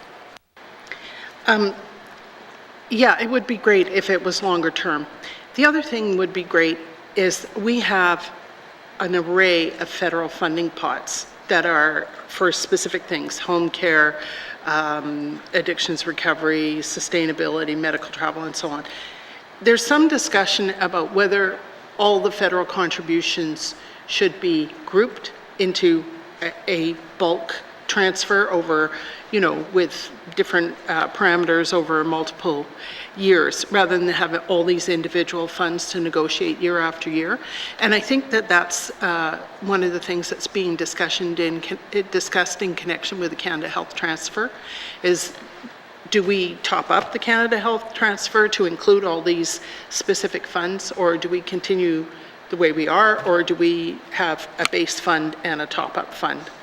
So those are the discussions that the Premier is engaged in. Thank you. Thank you. Are there any further questions to the information items? Seeing no further questions, please return now to the departmental summary found on page 169.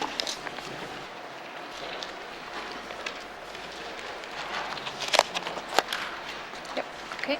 Health and Social Services, Operation Expenditures, Total Department, 2022-2023, main estimates, $594,777,000. Member, Mr. O'Reilly. Sorry, I almost lost track here. I was having so much fun. Thanks, Madam Chair. I move that this committee defer further consideration of the estimates for the Department of Health and Social Services at this time. See, Madam Chair. The motion is in order to the motion. Question has been called. All those in favor? All those opposed? Motion is carried. Consideration of the Department of Health and Social Services 2022-2023 main estimates, operating expenditures, total department is deferred. Thank you, Minister, and thank you to the witnesses for appearing before us. Sergeant at Arms, please escort the witnesses from the chamber. What is the wish of committee, Mr. Norn? Madam Chair, I move that the chair rise and report progress. Did I say Mr. Norn?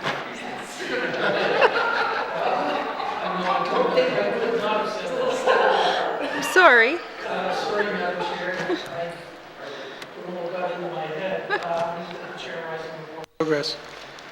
The motion is in order. The motion is non-debatable. Those in favor? Those opposed? The motion is carried. I'll now rise and report progress.